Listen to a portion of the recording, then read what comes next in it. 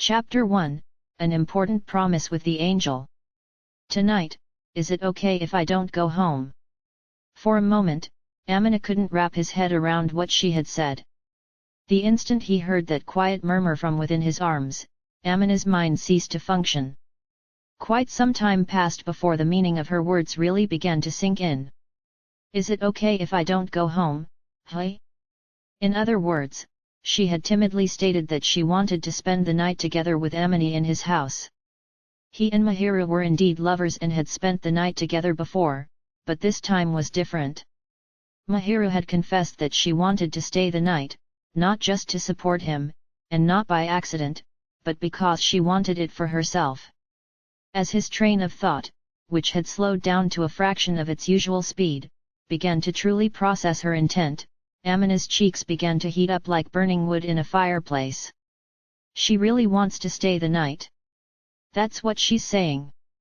As expected, even Amina could tell that Mahiru must have really pushed herself to say such brave words, especially with things as they were right now. In fact, as Mahiru leaned in closer to him, Amina could sense that she was somewhat tense. Her body was trembling slightly. He was unsure whether this was because of embarrassment or the tension they had been building up between them. Amina had never once thought that Mahiru would ask him such a thing, so he looked down, and Mahiru's delicate body trembled as she felt his gaze. Then she looked up at him, her face half buried within his arms. He noticed that her eyes, which were more wet than usual, wavered as if she were torn between embarrassment and sweet expectation. Amina gazed steadily back at her, and in response, Mahiru buried her face deep into his chest and listened to the sound of his heartbeat, as if to escape from his attention. He could feel it, when Mahiru moved her lips as if she wanted to say something, perhaps wanting to scold him for his lack of response, but then Amina slowly cleared his throat and managed to squeeze out words in a voice that failed to hide his astonishment. With what intention? I meant exactly what I said. I don't want to be separated from you, Amina-kun. I want to feel you close to me, Mahiru clarified. No longer sputtering, Amina was now instead frozen stiff by what Mahiru had said, almost holding his breath in surprise. Mahiru then glanced up at him shyly. This much is not enough. I bottled it up for 2 days. I want to spend more time with you, Amina-kun. As Mahiru should be aware by now, Amina was a respectful man. Even so, if his girlfriend told him she wanted to stay over and they were in a situation where nothing and no one could get in their way, one thing could lead to another, and they could end up going that route. Amina took pride in his strong will, but at the end of the day, he was a high school boy with a libido as strong as any other his age. Once the temptation of his beloved Mahiru fell upon him, he could instantly switch from being innocent and rational to a mindless beast capable of ravaging her. Not wanting to put his desires before his reason, he thought that such a situation should be avoided at all costs. While it was possible that Mahiru may not desire to do the things he was imagining, instead having a pure and innocent desire to spend time with him, Amina's rationality urged him to prevent things from escalating too far nonetheless. Mahiru continued to stare into his eyes as she responded, for lovers, staying overnight is considered normal, right? Well, maybe your average couple wouldn't be against doing that, but... You mean to say that we aren't a normal couple? I didn't mean it in that way. I just mean that, well, we've only been dating a few months. I have already stayed over with you back at your parents' house, Amina-kun. It's too late for that now. Ugh. Amina was at a loss for words, and Mahiru began to look worried. Are you against it, that much? I'm not against it at all. Quickly reflecting on how he had raised his voice to deny her lonely words, Amina resolutely looked into Mahiru's eyes, which were now frozen with surprise. This goes without saying, but of course I'm happy, Amina continued. I'm delighted that you say you don't want to leave me, and I want to be with you more as well. After all, I'd even sleep with you every night if I could. Relieved, Mahiru blushed at the words every night, and while Amina considered that it may have been too early to tell her that, he still wanted to let her know that he wanted to stay by her side. He made sure not to look away. That said, I don't know what'd happen, and I'd hate it if I was the only one who got lost in the moment. I don't want to do anything that you don't want me to do, Mahiru. Haven't you thought about what I might do to you if you slept over? I place my full trust in you, Amina-kun. Mahiru spoke without hesitation, and Amina tried to convince himself that she simply wanted to sleep with him by her side. This was born from the trust that she had in him, trust that he would not harm her. Amina wanted to grant that wish of hers, and just as he was deciding that it was time to strengthen his resolve, Mahiru gave him a small poke. Please don't misunderstand me. It's not as if I am taking advantage of your trust or anything like that, but if there's anything you would like me to do, then I'll accept it, head on. Hey! Amina-kun, you are the kind of person to take full responsibility, right? That goes without saying. As a person, and as your lover, I swear I won't do anything irresponsible to you, Mahiru. In that case, there are no issues. I guess you're right. Isn't that the same thing as using my trust against me? Amina thought, but Mahiru gave him a reassuring smile, showing the true depth of her trust in him, so there was no way he could allow himself to betray that feeling. Amina wondered if he could really maintain his discipline, and although he was extremely anxious thinking about the upcoming night, if he wanted to spend it with Mahiru, refusal based only on worry was not an option. He wanted to stay by her side. Even if that proved to be a little stressful for his body. He spoke out confidently to Mahiru, who was bundled between his arms, but when he met her eyes once more, she grew increasingly embarrassed. After avoiding eye contact for a while, Mahiru added, I would like to ask you to be gentle, in a lot of ways. Perhaps to show her willingness to go wherever Amina led, she pressed her body against him even harder. He didn't know whether to be embarrassed or pleased by her antics, so instead, he pursed his lips and hugged Mahiru back. How should I handle this? Amina ended up accepting her proposal to stay over. But once he had calmly mulled it over, he reminded himself that he was about to cross a very dangerous bridge. For the time being, Amina let her stay overnight under the premise that he wouldn't lay a finger on her.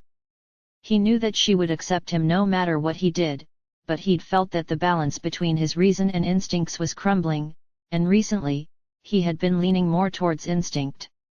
No, wait. I'll get questioned harder if I don't take the initiative here.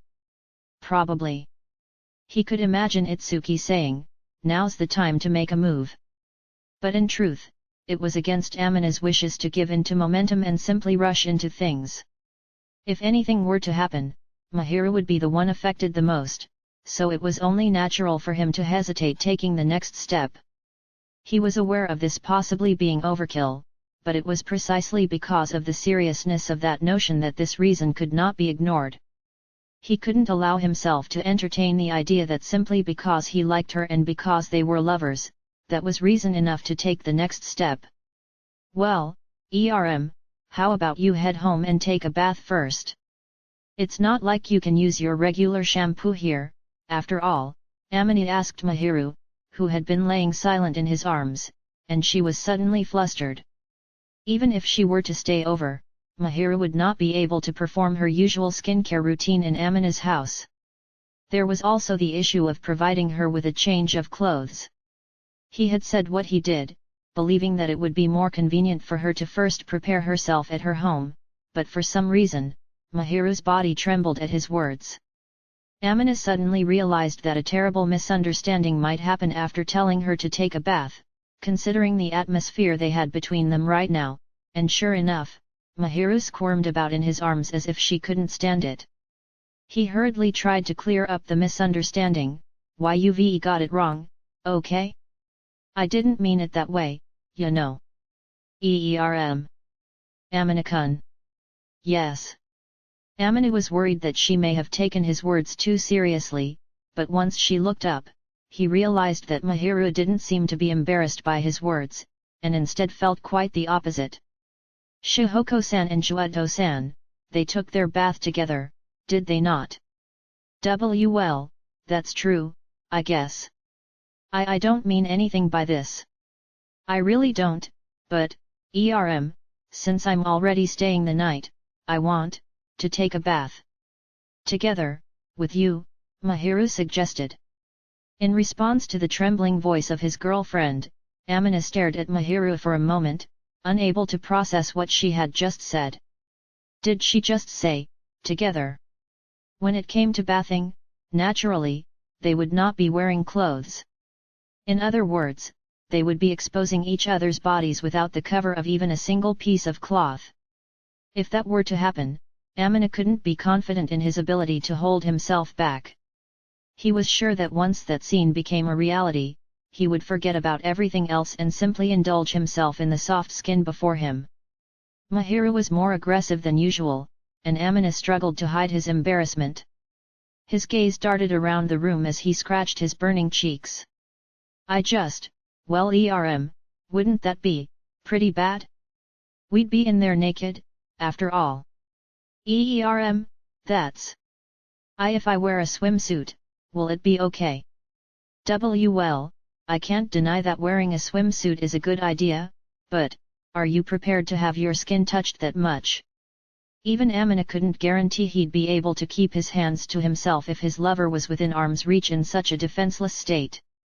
Whether she was aware of his thoughts or not, Mahiru's long eyelashes fluttered as she cast her eyes downward. If we are going to wash each other's backs, touching cannot be avoided. Why yet? I am not against it, just to make it clear. I like being touched by you, Amina-kun. If I were really against it, I would not have said something like this. True.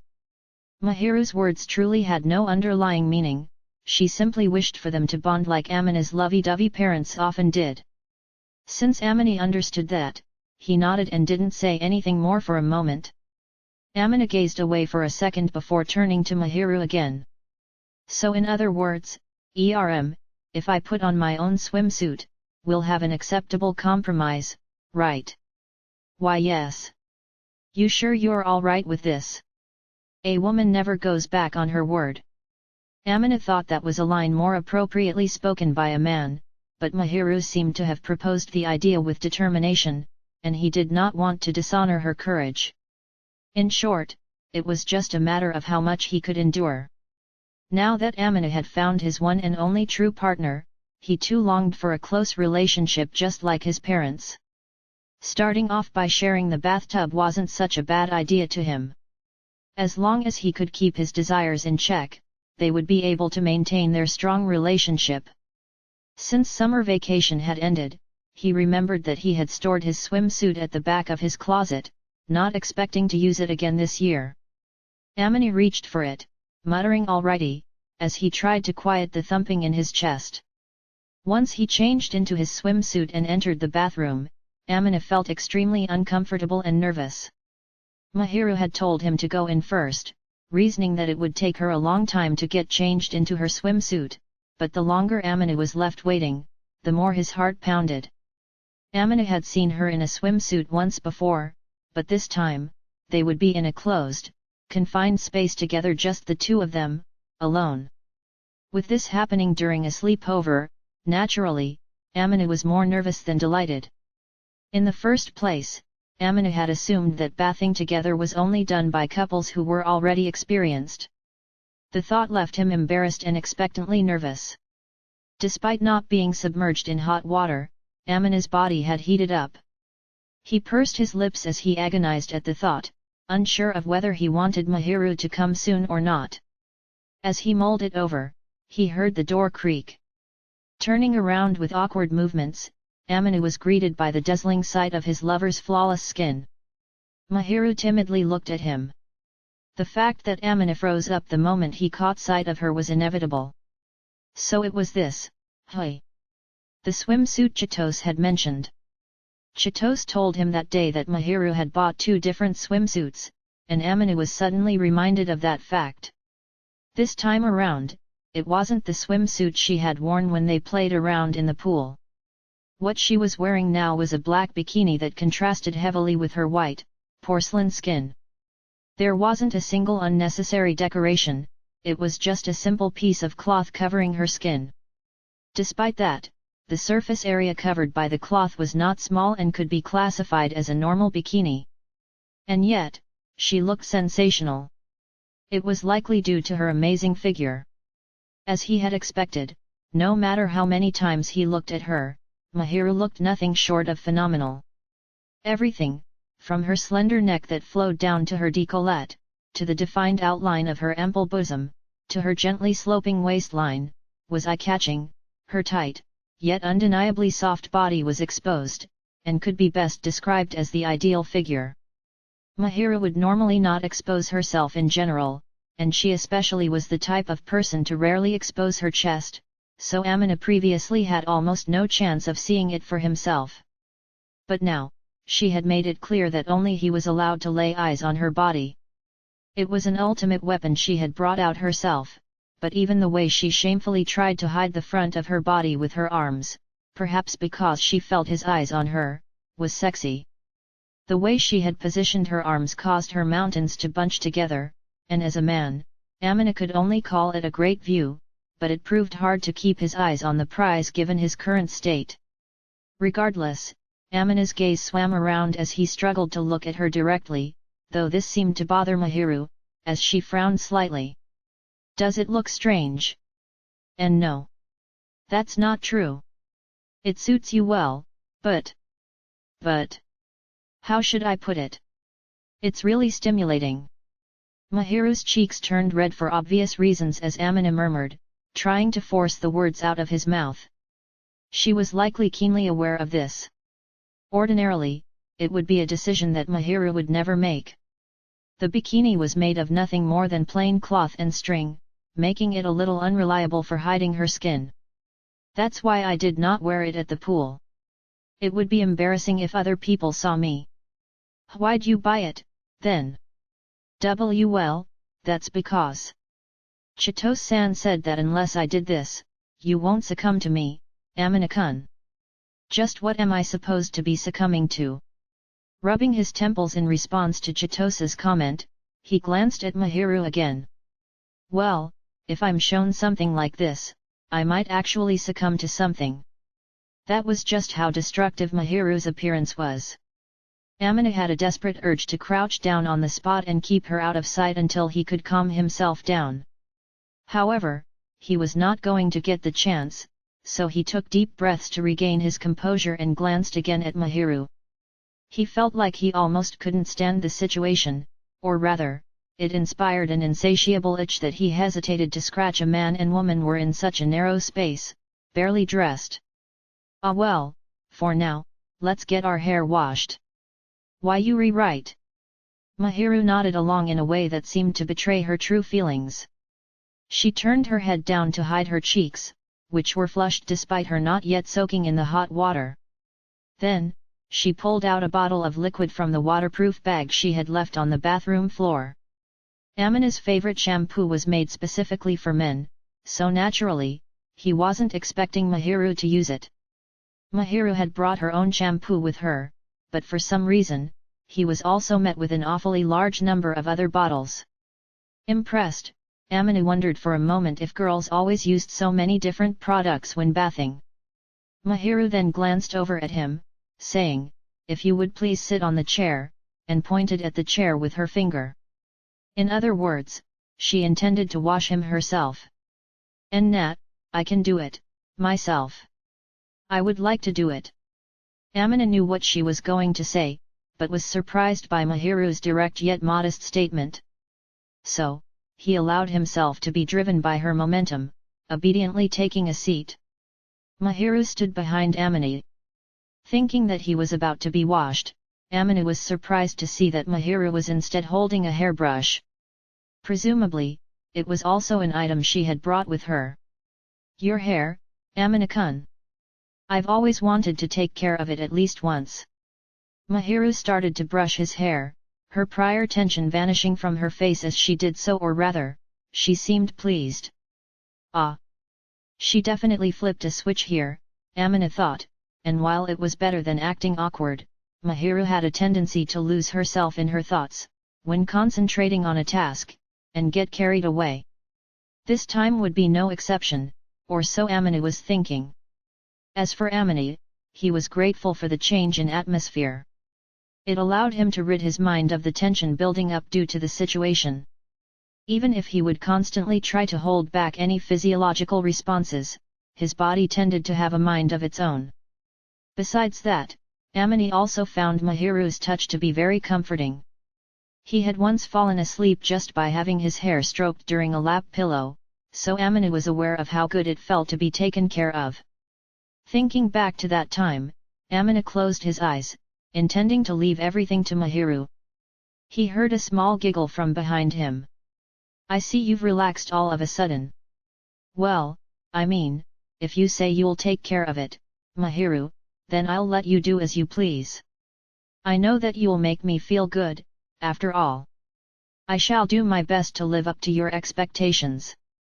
Mahiru, who seemed delighted at the task she was entrusted with, replied with a smile as she carefully combed through Amane's hair. It is important to first remove any excess dust and dirt with a comb before rinsing under hot water. But your hair is short, Amane-kun, so you may not need to go to such lengths. So that's how it is. It always seemed like it was a pain, so I didn't bother brushing my hair before taking a bath. Your hair isn't just short, Amane-kun, but it doesn't tangle easily, either. It's naturally tidy, so perhaps you don't need to think about combing it too often. I have long hair that tends to tangle easily, so it is necessary for me to comb it. You must be pretty diligent to keep it looking so well groomed, considering how long your hair is." Amane opened his eyes and looked at Mahiru in the mirror. Her hair was long enough to fall below her waist with ease. Despite that, no split ends could be seen, and her hair was in perfect condition. Her smooth, silky hair boasted a beauty that any girl would admire. Amane admired her hair, thinking about how hard it must be to maintain, and heard a small giggle from behind him. "Well, I have good hair to begin with, so I'm not extremely anxious about it, but I do pay attention to its quality. Tidy hair will look nice no matter what kind of clothes I'm wearing. You really are so girly. I want to be proud of who I am, after all," Mahiru stated as she finished brushing his hair and picked up the shower head. Amane saw her reach for it and closed his eyes, knowing that she was going to rinse his hair with hot water. Gently, Mahiru informed, "I shall begin rinsing now," as she tenderly sprayed water from the shower head onto Amane's hair. "Let's do a thorough pre-washing here. When using styling products, it's better to wash them off here to some extent." Looks like the lecture's started. "Your hair is naturally good quality, Amane-kun, so it will be even better if you take good care of it." "That's what I thought. Taking care of it every day would be troublesome. You mustn't get sidetracked when it comes to this," Mahiru spoke in an exasperated voice. "Honestly, geez." Since Mahiru started washing his hair, the tension and embarrassment had completely faded. Their conversations carried on as usual as the awkwardness subsided. "Well, I'm sure that bathing together will come naturally for us in the future, so let's take it one step at a time," Amane commented after considering Mahiru's proposed daily care routine. He thought it would be a little troublesome to do that every day, but Mahiru, who was rinsing his hair under the shower, froze. Mahiru stood there for roughly 10 seconds, before finally turning off the shower as if she had suddenly been thawed. In the mirror, Amane could see her silently squeeze out some shampoo and proceed to lather it on a loofah. Mahiru-san. It's one of your downsides to be able to say such things so casually. Mahiru's cheeks flushed as she kneaded the foamy shampoo through Amane's hair. He noticed that Mahiru started to handle his hair rather roughly. Or was that just his imagination? "I'm very happy, but you can no longer be exasperated by Shihoko-san now, can you, Amane-kun?" He vaguely understood the meaning behind Mahiru's words, and although late, he also realized what he had said to her prior. His cheeks also heated up. He used to look back in dismay at his parents bathing together. But now Amane had implied that he, too, would bathe with his partner every day once they got married. He was in no position to talk. Amina-kun. I will be mad if you don't zip your mouth right now. I'll be careful. The embarrassment that had finally faded from each other had returned, and both Amina and Mahiru blushed as they then silently focused on washing his hair. While doing so, Mahiru finished the hair treatment routine neatly and skillfully. After thoroughly rinsing Amina's hair, Mahiru hesitated as she retrieved a bottle. It was labeled, body soap. Why your body, too? Amina, who had understood what Mahiru was trying to say, suddenly felt his body stiffen. He knew that naturally, after having washed his hair, his body was next, but Amina had never guessed that Mahiru would propose the idea herself. She did say that she would wash his back, but he hadn't expected her to follow through with it. Why you don't have to force yourself, you know. I am not forcing myself. Even I can do this much. It's just that, I would like you to wash your front. I will just wash your back. I'd help me out if you'd do that. As expected, it would be a big deal for Mahiru to wash his front as well. Amina immediately nodded in response to Mahiru's words and looked down at his feet. His somewhat faded embarrassment from earlier was growing once more. Furthermore, his body was heating up even more, probably due to the situation going beyond his expectations. Standing behind him, Mahiru diligently lathered body soap with the loofah. The sound of cloth rubbing against skin could be heard. Amina was painfully conscious of the awkward atmosphere. They were in the bathroom, where only the sound of their breathing and the frothing of soap could be heard. Then, please excuse me, Mahiru whispered in a timid tone, perhaps having finished lathering the soap. Then, a soft, fluffy sensation spread across Amina's back. Of course, Amina knew that it was simply finely lathered body soap. But in such a place, in such a situation, being in such close proximity to Mahiru, who was only wearing her swimsuit, it must have been a man's instinct to think even for just a moment that her fruits had brushed against him. The sensation of the bubbles gently spreading across his back made him feel ticklish. Mahiru moved her hands courteously, but since she was clearly applying the foam with utmost care, she must have felt a little nervous. Amina wasn't so attentive when he washed himself, so he wasn't used to that much care being put into the process. Amina-kun, you have a surprisingly large back, do you not? He heard a small whisper surface once the foam had spread evenly across his back. Surprisingly, you say? Compared to your back, Mahiru, of course mine would feel bigger. It's because it's yours that it feels so big, Amina-kun. Or should I say? I've grown used to relying on your back this whole time. And then, Amina felt a palm press up against his shoulder blade. Do you remember that time when I sprained my leg? You even carried me home on your back. Yet. I remember. That was when you saved the cat and got yourself hurt, right? At that time, I was really happy. I tried not to show it on my face, though. You were really at a loss back then, after all. I think that you always look out for me, Amina-kun. You're always there to support me. Abruptly, the palm still placed against his back slipped across his body, instead coming to rest on his flat chest, as she hugged him from behind. With the distance between their bodies now zero, Mahiru rested her lips on Amina's shoulder, clinging to him firmly. Feeling the presence of something far softer, and far weightier than bubbles press up against his back, Amina stifled a gasp. I'll carry you as much as you want, Mahiru, and I'll support you. Besides, I promised not to take my eyes off you, so I won't just disappear or anything. Yes. But, well, this position is a bit hard to bear right now, so I'd appreciate it if you could let go of me. Once he implied that they were touching him, her body jolted.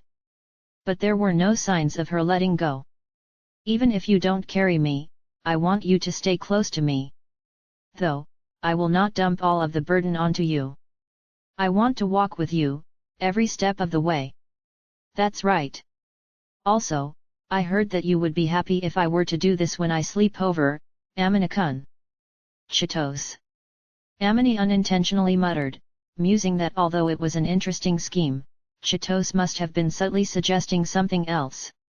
Chichitos-san only gave me some advice, and I wished to do it, Mahiro quickly informed him as she wrapped her arms around him even tighter as if to soothe him. Amina felt an even plumper sensation graze his back and couldn't help but groan. It wasn't as if he was against it, he was definitely happy, but he felt as if the shackles that had kept him sane were being scraped away. The fact that Mahiro was clinging to him deliberately rather than accidentally was quickly whittling down his endurance. I get it now, so please step away from me. It's a bit of a problem. I don't want to overheat before I get in the bath. It would have been ideal if he'd been able to enjoy himself candidly, but the current Amina lacked the composure to do that.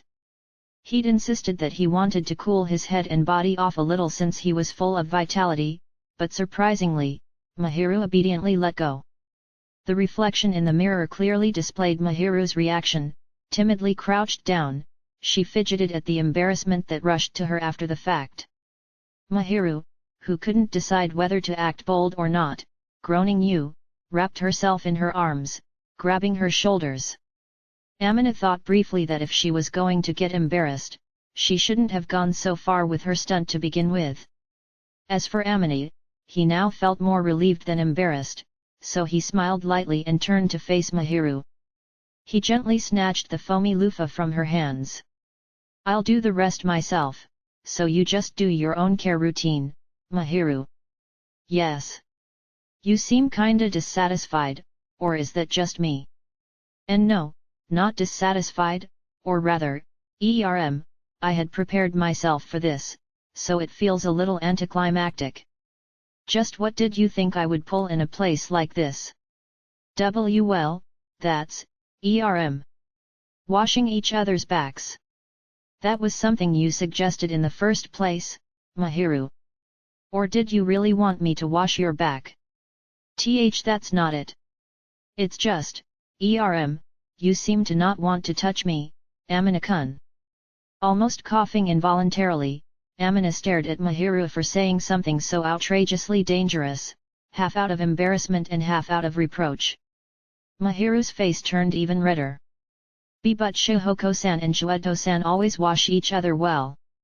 Hearing that about my parents makes me feel complicated. Well, in the first place, my parents are married, so it may be too early for us. What I mean is that, rather than touching, maybe it's better just to relax together in the bathtub. Amina proposed that idea, thinking that it would be safer to use the bathtub normally. Otherwise, his hand could slip into all sorts of unexpected places. In response to Amina's words, Mahiru let out I understand, sounding as if she had convinced herself. Hey? Didn't I just suggest something really outrageous? Amina questioned himself for a brief moment, but before that realization bombarded him with shame. I shall take care of myself, so please turn the other way, Mahiru spoke up in a poised manner. Amina was swept away by her newfound momentum and obediently turned his back. Glancing toward the mirror, Amina noticed that Mahiru's ears were bright red as they peeked out from between the strands of her hair. He dared not point that out, however, as Mahiru would find out that he had been looking at her, so he pretended to have not seen a thing. As they sat with their backs to each other, embarrassed, Amina continued washing the rest of his body. Aware that Mahiru would take longer to wash than himself, Amina took the liberty of soaking in the bathtub first. However, Mahiru, as she finished tending to herself, glanced his way now and again, so he was at a loss for what to do. Amina hadn't the foggiest clue as to what she wanted to say.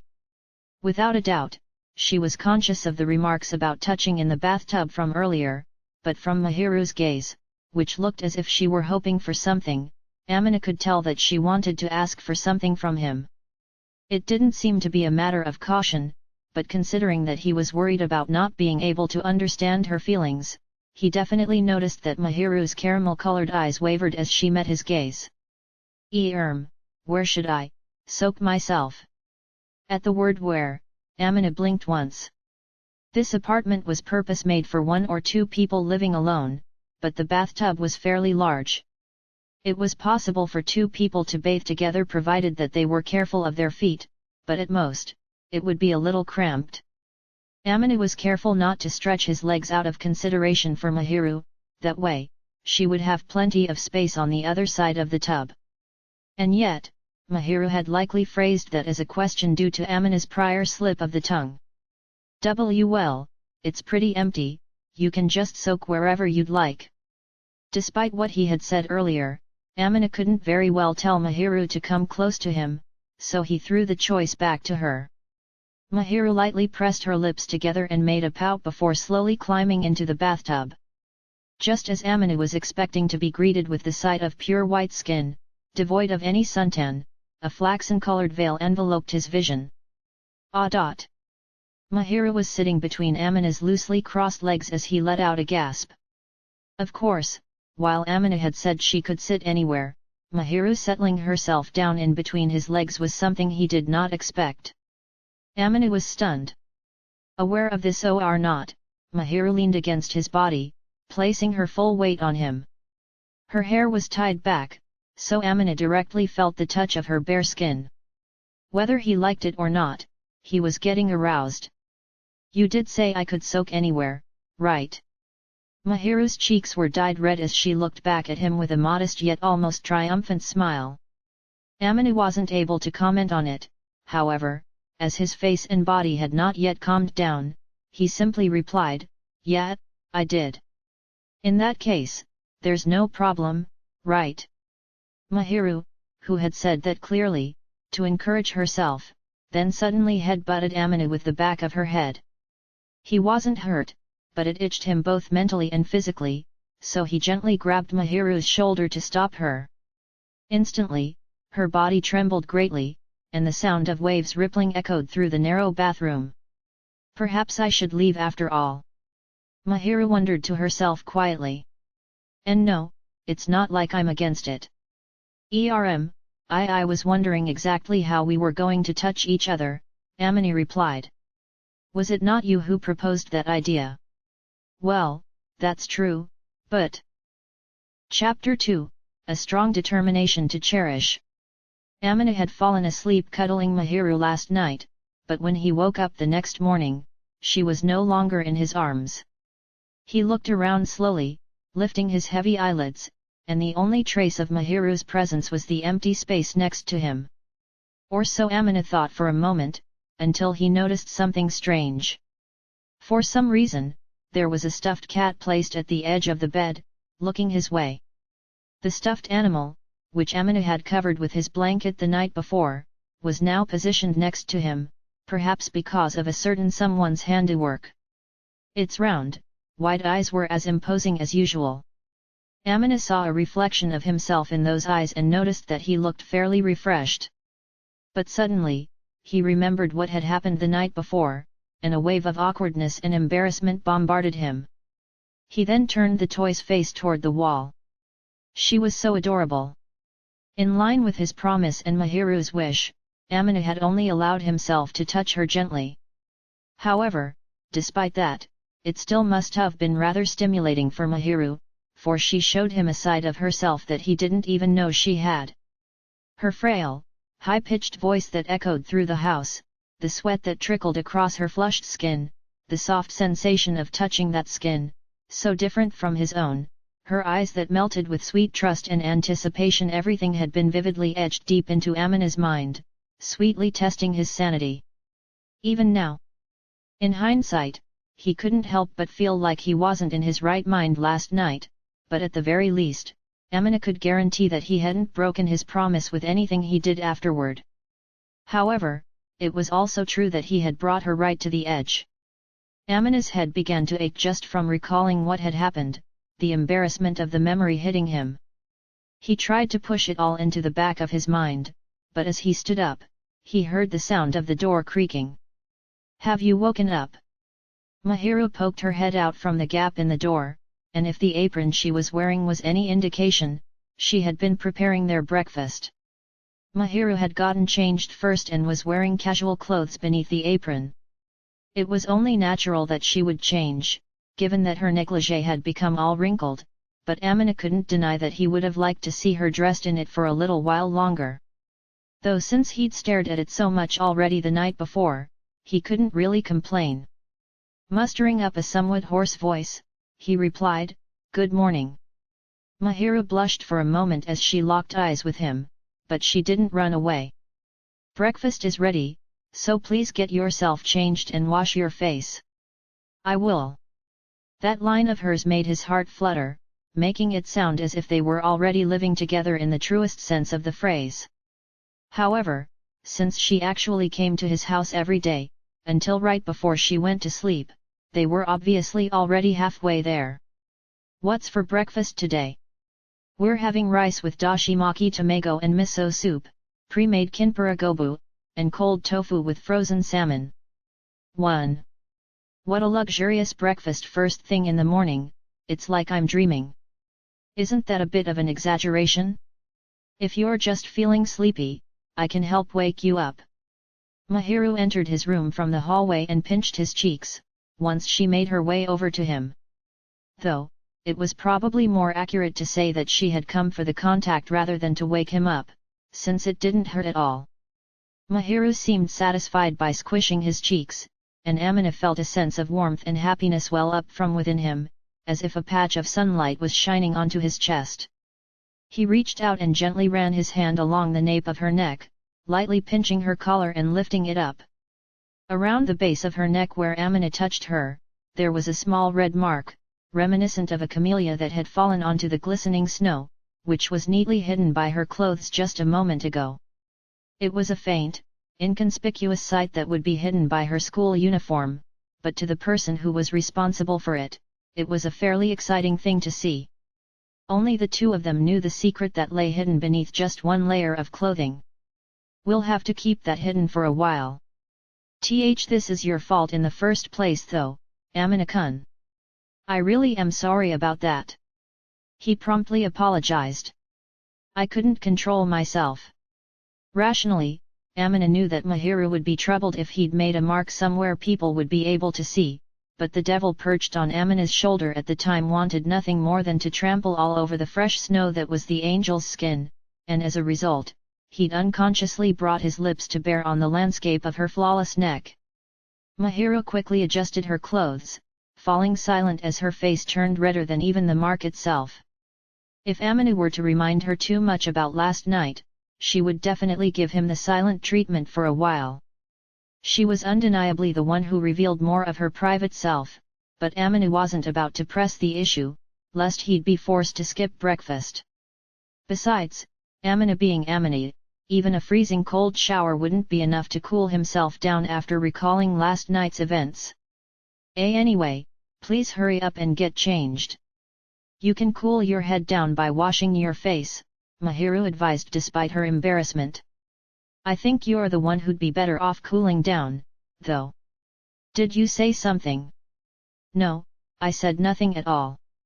Amina pouted mildly as Mahiru glared at him slightly, her cheeks clearly hotter than his own, and then he grabbed the end of the shirt he was wearing, signaling that he was about to get changed. Mahiru immediately let out a pitiful hi-ah, and scurried out of his room at top speed. Amina couldn't help but chuckle at this, thinking about the contrast in her behavior. She was so curious last night, though. Red from head to toe, Mahiru clumsily made her hasty retreat. She was so embarrassed that it was hard to believe she was the very same lover he'd shared so many experiences with behind closed doors. Amina then changed into his casual clothes, his shoulders trembling with chuckling laughter all the while. Amina had finished the breakfast Mahiru had made for him and took a breather on the sofa, but there was something strange about the way she was sitting next to him. Normally, they'd settle with a distance where they would be close enough to touch each other without snuggling, but today there was a bit more distance between them, and Mahiru was acting awkward. Whenever he tried to hold her hand, her body would shake with a twitch like a small, frightened animal, to the point that Amina was even starting to feel a little guilty. I feel like there's a tremendous amount of distance between us. And no, it cannot be helped. It's all your fault, Amina-kun. After all, you touched me so much last night, well, of course I wouldn't be able to keep my mind off of it today. While they were eating, they had treated each other normally, albeit a little awkwardly. But now that they were simply sitting next to each other again, she grew self-conscious, seemingly remembering everything they'd done the night before. Fortunately for Amina, there were no signs of Mahiru being displeased with him at all, though her cheeks were flushed and eyes downcast. Well, I'll admit that it's my fault, Amina replied, hesitant. Did you not like it? I didn't say no, and I accepted it, so. I am happy. But that's not what I meant. It's just embarrassing, and when we sit together like this I get reminded of it all and I get embarrassed. See, it's not like it doesn't embarrass me too, but, more than that, I just want to be with you more. Of course, Amina would be lying if he said he wasn't embarrassed at all. The more he thought about it, the more embarrassed he felt about the secrets he shared with her, and the more he wanted to agonize over the fact that he did things he would normally consider unimaginable. But, even so, when he thought about it, the warmth, the sensation, everything came back to him, and it made him want Mahiru all over again.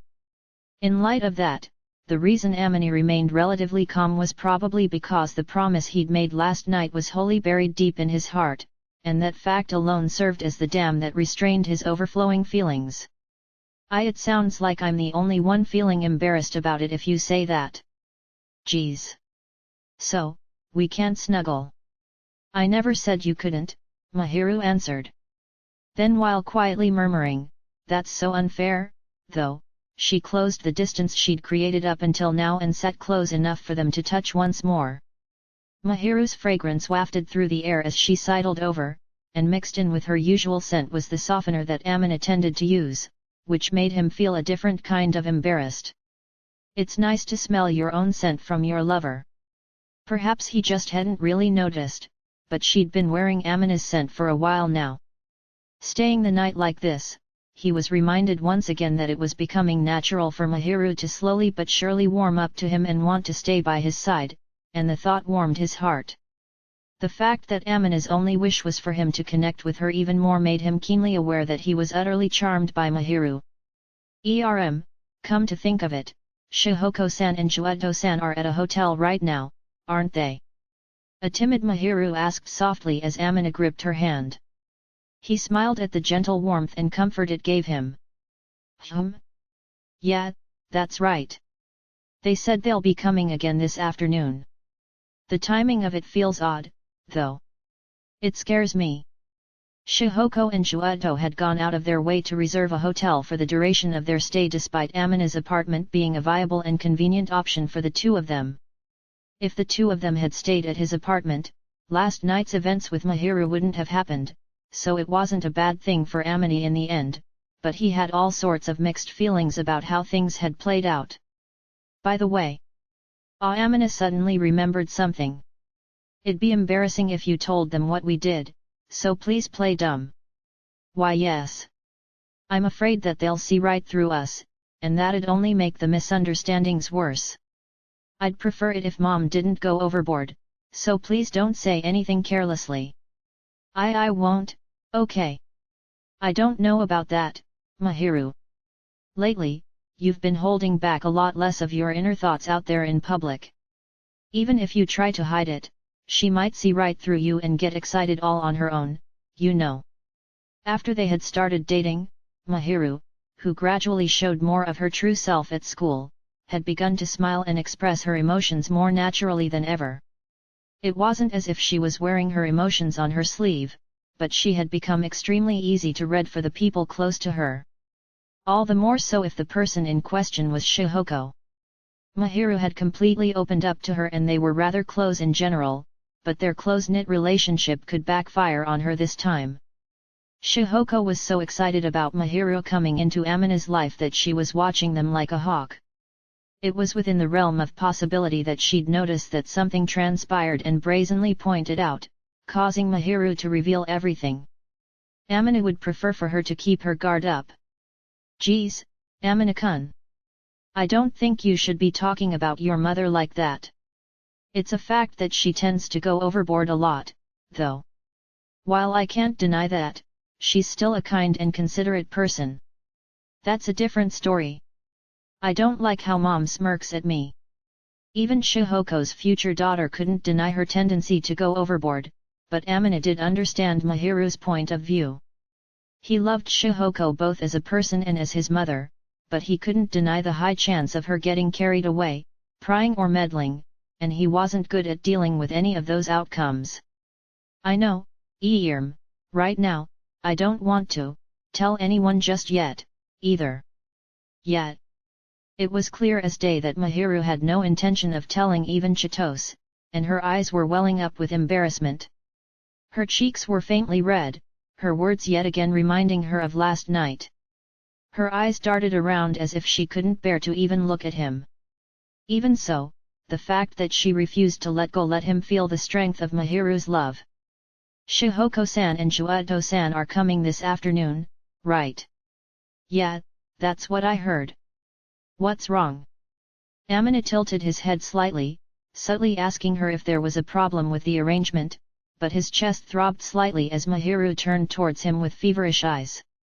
And no, I was just hoping that it could just be the two of us for a little while longer.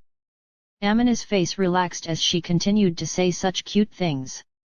He teased her a little, replying, "It's just the two of us every day, isn't it?" That's true, but... today is special. Today was the day Mahiru had accepted Amina from the bottom of her heart. They had shared their warmth together, and committed even more to one another. This special day that Mahiru mentioned, was also special for Amina in the same way. You're right. Let's take it easy until they arrive. Yes. That said, it was still embarrassing to think about that special moment once more. Amina smiled slightly, gently took Mahiru's hand, and submerged himself in her warmth once again. Mahiru-chan. I haven't seen you since the cultural festival. Amina and Mahiru had finished lunch and were taking a breather when Shihoko and Juato showed up, in the same lively fashion as always. Even though they had seen each other just yesterday, Shihoko was clinging to Mahiru as if it had been years since the last time they had gotten together. Seeing this, Amina couldn't help but narrow his eyes, wondering what on earth she was doing. It's only been a day. Why are you acting like it's been so long? Ara, I was away from my cute daughter for a whole day. Of course I'd be lonely. It's only been a little over a month since we last got together, hasn't it? More than a month had passed since the last time they had gotten together, or more accurately, the time before that. Amina was referring to the final day of their stay over at his parents' house. He could understand Shihoko being as happy as she was when they reunited at the cultural festival, but was stumped as to why she had the very same enthusiasm a single day after. Shuato calmly watched over Shihoko, even while she acted so excited, seemingly having no intention of stopping her from clinging to Mahiru. Don't sweat the small stuff. I miss what I miss. Mahiru, don't be afraid to push her away if she gets annoying. Geez, Amina-kun. I am happy about it. As a matter of fact, Mahiru seemed to like being fussed over by Shihoko, so she wasn't lying in the slightest. However, she was often overwhelmed by his mother's momentum, and he could see her flinching each time Shihoko burst out with some new explosive exclamation of love for her. Naturally, Amina understood that Mahiru was accepting Shihoko because she liked her, and that she was pleased about it, but as her boyfriend, the fact that his mother had more affectionate contact with Mahiru than Amina, her lover, was something that left him feeling worried. His mother seemed dissatisfied with Amina's exasperated comments, and even though he was her son, her youthful face combined with her puffing out her cheeks made her look far younger than she was, in his eyes. Amina was aware that she was acting like that on purpose, but as her own son, he wanted her to calm down a little more. He'd probably end up writhing in agony if she acted like that in public, not to mention embarrassed. Shihoko pressed on, however. Seriously, Amine, you should learn from Mahiru-chan's cuteness.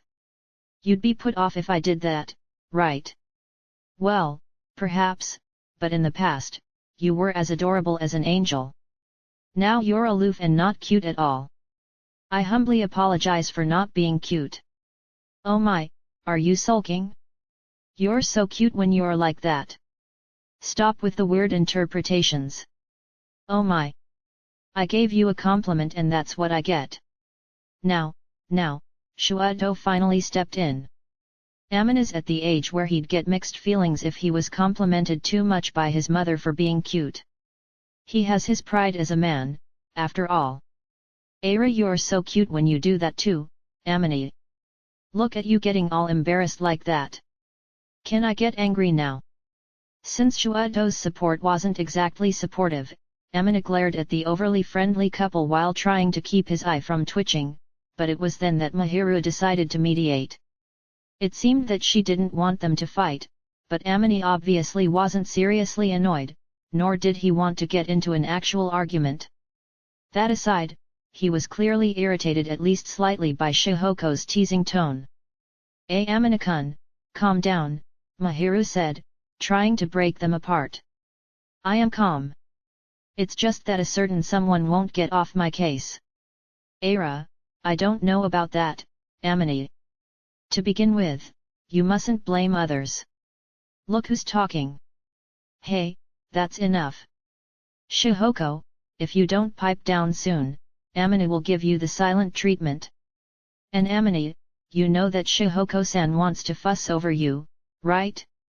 Don't give her openings by responding emotionally. Okay. His father would almost always enter as a neutral mediator at times like this, and he was the only one who could quiet Shihoko down.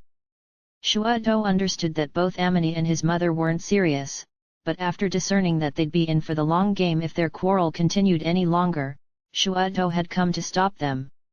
If left to their own devices, they could end up wasting a lot of the day with further arguing. So, Amine and Shihoko obediently settled down once Shuado interjected, and he began to expand on what he had said. We specially took some time off to come all the way here, so we want to take it easy and spend as much time with each other as we can, don't we? The gentleness of Shuado's smile as he patted Shihoko on the back and grinned at Amine was enough to make anyone lose their anger, so Amine dropped his arms and apologized, saying, I'm sorry I got worked up over something so small, and Shihoko responded with sorry for teasing you too much, in a meek voice. They both knew there was no point in continuing to argue, and they were thorough in apologizing to each other and burying the hatchet, much like they had done back at his parents' house. Be that as it may, despite knowing it wouldn't be mature of him, Amine took Mahiru back from his mother's hand. He pulled her towards him in a small act of retaliation, and while Shihoko looked dissatisfied, Mahiru didn't seem too upset, as she quickly smiled. If anything, it seemed she was happy about it. And if it made Mahiru happy, then what he'd done was probably okay.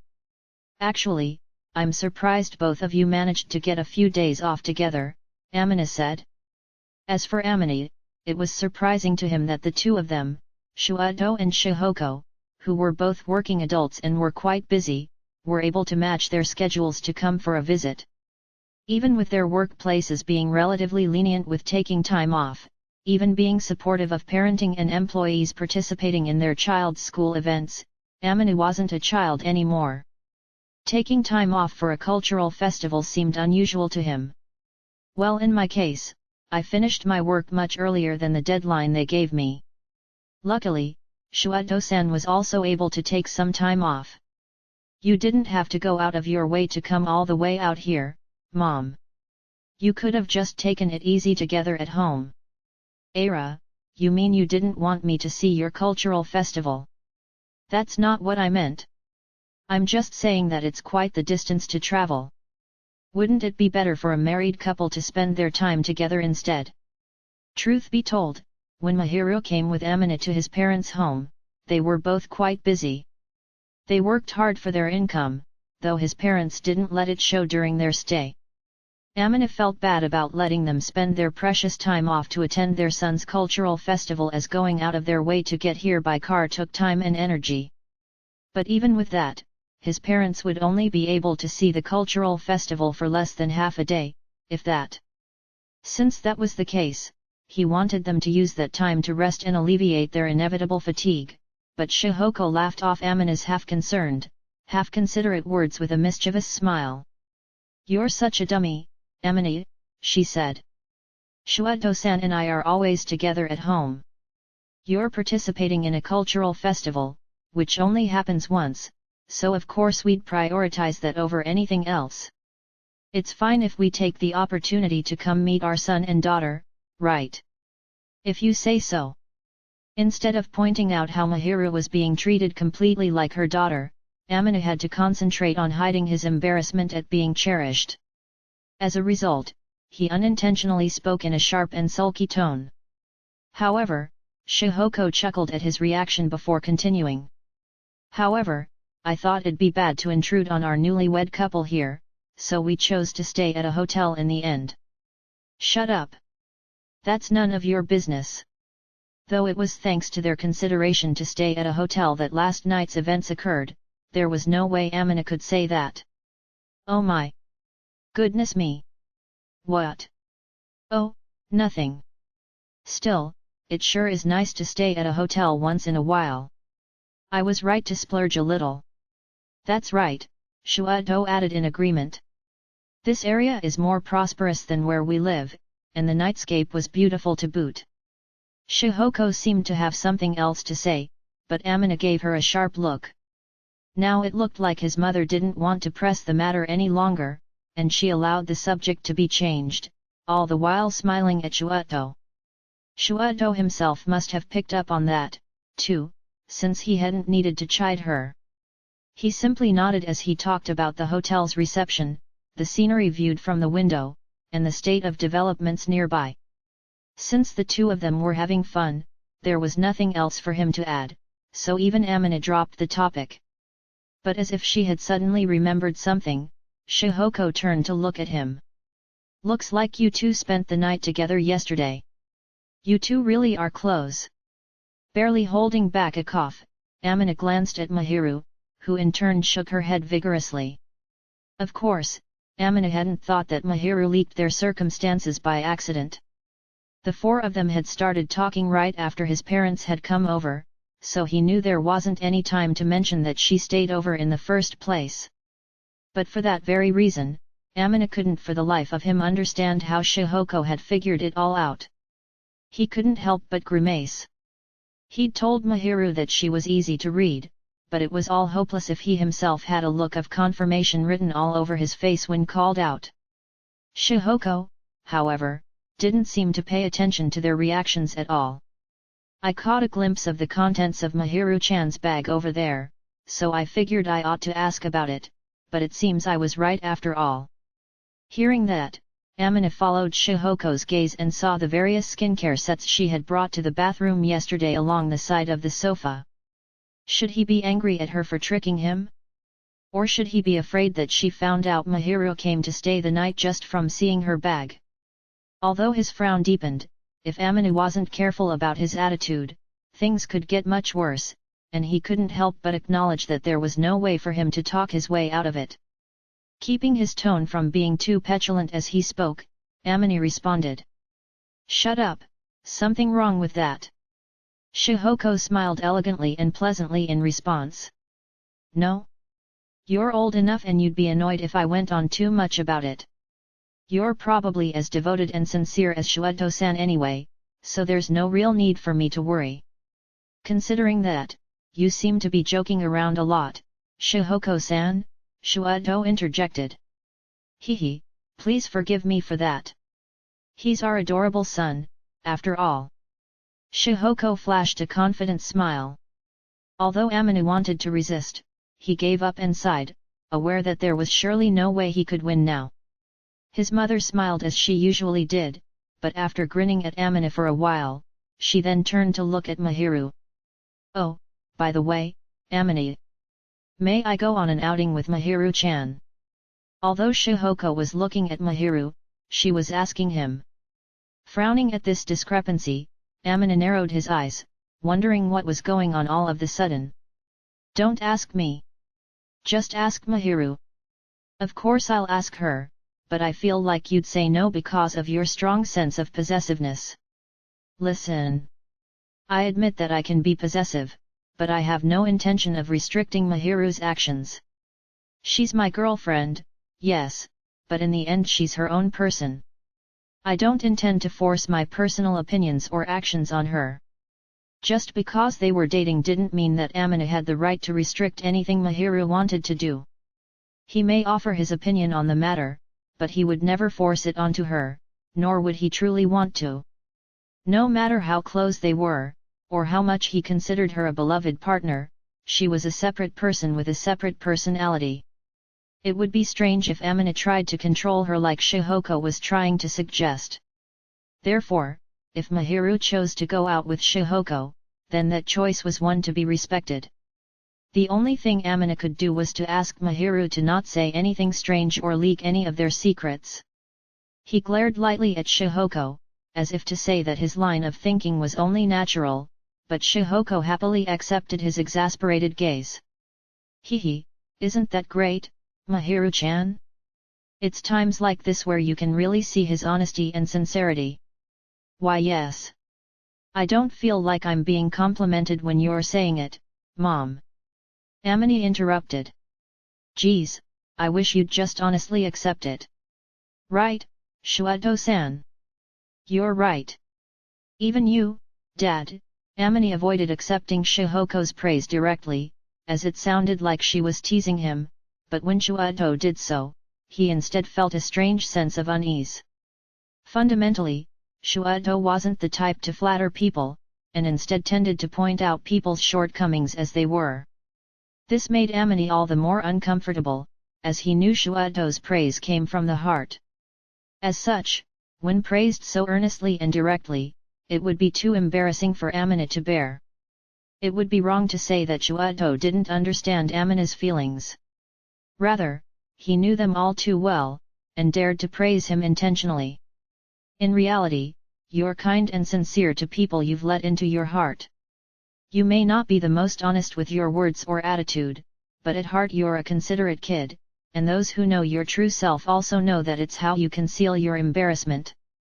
Watts with all the sudden compliments. Stop it. I'm having precious time with my child, who I rarely see. It's fine to praise you a little, right? That's enough. His mother said everything with a bright smile on her face, devoid of any hint of malice or ill intentions, so Amina couldn't bring himself to get angry. All he wanted was to hide the growing blush on his cheeks, which irked him. He turned away, not wanting his suddenly heated face to be seen, but a classy laugh akin to the tinkling of bells tickled his ears, coming from Shihoko. Our Amina's weak against Shuato-san, isn't he? Nobody else is as skillful at softening Amina's blunt nature. I think so too, Mahiru chimed in. He usually acts so composed, but when it comes to things like this I realize he's still a child, Shihoko clarified. Isn't that part of what makes him cute, though? Phew, you're right. Hey, you guys. Amina suddenly piped up, and glared at his parents and girlfriend, who since none of them were the one being discussed had the leeway to watch passively without consequence. Now choosing to feign ignorance, Shihoko nonchalantly smiled at Mahiru. Ah.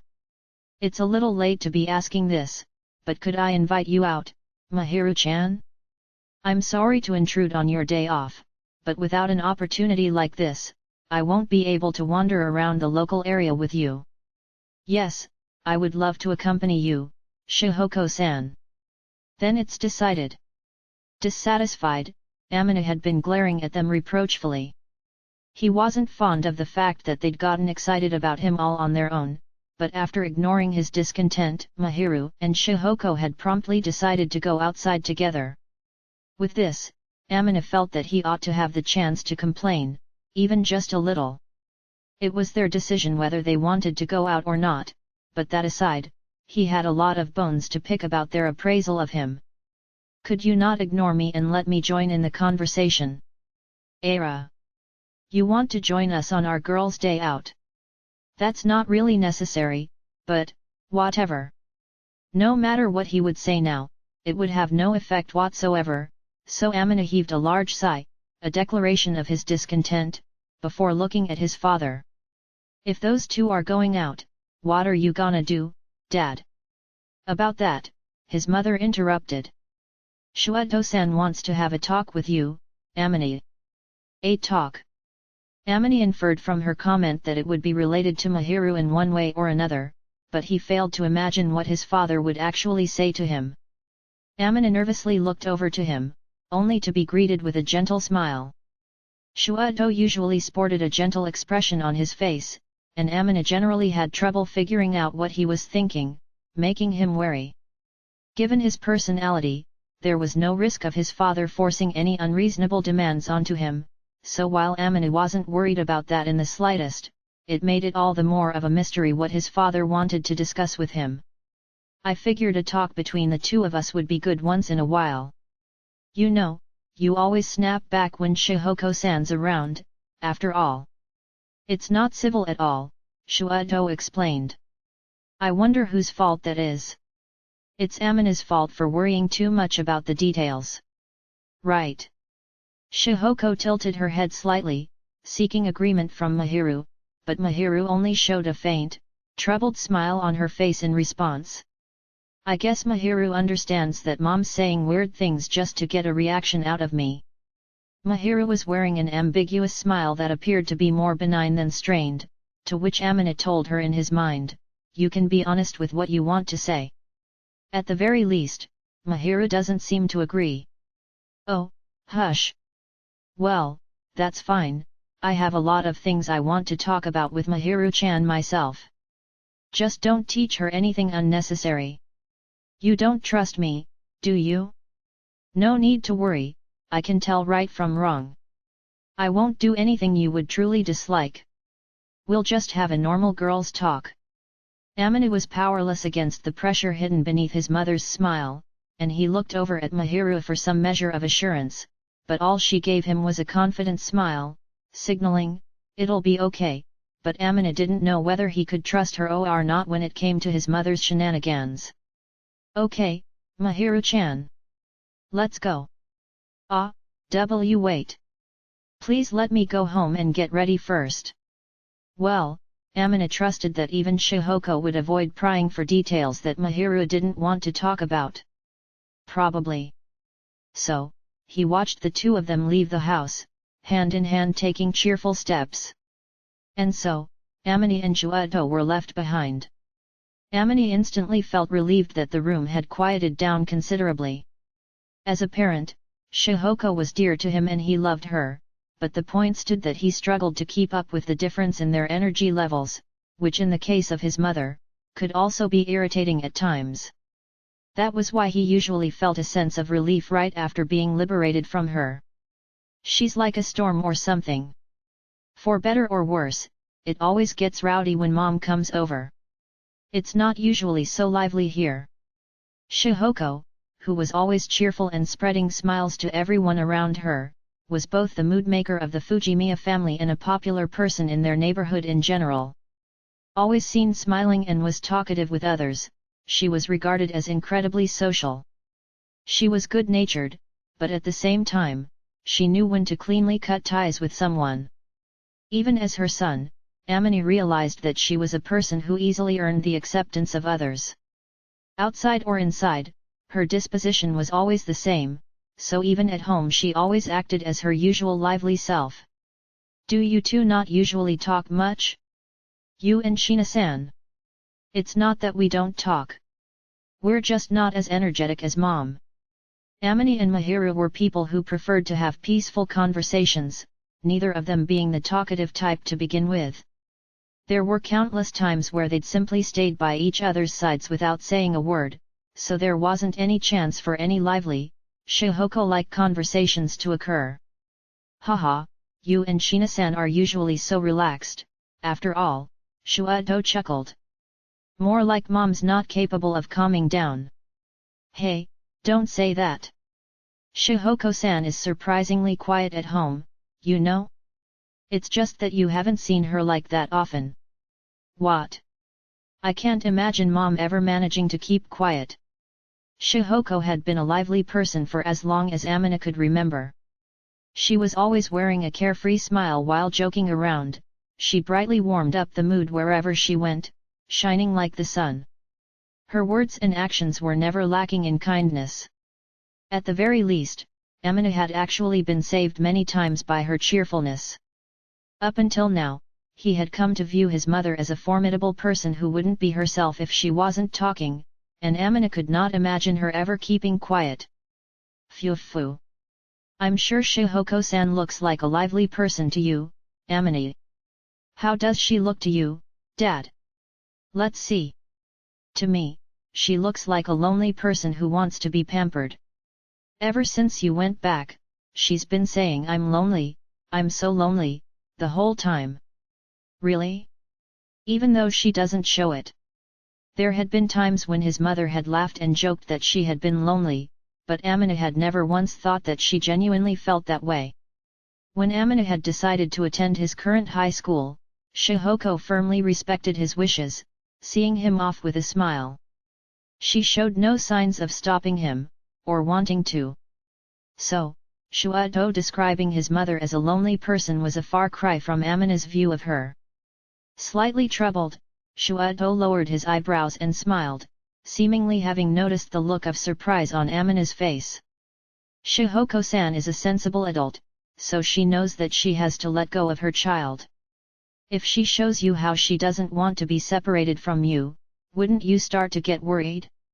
You've since decided on your own path, and she knows that stopping you only because of her own feelings and circumstances is no good. She's trying to keep it to herself. That's something you shouldn't have told me, right? Exactly.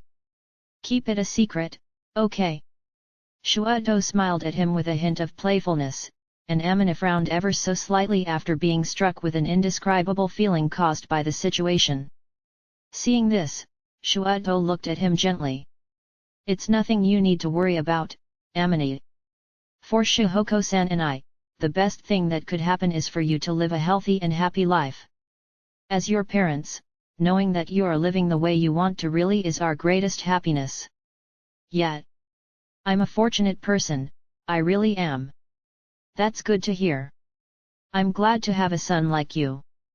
Shuado smiled at his son with his immaculately pure eyes, and Amina accepted this obediently. Though Amina's embarrassment was rising, he was also still at ease, able to think of it as pleasant. He realized that he was able to experience this complex feeling thanks to the mellowing of his personality with the passing of time, no doubt influenced by the people he surrounded himself with. Amina wasn't confident that his past, twisted self would have been able to sincerely take in his father's words. So, Shuado then moved the topic along. There's something else I've been meaning to talk to you about. Something else? Amina tilted his head, his memory jogged by Shuado's words. He recalled that his father had stayed behind with the intention of discussing something with him, as Shuado's expression shifted to a gentle, yet hard-to-read smile. Yet, I can easily tell just by looking at you two, but you really do get along well with Shina-san. That's, well, yet.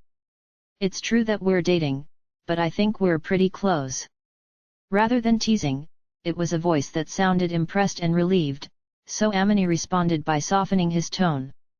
He was aware that his father wasn't the type to delve too deep into the state of their relationship, but he still couldn't help but brace himself when asked about it. However, contrary to what Amina expected, Shuado didn't pry. Instead, he smiled happily, saying, "It's great that you two are getting along so well." And hearing this, Amina's worries dissipated. "Dad, you're really not going to ask anything, hey? You're the one who'd get embarrassed if you were asked about it, Amina. You'd probably start sulking or something." "Shut up." Embarrassed that he had been completely seen through, Amina looked away, his father's laughter reverberating in his ears. Besides, by the looks of things, it doesn't seem like you've done anything, Shuato continued. Amina coughed violently in response to his father's convinced tone. In a way, he can be worse than Mom, Amina thought while almost choking, and as he looked at Shuato while catching his breath, he was met with his father's usual smile. Well, it's not really my place to say anything, is it? Knowing you, I'm sure you've decided how to proceed after careful thought. It's one of the good things about you, but it's also a downside. Considering the future, this is the right thing to do. My son, you've become quite the rationalist despite only being a high school student. That said, I do understand that you're head over heels for her. I can't help it. Yeah, you're right about that. Shuato laughed for a while. I was the same, after all, before suddenly dropping his smile and looking at Amina firmly. Anyway, as for the main issue. Don't worry about the cost, okay? In the face of such bold words, Amina froze. Both Amina and Mahiru knew that they would marry in the future. That was why Amina made the choice of taking such intentional care of Mahiru's body for the future, refraining from crossing any irreversible divides with their bodies in the present. Last night was the strongest example yet, proof of their commitment to that agreement. From that point on, the practical problems, the cost aspect, and the approval from Mahiru's parents, were all issues Amina was thinking about, but not discussing with her. When marrying, it was obvious that the question of money would arise.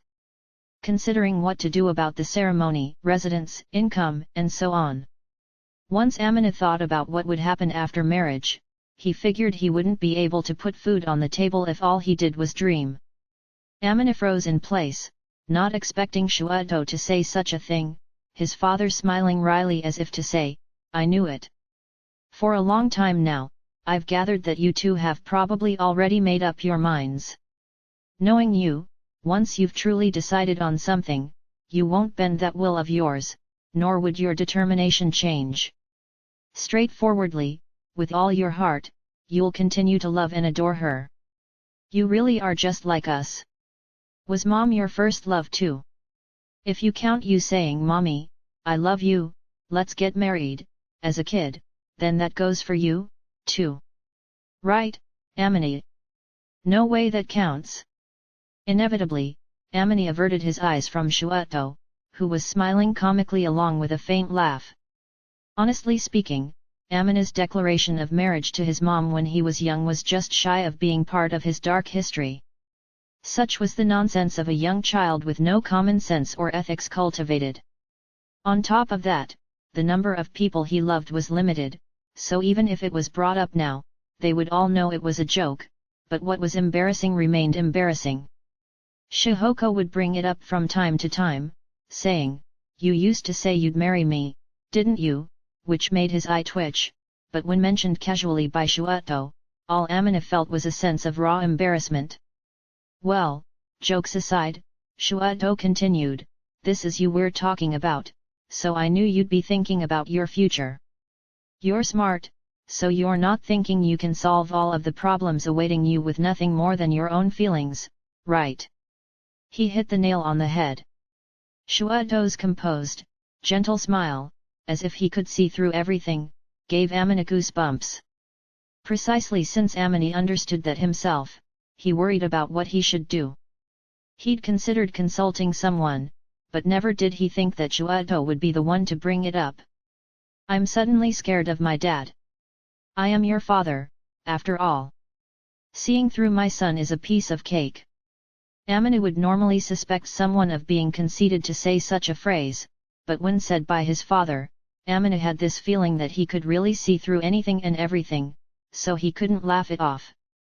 In fact, on top of finding out about Amina's inner conflict, Shuato asking him about it despite understanding everything from the very start, made it all the more frightening.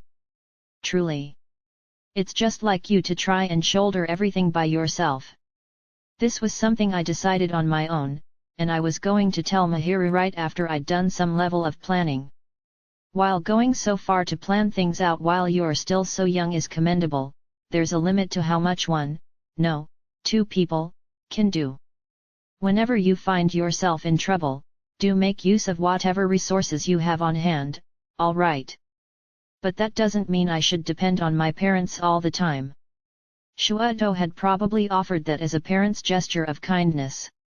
However, Amina felt that he was far too dependent on them in general. He was permitted to leave his hometown all by himself, and did not have any financial concerns that would restrict his lifestyle while doing so. In light of that, Amina tried to decide his future without consulting them, as much as possible. He'd been doing something completely selfish, but Shuado laughed it off, not seeming to care about Amina's hesitation, saying, "You show restraint with the weirdest of things. You really should rely on us for practical matters like this. Personally, as your parent, as well as Shina-san's parent, I want to give my blessings to both of you. In fact, I want a girl like Shina-san to be happy without a worry in the world, and the same goes for my son, too. I'd like to do this much, at the very least. Isn't that something we should do with our own efforts and hard work? And when do you think that will be truly possible to achieve?" Ugh! When put that way, it was a tough pill to swallow. If they wanted to do everything themselves, they might be able to save up enough after working for a few years and devoting their all to saving up money.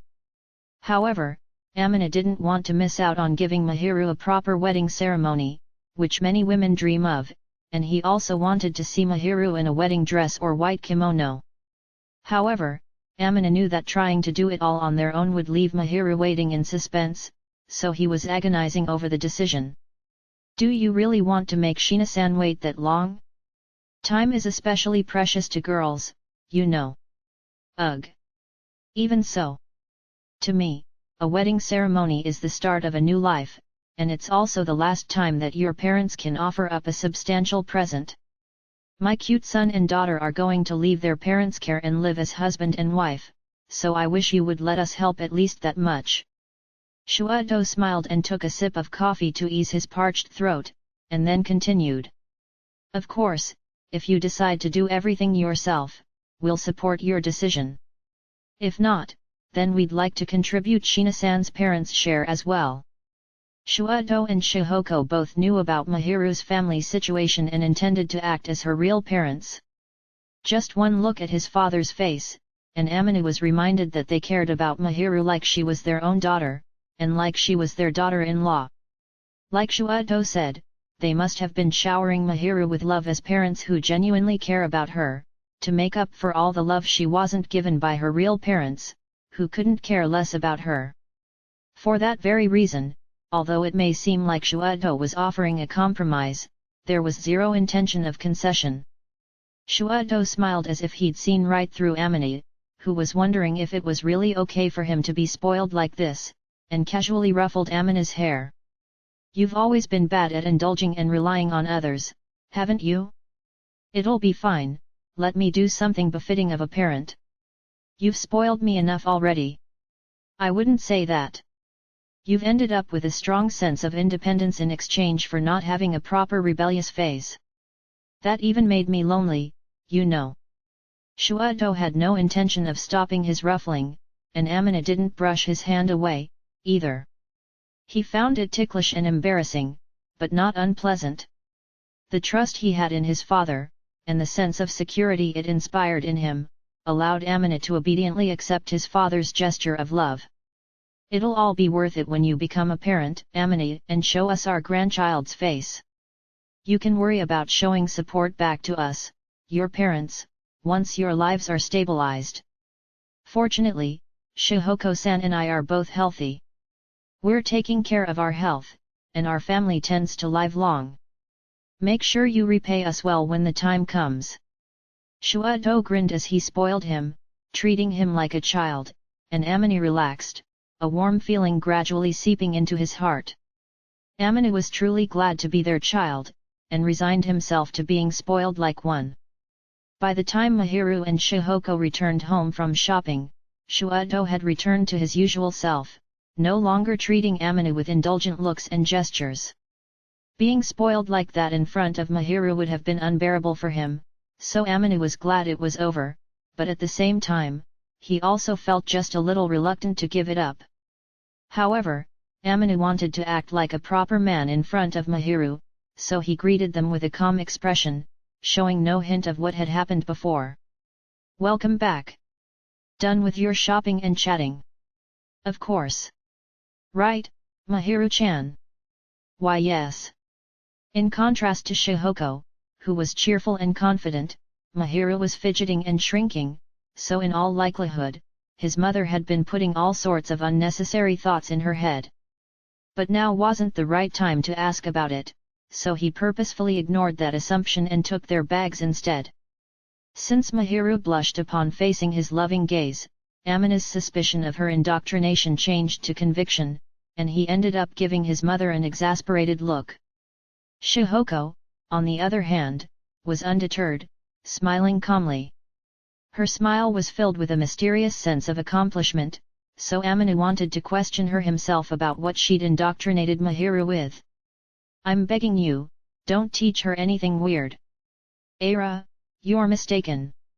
I hadn't taught her anything weird.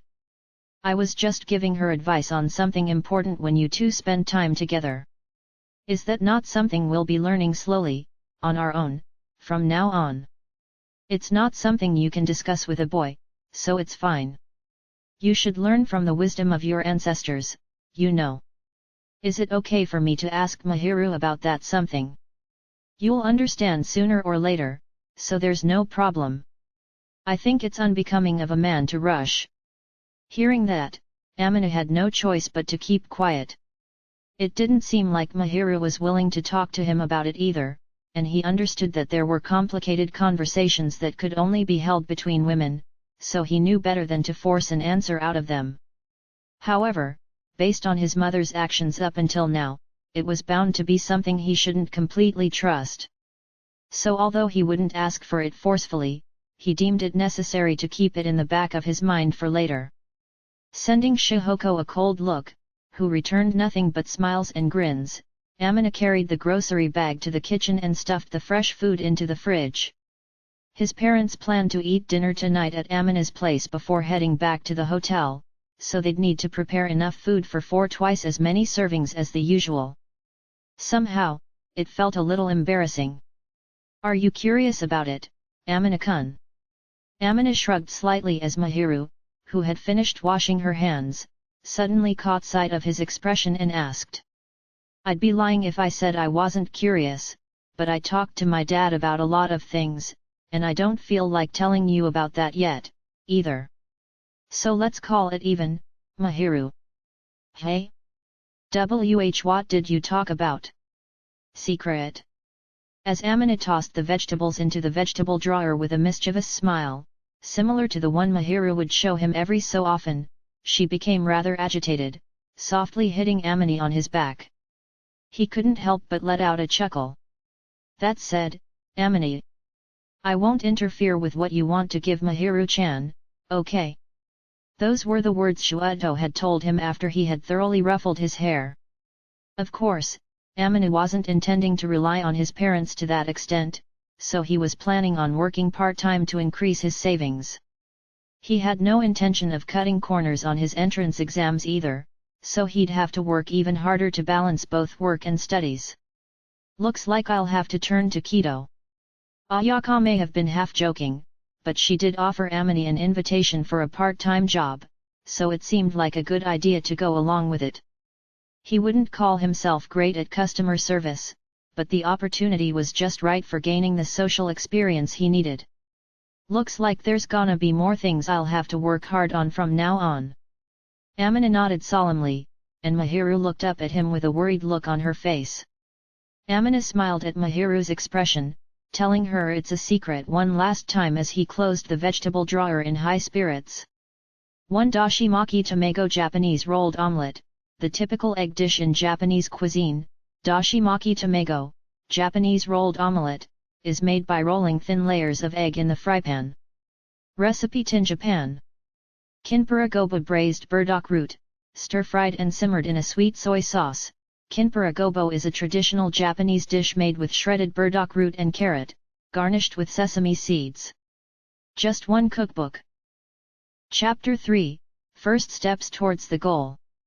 I'll go and ask the manager, but they did say that they needed more hands, so I think it'll totally be okay. Amine immediately contacted Ayaka, taking advantage of the fact that he had the next day off too. He had exchanged contact information with her during the preparation phase of the cultural festival just a few days ago. Just as he was worrying where he would work for a part-time job, Amine remembered Ayaka's invitation from the other day. Amine then decided to accept her offer, both to learn more about how society operated and to improve on his lack of interpersonal skills. Amine stood by the entrance to his apartment complex. He wanted to surprise Mahiru, so he made the call in a place where she wouldn't hear him. Amine thought that even the tolerant Ayaka would be troubled if he were to suddenly follow up on the offer, especially considering that he had turned down her initial invitation, but Ayaka had instead responded positively. Amine was simply left bewildered. Well, what about the interview? You'll probably have to do one, even with my help, but I suppose they'll accept you quickly without any problems.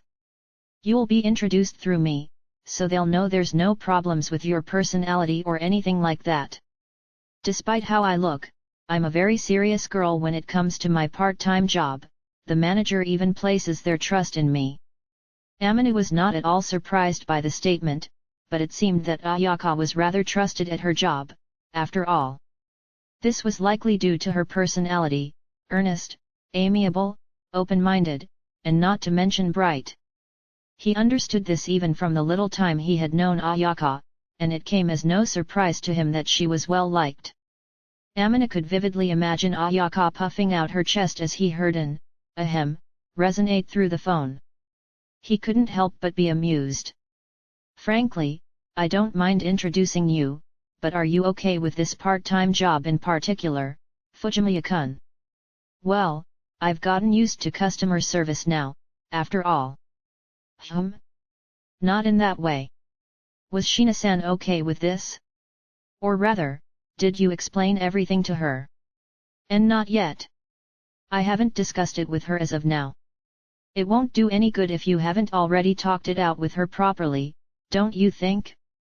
I doubt you'll be short of cash if you end up working here, but I wonder if Shina-san will get jealous or something. Ugh. That's... Right now, Amine was asking to be introduced to a part-time job. And working at that job was, of course, Ayaka. The cafe in question was the cafe that lent them the costumes for the cultural festival they had just held. In other words, this was the cafe where employees served customers while wearing those very costumes.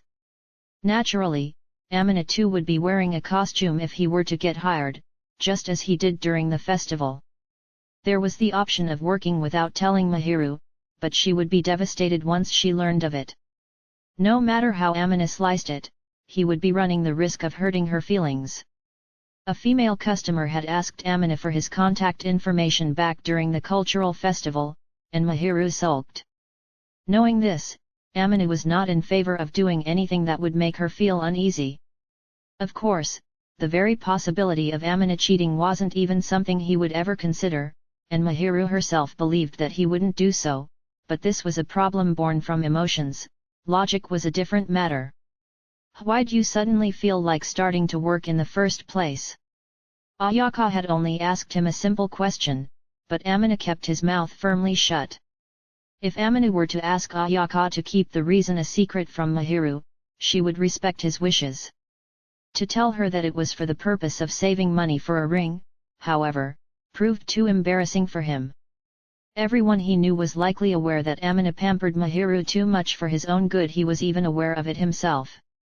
But even so, he hesitated to explain that he wanted to present her with a ring.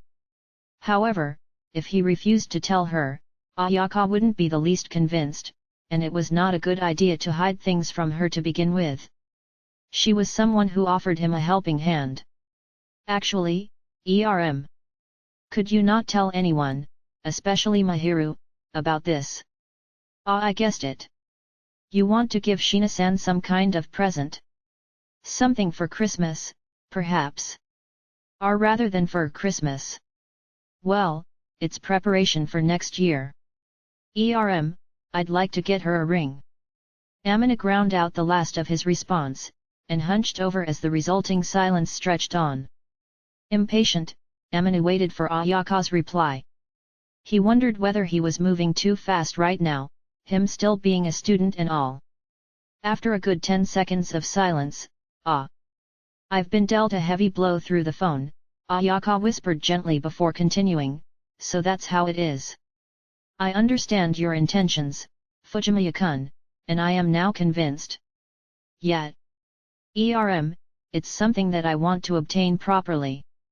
With my own hard work. I see. Then perhaps you should avoid working at my place. Though you're just doing your best for her, I doubt Shina-san would be happy knowing her boyfriend is working at a place where he has to interact with a lot of women. She made a valid point, so Amini replied, that's true. Sorry for not thinking about that. He considered heading back to his apartment and taking another good look at the job listing website, but then heard a voice saying, but instead, from the other side of the phone. If you don't mind working at a different coffee shop, I can still introduce you. There's this coffee shop managed by my aunt, it's rather quiet and the customer demographic is older, so I think it'll be a good fit for you personality-wise. That'd be ideal, but, you haven't worked there yourself, Kido. Amina believed that if she had those connections within her own family, there was no particular reason not to work there. However, Ayaka seemed to be having a hard time choosing her words. Yet, her voice sounded strained on the other end of the phone. Well, you see, I'm not good at dealing with my aunt. Yet you're going to introduce me to her? I'm really sorry about all of this. No, that's not what I meant, okay? My aunt, how should I put it? She's really fond of cats, I guess. Does she dote on her cats? That's right. My aunt is really close to my mother, and since I'm her daughter, she spoils me a lot, but, she dotes on me so much that it is rather smothering, and I feel like it is impossible for me to do anything by myself when I'm there. Besides, when it comes to running a workplace, changing your attitude towards an employee and giving them special treatment isn't good, the other employees might get mad when they see it. Ayaka was more troubled than against it. She was likely treated in the same way Shihoko tended to treat Mahiru. Shihoko would spoil Mahiru deliberately, knowing that Mahiru was firm and independent in nature, though Mahiru was likely affected differently when compared to Ayaka's case. That's why I'm not working for my aunt, but instead for an acquaintance of hers. It might be strange for me to say this about myself, but I take pride in the fact that people are fond of my personality. Yeah, that's true. You're pretty friendly and you attract the people around you. Shina-san will get jealous if you say stuff like that lightly, so don't do it often. My situation aside, I can confirm the offer with my aunt if you're okay with it, Fujimiya-kun, and if she accepts you, how about getting a tour around the workplace? That way, you can decide properly after getting to see the workplace, and you might find it easier to start working. That'd really help me out, but, are you sure it's okay for you to go that far? It's okay. I know that you love Shina-san, so please let me help you out. I'll even give you advice on picking the ring if you want, you know. Well, I might ask you when the time comes. Chitose, too. Hee. Leave it to me. It was ideal to consult a woman's opinions regarding rings, and most importantly, Chitose had been watching over and supporting him and Mahiru since the beginning. Aminu was well aware of both of these things, and there was no way he wouldn't ask Chitose to tag along. If possible, he wanted the assistance of both of them. Despite that, Aminu wouldn't buy a ring until the far future, so they only made vague promises. I'll contact you later, or give you a report at school, Ayaka said as she hung up the phone. A part-time job. Once Amine returned home and called out to Mahiru, who was relaxing on the sofa. She seemed quite surprised when she looked back at him. Why so suddenly, and why now? We will be taking the entrance exams next year, and besides, we should be starting to review for them soon.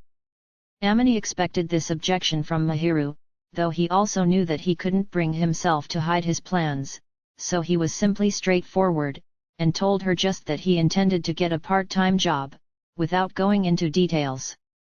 However, Mahiru's question was a valid one.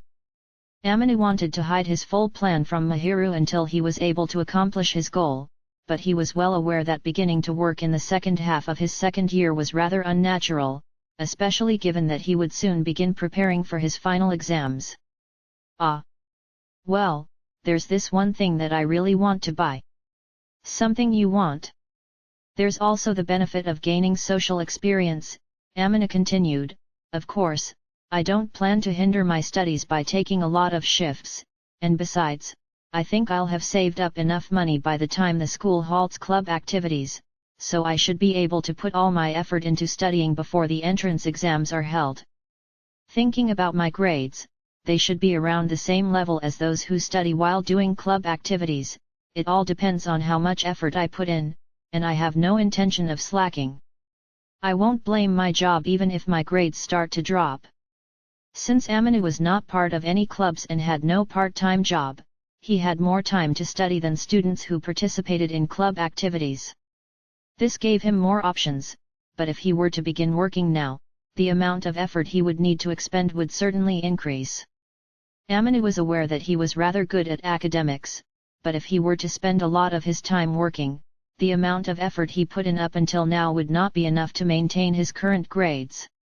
However, Amine had absolutely no intention of giving up on attending college or his future with Mahiru. Instead, Amine intended to work even harder on his own than he did before. He planned to study harder and pay closer attention during class, trying to absorb more information at once. Even if this meant taking on a heavy burden, Amine had no intention of compromising or backing down. When Amine stared at Mahiru with an earnest gaze showing his determination, she looked down, furrowing her brow as if she were troubled. No, there's no need for me to interfere with your decision, and if you're thinking that far ahead, I'll respect your choice, Amine-kun.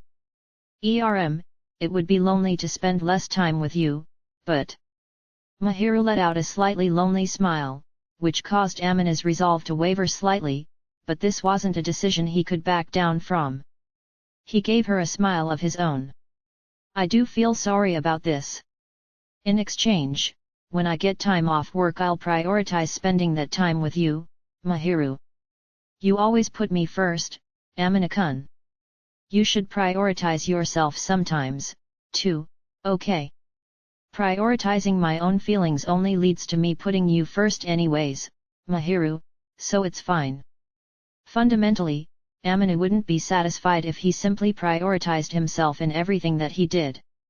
Being together with Mahiru was the only way he could feel a sense of fulfillment. Mahiru's happiness was Amine's happiness, too. Amine understood that he loved Mahiru so deeply that her happiness was exactly the same thing as his happiness, and although chasing such thoughts left him feeling rather restless, it was undeniable that Amine only felt most fulfilled when seeing the person he loved living so happily. That was why Amine could stare at her so directly. He did not intend to abandon Mahiru or neglect her in the slightest. Knowing that his words came from the heart, Mahiru firmly pressed her forehead against Amine's arm, half hiding a worried frown. Chapter 4 New Interactions. Upon returning to school after the holiday, following the cultural festival, the atmosphere was slightly restless, perhaps because the excitement of the festival hadn't completely faded just yet. Even Amine's class, which was usually more on the calm side, was at least 20% livelier than usual. There were classmates whispering from time to time, mostly about who had started dating who, and Amine was keenly aware that the cultural festival had an effect on student relationships, namely the blooming of new couples. The occasional glance would come his way, but they were mainly directed towards Mahiru, so it was more likely that the topic was her appearance at the cultural festival and whatnot. Mornin'. Itsuki entered the classroom, looking a tad drowsy, and headed straight over to Amine. Amine waved his hand loosely in response and replied Mornin', as he briefly examined Itsuki's face. Amine hadn't followed up to ask Itsuki how it'd been at home, after he confided his worries during their karaoke session. Itsuki was bound to be down in the dumps if Daiki had said something to him afterward, but as far as Amine could tell, Itsuki appeared to be his usual self. Amine was relieved, but didn't show it. "Good morning, Shina-san." Itsuki turned to Mahiru. "Today, you're still." "Good morning to you, Akazawa-san. Is something the matter?" Mahiru stood by Amine's side as if it were the most natural thing in the world, and Itsuki smiled as he greeted her. But when he saw her face, Itsuki suddenly grew suspicious, his eyes narrowing. He examined her closely as if to confirm something, then scratched his cheek. "What's with that expression?" Amine narrowed his eyes in the same way, wondering if some kind of issue had arisen, but despite Itsuki looking like he had something he wanted to say, the look he gave to Mahiru clearly wasn't out of criticism. This left Amine perplexed. "Come on, Amine-kun. Over here." "Hey! Just see Mir." Itsuki insisted, calling him over for some reason, so Amine blatantly flashed a skeptical look as he let Itsuki lead him over to a corner of the classroom. After that, Itsuki tried to inconspicuously huddle close, and quietly began his interrogation. "Hey, did you cross the line with Shina-san?" "Hey!" Amine's sudden shout caught Mahiru's attention, causing her to look over from a distance to see what was happening. Trying to prevent himself from blushing with embarrassment at the thought of saying something inappropriate, Amine waved his hand and simply replied, "It's nothing." But as soon as Mahiru's gaze shifted away for a moment, Amine turned to glare at Itsuki, though the astounded look that greeted Amine left him speechless. Hey! Why do you think we moved over here, man? Don't blow it! Don't blow it! That's only because you said something weird out of the blue. I'm not being weird. You just haven't realized that those kinds of vibes are just rolling off the two of you all over the place," Itsuki began. "Shina-san seems a little different than usual, and besides that, you seem to have recently closed some distance with her. You've always been close ever since you revealed your relationship, but it's clear as day that the mood you've got between you now is even more." Being told that there was a change in their atmosphere, Amine briefly glanced in Mahiru's direction. She was waiting quietly by his seat, looking at him curiously. But when they locked eyes, she turned bashful. "Nothing's changed, has it? You just can't see things objectively. Both of you are always flirting, yes, but the atmosphere you two have going right now differs quite a bit from what you had during the cultural festival. You've got a we belong to each other vibe going now, like you two already know one another really well. Whatever you're imagining, it didn't happen." "Oh, really? At the very least, we didn't go all the way." If Amine remained vague here, Itsuki would start grinning as if he saw through everything, so Amine poked Itsuki's side with his fist, attempting to disrupt that annoying face of his. There was a bit of force behind the prodding, but Itsuki was seemingly completely unfazed. "Stop trying to hide your embarrassment," Itsuki said, laughing. Feeling frustrated, Amine stomped on Itsuki's foot, though he also let out a soft sigh of resignation. Amine shuddered at Itsuki's perceptiveness, having noticed this change right away, but Amine had intended to tell Itsuki and Chitose about what lay ahead for him and Mahiru either way. He wasn't planning on sharing how far they had gone physically, but he did believe that he should at least tell them of his future plans. "In the first place, I don't intend to go that far yet. I made a promise with Mahiru. A promise? That I won't do it until I'm able to take responsibility. I said that I'll take responsibility for the rest of my life, and asked her to please wait until then." As Amine informed Itsuki of the promise, once again realizing it was something too embarrassing to share openly, Itsuki's eyes widened in surprise, and then he looked at him with a subtly exasperated, but impressed look that contained conflicting emotions. I think your perseverance and sincerity are amazing, and I really do respect it, man. But will you be fine doing it? In every sense of the word. I might not be okay, but it's fine. I want to take good care of her, and, I'm serious about her. Having found someone to walk with him forever from now on, Aminu wanted to respect and cherish her. Truth be told, Aminu was a little worried about whether he'd be able to endure through the wait, but he couldn't break his promise. He'd be too embarrassed to do so now, after all, so he planned to push through one way or another. That's just like you, Aminu. You really are head over heels for her. Shut up. Well, I'm sure Sheena-san's over the moon if you're that serious about her. By the way, if there's a time you really can't take it anymore, just let me know. I'll help you out with a support item. I know what you're planning to give me, but it's none of your business, dude. Pretty sure you'll regret trying to act cool before long, though. Feeling a little uncomfortable about his friend's crude concern, Aminu refused the offer. However, Itsuki simply shrugged his shoulders in response, seemingly exasperated. Aminu may end up having to rely on such a measure in the future, but at least at this stage, that wouldn't be necessary. Furthermore, the question of how Itsuki had obtained that kind of item floated to the surface, and Aminu was tempted to grill him on how he'd got his hands on something like that. With a dramatic sigh, Aminu resolutely returned Itsuki's irked look. Anyway, I plan to be together with Mahiru after graduation, and to that end, I've got preparations to make. Preparations, as in? Ah, good morning, Fujimiya-kun. What are you sneaking around here for? As if on cue, Ayaka entered the classroom at just the right time, and Aminu waved his hand at her. She looked at the two of them with curious eyes as she sauntered over to them. What's going on? It's a little suspicious to see two boys whispering to each other all sneakily like that, she said. One vote for Akazawa-kun bringing up something weird with Fujimiya-kun. Not even an ounce of trust in me, hey. Itsuki retorted. Ha ha ha. Ayaka laughed casually as she brushed him off, and then she looked at Aminu, hesitant, seemingly contemplating whether she should say something or not. She glanced over at Itsuki, unsure if she should deliver the news with him present, hinting, Akazawa-kun's here, but should I say it? Or should I tell you later? As far as Aminu was concerned, he had no intention of hiding his part-time job from Itsuki, and he'd planned to tell Itsuki the reason for him getting one anyway. So, when Aminu asked, have you made any progress on what I asked? Ayaka then smiled, looking a little relieved. About the part-time job, my aunt said it was a-okay, so we were wondering if you could let us know when you're free to stop by. Okay, got it. I'll call you later. Okay.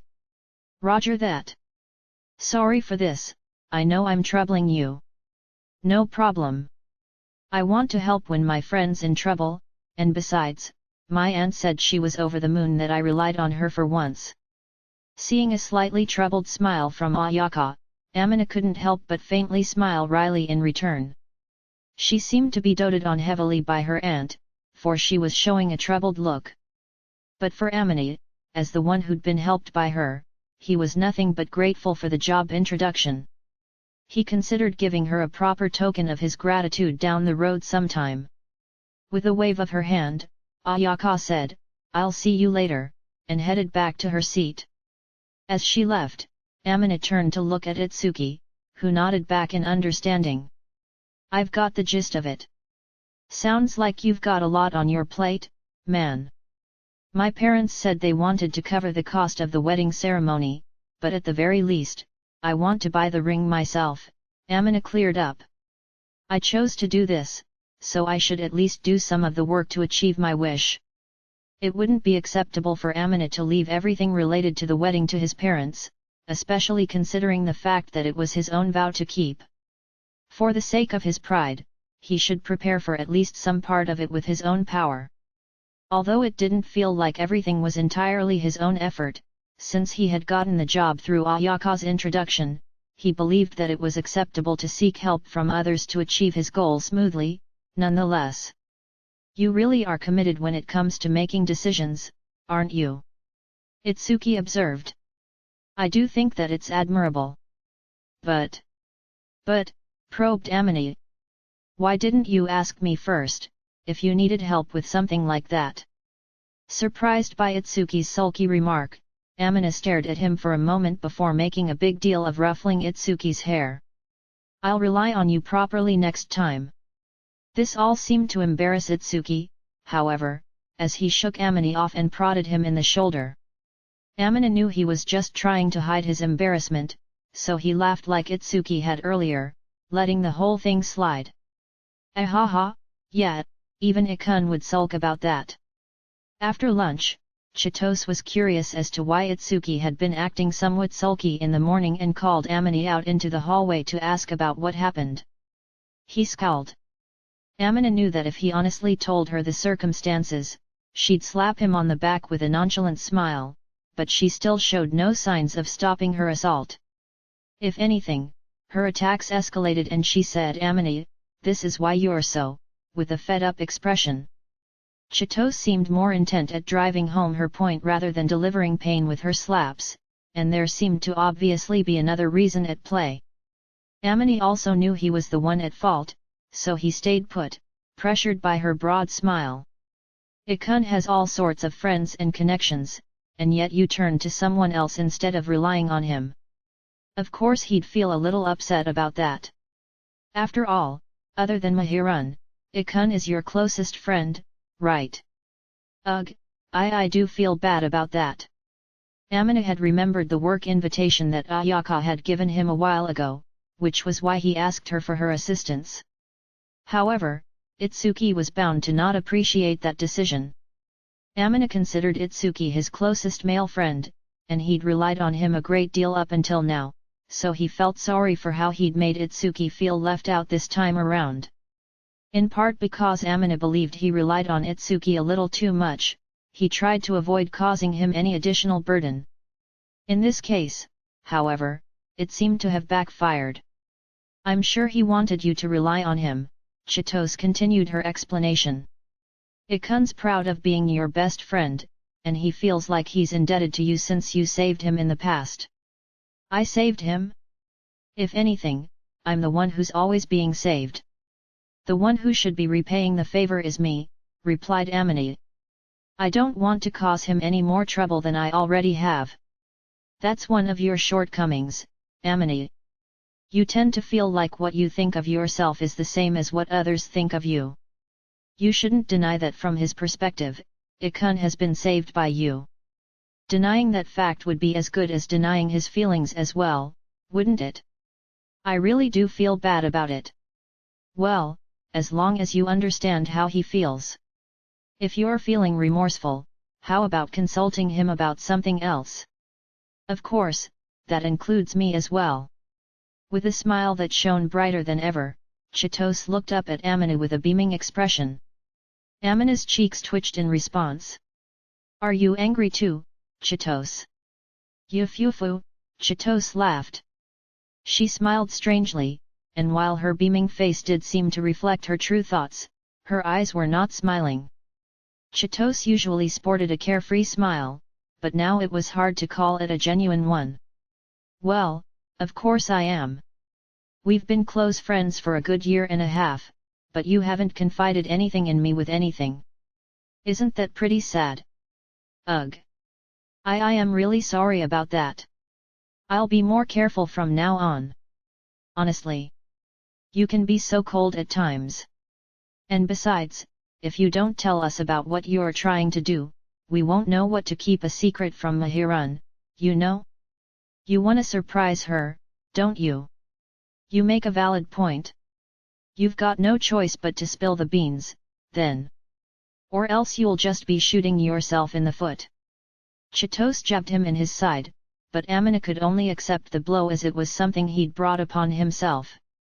After playfully prodding him in his sides for a while, Chitose took a deep breath as if to reset the conversation. That said, Amine, it comes as no surprise that you're thinking about your future with Mahirun, and I understand that you truly love her. It's just that, seeing you so lovey-dovey is quite a departure from the old you, isn't it? Oh, hush. Amina knew that he'd become much sweeter with Mahiru than he used to be. Plus, he had felt that he'd gotten closer to many other people than before. This change was caused by not only Mahiru, but also Itsuki and Chitose. Although he was slightly annoyed with her calling it lovey-dovey, he couldn't deny that he was deeply in love with Mahiru, so it wasn't something he could refute. Having said that, it still wasn't amusing to have it be pointed out in such a way, so he inadvertently made a sour face. Anyway, I've already made up my mind. So, I'd appreciate your help, if possible. Wanting assistance from a woman's perspective and simply as a friend, Amina bent his waist and lowered his head before Chitose, asking for her cooperation. A sigh of exasperation reached his ears. I'll help you even if you don't ask. After all, it's for the sake of my best friend's happiness. Chitose. I'm obviously talking about helping Mahirun, you know? You're being all wishy-washy about it now, so your friendship ranking just nosedived. Okay. Nothing I can do now. Phew, I'm just kidding around. You're both dear friends of mine. I want things to go well for you too, and if I can help somehow, I will. When Amina lifted his head, Chitose was standing before him, wearing her usual bright and cheerful smile. Seeing her standing tall with pride, he felt a sense of relief wash over him. He smiled in return, lightly tapping her shoulder. I see. So you're going somewhere with Chitose today?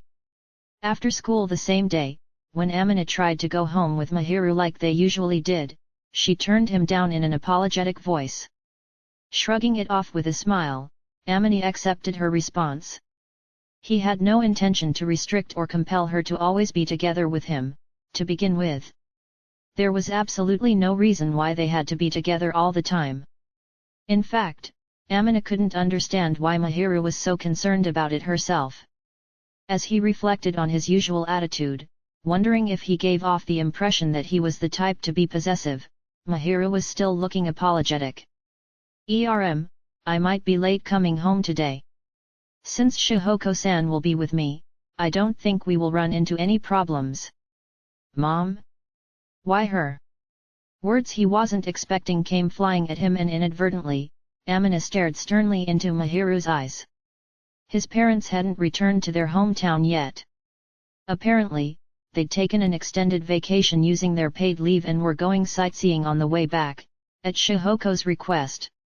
Amina was aware that his parents would be wandering around the area today since they were planning to go home tomorrow, but he really hadn't expected that not only Mahiru but also Chitose would get involved.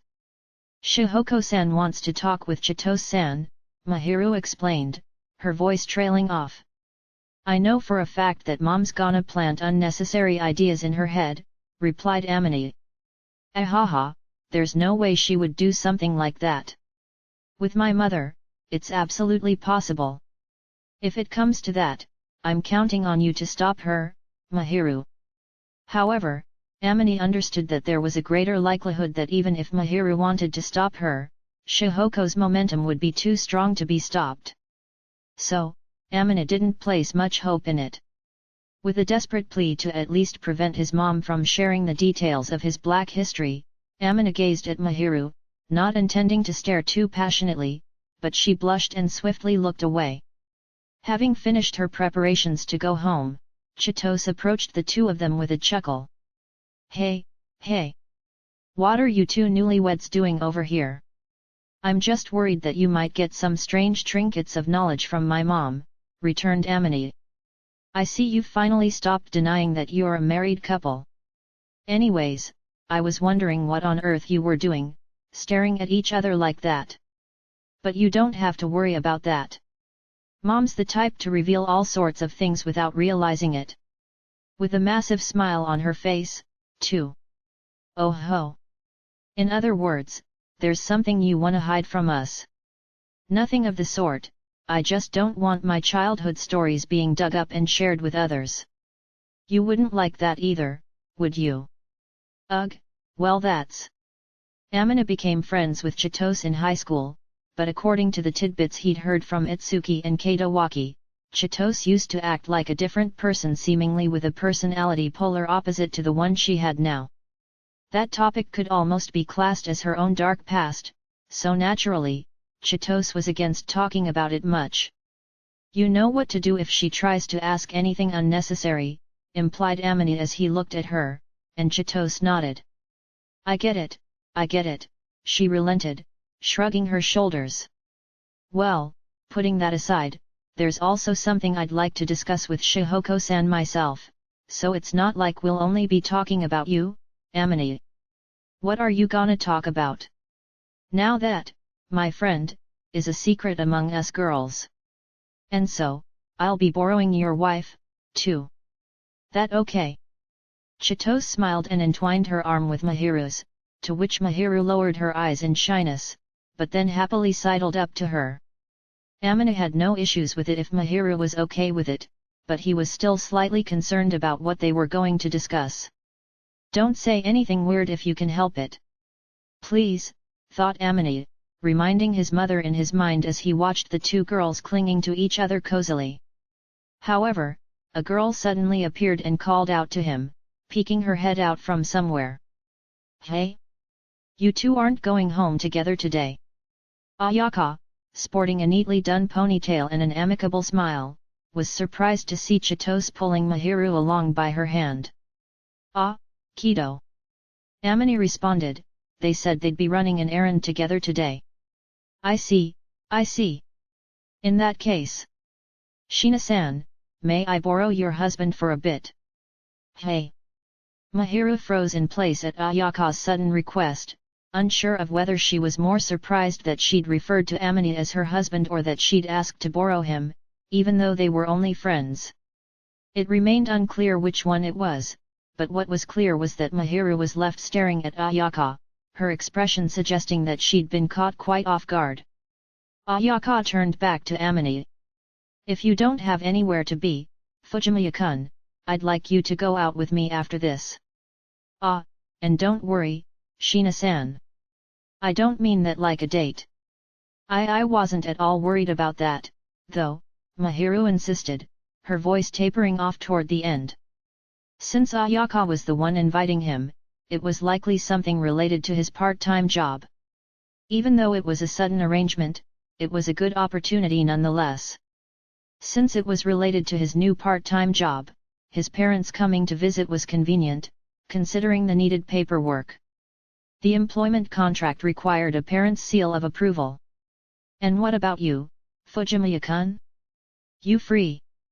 Well, not like I have anything planned. Amina didn't have any plans other than his usual training session and his assignments. Although luckily, this meant that he was able to accommodate her sudden invitation. That's great. We both happen to have no plans today, and since the two of you are always together, it's pretty hard to bring myself to barge in. I was pretty hesitant to ask you in the first place, you know. It's not like we're always stuck together. We don't spend every second together even when we're at home. From what I can see, you two are always around each other, is what I meant. Even the way you phrased being at home together sounds like you're flirting with her, saying it like it's a natural occurrence and all, Ayaka said, dragging out the end of her sentence. After she implied that lovers aren't usually together to such an extent, Ayaka giggled at Amina, who had remained silent, unable to argue back at all. Well, I guess that's because you two are close and important to each other. Isn't that right, Fujimiya-kun? Yeah, that's right. Is that so bad? Nua, I think it's good because it warms my heart just watching you two. Though I gotta say, Shina-san's really being treasured, isn't she? Mahiru blushed and exuded an aura of happiness at the word treasured, but everyone around her had been caught in the crossfire, falling victim to her as collateral damage. However, Mahiru herself wasn't aware of what she'd done, it seemed. Amina had a feeling that Ayaka was doing it on purpose, but he couldn't really complain since he owed her a great deal. Be that as it may, Once Amina gave her a look that implied, "Just don't tell her the reason I'm getting a part-time job." Ayaka responded to him with a smile and a thumbs up, to which Amina heaved out a sigh, leaving it at that. After parting ways with Chitose and Mahiru, Amina walked with Ayaka, letting her lead the way. Their destination seemed to be far enough away that it needed to be reached by train, but it wasn't too far from where he lived, so it shouldn't pose a major issue to his commute. The real question was whether or not they'd actually hire him. However, when Amina asked Ayaka about it, she replied, don't worry," and smiled at him. "My auntie's shop is run by a small staff, and they've been getting more and more customers lately, so they were looking for someone polite wanting to help out. The wage is great, but it seems they were struggling to find someone who fit the atmosphere of the coffee shop and would be liked by the customers. And then came your offer, Fujimiya-kun. I was like, how lucky. It felt like a total godsend, that kind of thing. I'm sure you'll be able to handle it just fine, Fujimiya-kun. Not sure if I'm particularly polite, though." While he wouldn't go out of his way to be rude, if called polite, Amina had to tilt his head in confusion. He liked to think he had necessary manners, but they were far from the ideal example of politeness. He shrugged his shoulders, telling her that she was overestimating him, but Ayaka immediately replied with a cheerful, "No need to be modest," dismissing Amina's worries. "You can handle yourself well around people and you adjust your attitude accordingly. Also, Fujimiya-kun, you act really politely in front of the teachers, just like an honor student. They are my elders, after all, and figures of authority, too. I'd rather have them think of me positively than negatively. Plus, there are benefits to having a good relationship with the teachers."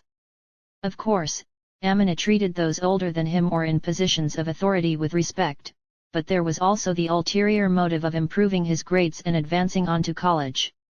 These were things that were made easier by being on good terms with the teachers. While that wasn't everything, there was still a certain level of calculation involved in his decision to treat them the way he does, so he wouldn't really label himself a true honor student. True honor students were people like Mahiru and Yueta. Amina was just adept at giving the impression that he was like them. Musing that he lacked charm for thinking in such a way, Amina shrugged his shoulders, and Ayaka responded with a light smile. "Isn't that fine?" Ayaka eased his nerves. The important thing here is whether you have good manners and can adapt to different situations while showing others respect.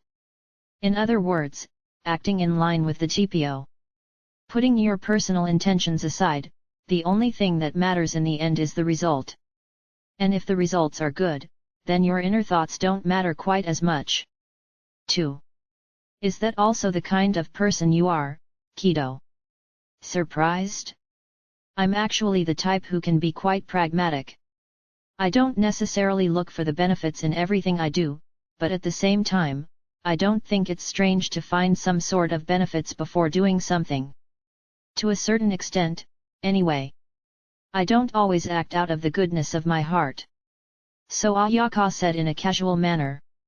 Amina blinked in surprise at her harsh and clear-cut way of thinking, but his reaction wasn't one of shock or avoidance, but a sense of camaraderie. "It's the same deal this time, too," Ayaka continued. "I proposed the idea because there were benefits in it for me. It's not 100% out of goodwill or anything." With Ayaka admitting it as straightforwardly as she was, it was easy for Amina to understand her good nature. "So, what's the benefit for you this time?" Amina asked, a slightly rueful smile showing on his face. Ayaka had responded to his sudden and unreasonable request, and Amina believed that she accepted it mostly out of the goodness of her heart, but it seemed that she didn't want to admit to it herself. "Well, of course, it's partly because my aunt's in trouble, but the main reason is that I want to help Su-chan make more friends." Kayano. Yet.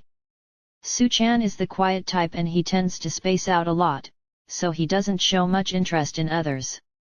But he seemed to have a good impression of you, Fujimiya-kun, and you also tend to keep to yourself. I thought you two would get along quite well, which is why I introduced you to the coffee shop Suchan works at instead. That way, I'll have solved both the issue of short staff and help Suchan make a new friend at the same time. Ayaka revealed her intentions and then apologized, saying, I'm sorry. There were actually a lot of benefits in this for me. She looked somewhat dejected as she said so, and Amina laughed, shaking his head. Don't be sorry. That's the first I've heard about Kayano working here, and I'm a little surprised, but we're already acquainted. I can rest easy knowing that someone I know is working there, too, so I'm glad. Really? I'm glad to hear that.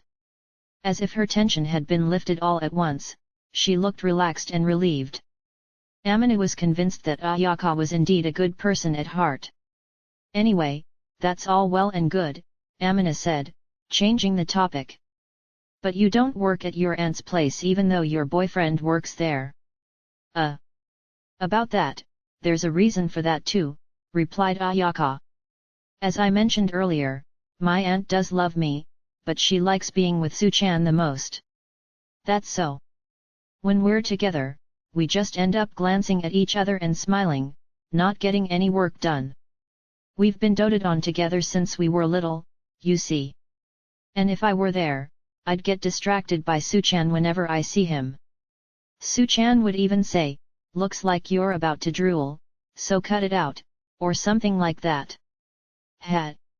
Why you just laughed, didn't you? Even I can tell right from wrong, I'll have you know. I wouldn't drool in front of other people. Ayaka blushed faintly and sulked, but her words lacked conviction and only added to its hilarity, prompting Amina to deliberately not hide his amusement and laugh out loud. After calming down the sulking Ayaka, Amina finally arrived at the coffee shop, which had a calm ambience to it. The coffee shop had a classy atmosphere that made it almost seem old-fashioned, and it clearly appeared to cater to an older clientele, judging by its sophisticated appearance that exuded a tinge of high-class luxury. Is this really the place? Amina asked, bewildered. Why are you doubting me? Responded Ayaka. This cafe is a nice and calm place, right? I do think it's a nice place and all, but are you sure a student like me is fit to work here?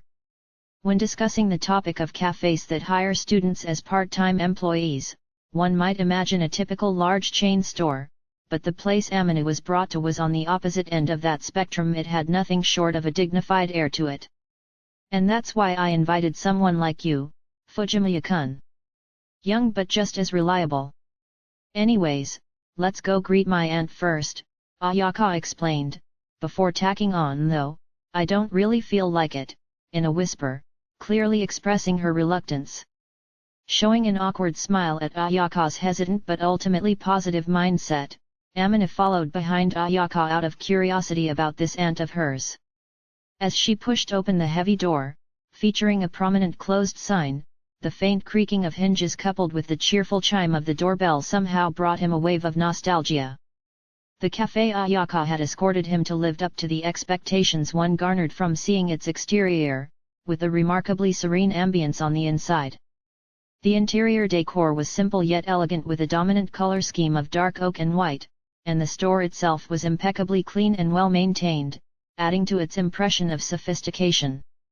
Against one of the walls was a bookshelf packed full of literature that covered every inch of the wall. At first glance, Amina noted that the cafe didn't seem to have that many seats. The limited number of seating spaces was a clear indication that the establishment was privately owned, unlike the large chain coffee shops. However, thanks to that, the cafe managed to represent a very tranquil and relaxing space, and this made it the perfect place to take a breather from the hustle and bustle of the noisier chain stores. Today appeared to be a day off, and there was not a single customer in sight, so Amina couldn't stop himself from admiring the decor without reservation. Suddenly, a woman dressed in a navy blue apron came out from the back room. First appearances painted her as a calm woman roughly a decade older than Amina. She was a gorgeous woman with long black hair that seemed to suit the ambience of a coffee shop or old bookstore, but she appeared incredibly quiet and reserved, which made it hard to believe she was the aunt of the cheerful and friendly Ayaka. Oh! Ayaka-san. Welcome, said the woman.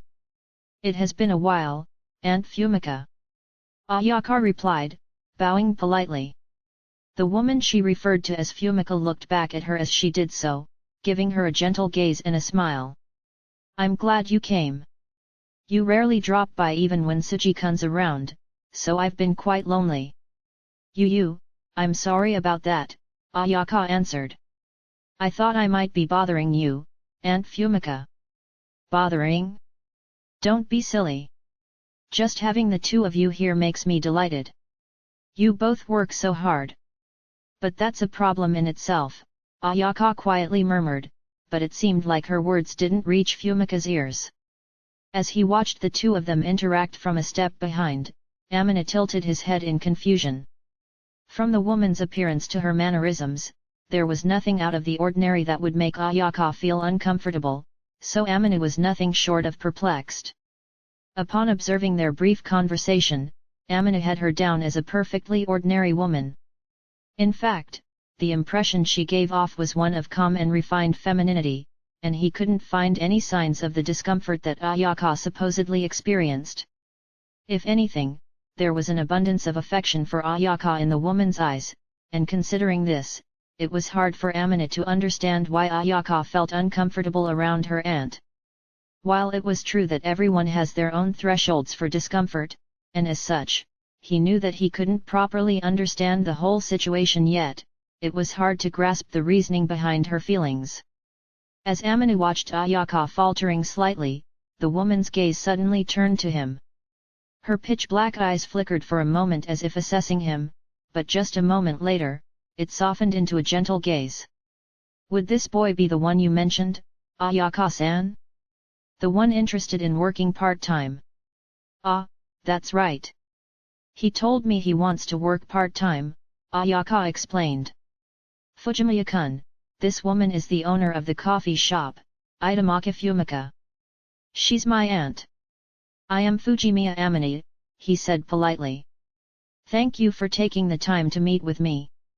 Well, it's no problem.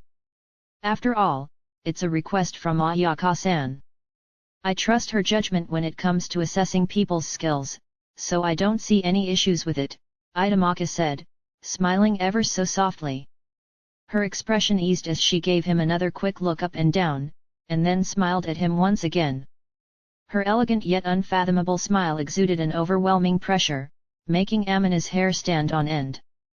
Speaking of which, what kind of relationship do you have with Ayaka-san? She's a classmate and a friend. To both me and my girlfriend. Feeling a strange shiver run down his spine, Amina promptly denied any suspicions she may have had, and her smile grew even gentler.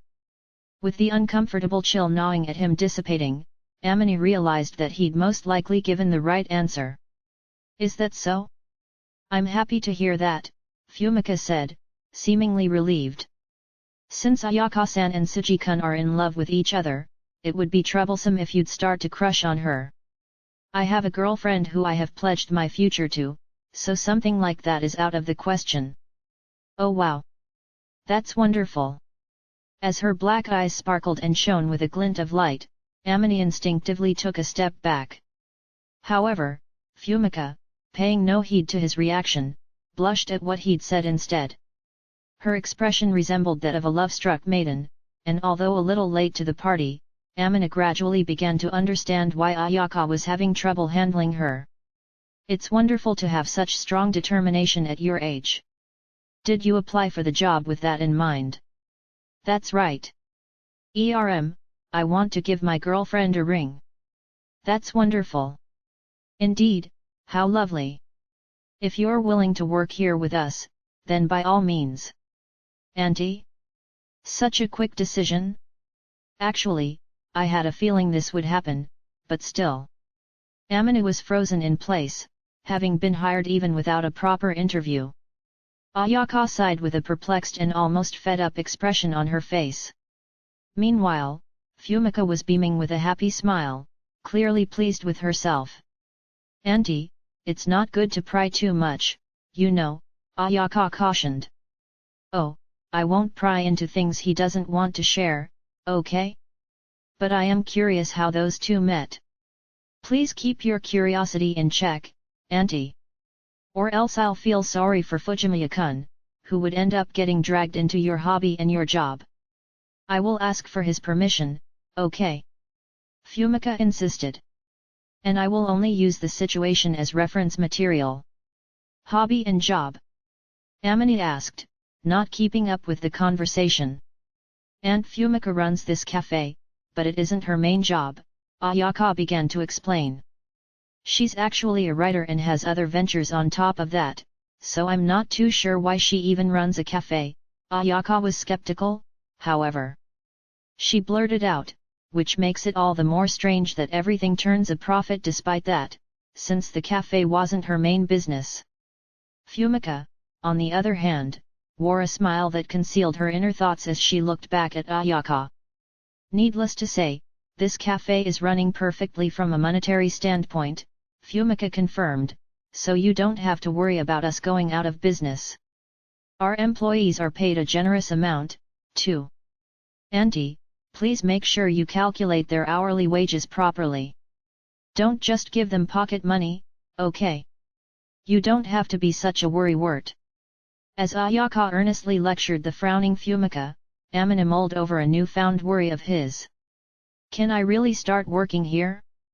He thought, feeling a little uneasy about what was to come. For better or worse, Amina had been hired on the spot, and he then made his way back home, employment contract in hand. While it was less of an actual job interview and more of a simple meeting, Amina was relieved that he seemed to fit the bill of his employer. Amina wasn't sure if it was suitable for the decision to be made so quickly, but it was a good thing that he'd found a job. In fact, everything had been going so smoothly for him that he worried there might be a catch later down the line. All that remained now was to have both himself and his parents sign and stamp the contract before returning it. Ayaka apologized to him on the way home, but he'd already heard that Fumika had an unrelenting personality, so it was no surprise that Ayaka was intimidated by her. Her aunt was a different type from Shihoko, with the latter's approach being more on the forceful and pushy side. Itamaki-san's the type of person that I can't let cross paths with mom. Today, his mother had met up with Chitose, but personally, he thought that those two were also bound to be a dangerous combination. In all honesty, Amina was worried about what might happen during their little outing. Both Chitose and Shihoko were aware of the line they shouldn't cross, so he believed it'd be okay, but there was no doubt in his mind that Mahiru would become a victim to their momentum. Guess I'll console her when she gets home, Amina decided, opening the front door to his apartment. Seemingly to himself, Amina quietly announced his return, I'm home. Wait, Dad. Welcome back. Amina thought nobody was home, so he whispered his greeting once he returned home. However, to his surprise, he was then greeted by Shuoto, who he assumed was out sightseeing somewhere. Amina was momentarily taken aback. His parents were the ones renting out his apartment, and each had a spare key, so it wasn't all that strange for them to be there, and Amina didn't intend to kick up a fuss about it. However, he'd assumed that Shuoto was accompanying his mother on her outing with Mahiru and Chitose, so it came as a surprise to see Shuoto in his apartment. Shuoto looked puzzled at Amina's surprise. Oh, I did contact you, but perhaps you didn't notice. Shihoko-san and the girls are having dinner elsewhere, so I thought I'd sort out your employment contract and whip something up for us to eat while I'm at it. On the way home after wrapping up the job interview, Amina had sent his father a message telling him that he'd been accepted, and that one of his parents needed to sign the employment contract. However, Amina had put his phone away right after and must have not realized that he'd received any messages. Having heard him, Amina took out his smartphone and noticed a notification indicating that Shuoto had sent him a message. Ah, my bad. I didn't notice. Also, wouldn't it have been better if you'd gone along with them, Dad? Amina had heard that they'd all gone out, but he hadn't expected them to stay out together until dinner. He understood that they got along well, most likely hitting it off, but he didn't know what to make of the fact that his father had been left out of the loop. Haha, this time is meant for the three of them to bond together. I figured that if I was there, Shirakawa-san would be reluctant to act as she usually does, right? So, I thought it would be better to yield from the get-go and do my own thing, but after reading your message, Amine, I thought it was perfect timing. In short, it would have been uncomfortable for both parties if his father accompanied the girls on their day out. Amine was convinced. Now understanding that his mother hadn't brought Shuato along out of consideration for Chitose, he shrugged his shoulders. Was that for the best? Staying here even though it's your precious day off. We came out here with the intent to see you and your friends in the first place, Amine. The sightseeing was just an added bonus, you see. I used to live here, so it's not as novel an experience for me as it is for Shihoko-san. Well, you have a point, but... And besides, wouldn't it be lonely for you to eat all on your lonesome? I'm worried about your cooking skills, too. In case you were wondering, I can cook food now. Amine retorted, pouting. The normal kind. He responded in a grumpy voice in retaliation to his father's teasing tone. Although only to a certain extent, Amine was right in saying that he was capable of cooking. Needless to say, his skills couldn't match up to Mahiru's culinary prowess, but he had still improved a great deal compared to when he'd first moved into his apartment. As long as he followed the recipe properly, preparing the food exactly in line with its instructions, Amine had progressed to the point where even Mahiru would give him a passing grade. Amine spoke with a slightly sharp tone, not wanting to look like he hadn't been making any effort to improve on his shortcomings, but for some reason, Shuato's smile deepened as he listened to him. I see. So you can do it if you try, after all, Amine. That's amazing, praised Shuato. Are you making fun of me? Amine snapped back. No way, I'm not making fun of you in the slightest. It's just that cooking with a child of mine has always been one of my dreams, so I'm happy that the opportunity has so suddenly presented itself. Faced with Shuato's benign and affectionate smile devoid of any malicious intentions, Amine's suspicions subsided. He looked at his father, who then asked him, "You'll lend me a hand then, won't you?" seemingly convinced of his skills.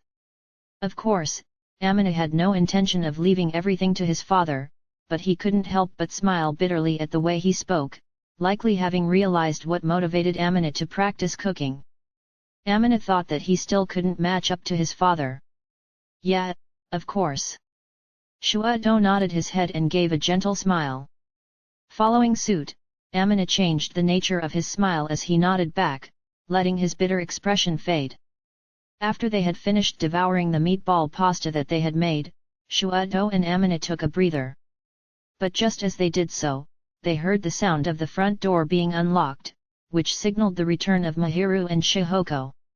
As Amine headed to the entrance, thinking that it'd be strange of him not to welcome Mahiru, he found her and Shihoko standing there, both of them holding an assemblage of shopping bags.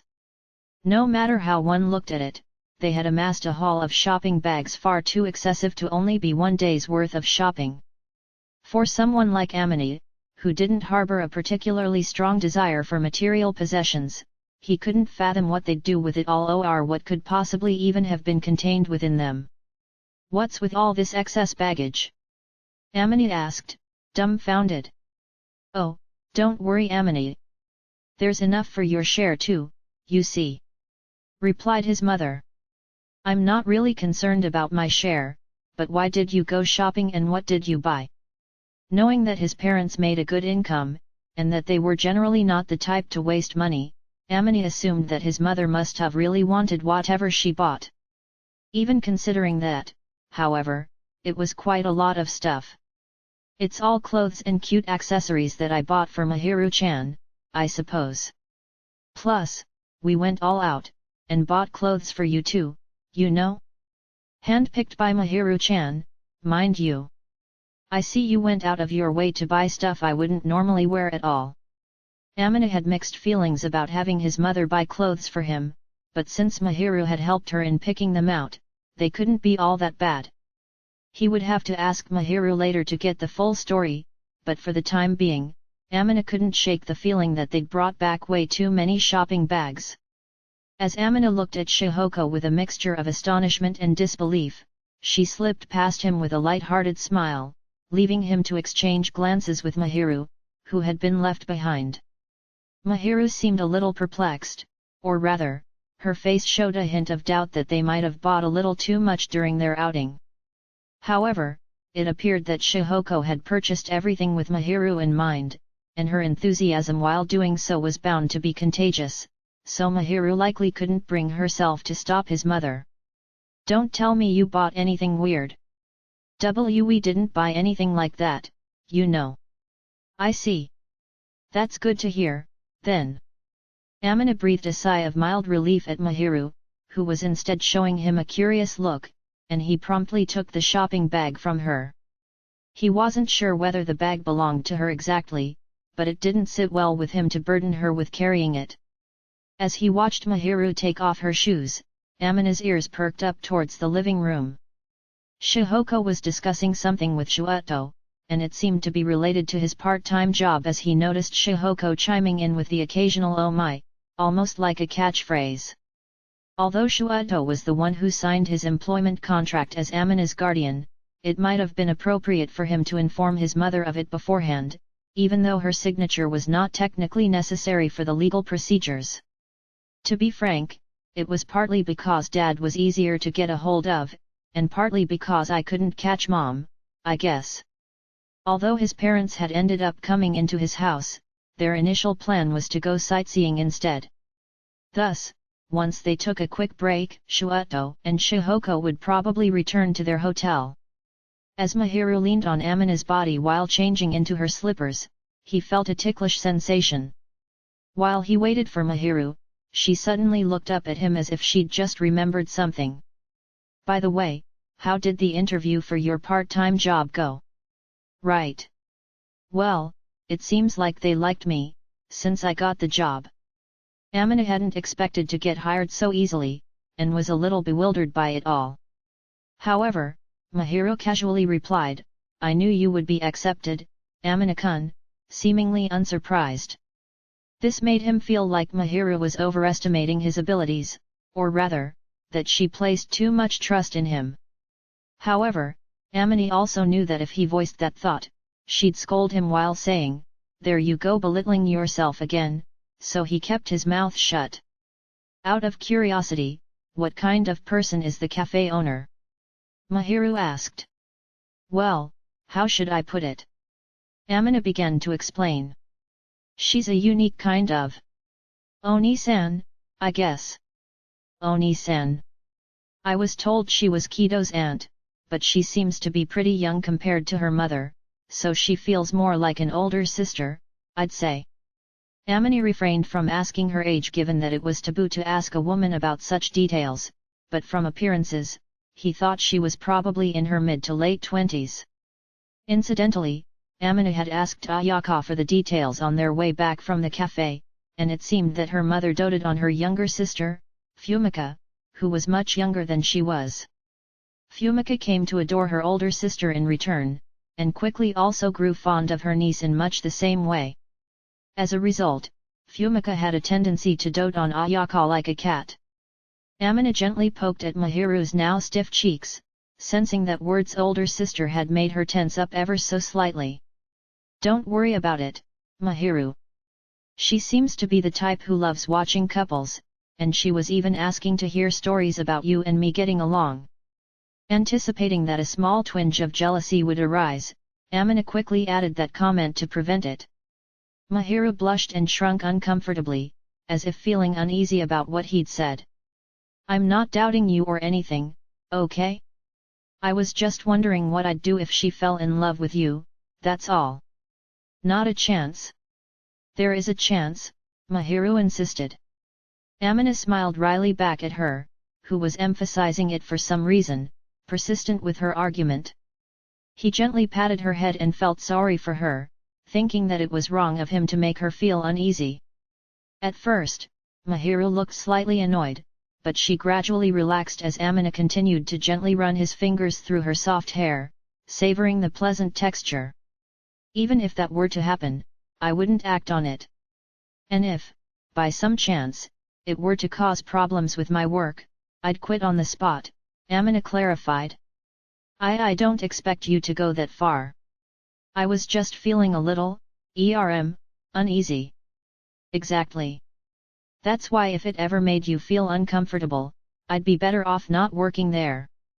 My goal isn't to go to work itself, but to earn the money I need to achieve my goal. Given how Ayaka's aunt behaved, it was impossible for her to fall in love with Amina in the slightest. However, in the unlikely event that it did happen, he'd begin searching for another job, albeit while feeling apologetic towards Ayaka. Amina was working in order to make Mahiru happy, and if doing so ever brought her sadness, there'd be no need to persist with his current approach. He'd try to find another means of pursuing his goal. He had no intention of muddling up his priorities, and knew better than to confuse his goal with the means he took to achieve it. Amina believed that he wasn't foolish or daft enough to fall into that kind of trap. And that's why you don't need to worry, Amina added, and hearing this, Mahiru buried her face into his chest. Something wrong? He then asked. That's what I love about you, replied Mahiru. Just that. Amina countered, poking fun at her. That's one of the things I love about you.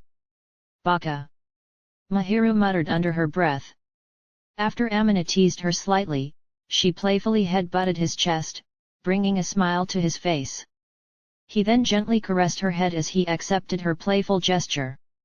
2TPO, an abbreviation of Japanese origin meaning time, place, occasion, it refers to the ability of acting in accordance to a given situation, carrying yourself or dressing up differently depending on the occasion, or in this case, knowing when you ought to treat others with respect. Chapter 5, Lunch for 3. So? Did you end up getting the job? The next day after school, Itsuki asked Amina how everything had gone. Amina gave an honest nod in response to his question and lightly shrugged his shoulders. Honestly, you're not wrong. The owner was quite the interesting person, to say the least. She must really have a few screws loose if it was enough for you to point it out, Amina. Itsuki said. And that makes me all the more curious. In response, Amina only smiled awkwardly at Itsuki, who was leaning against his chair and tilting it back and forth using his body weight. Amina intended to keep the specifics a secret for now, mostly because he believed that if he ever told Itsuki, he would end up making an appearance right away.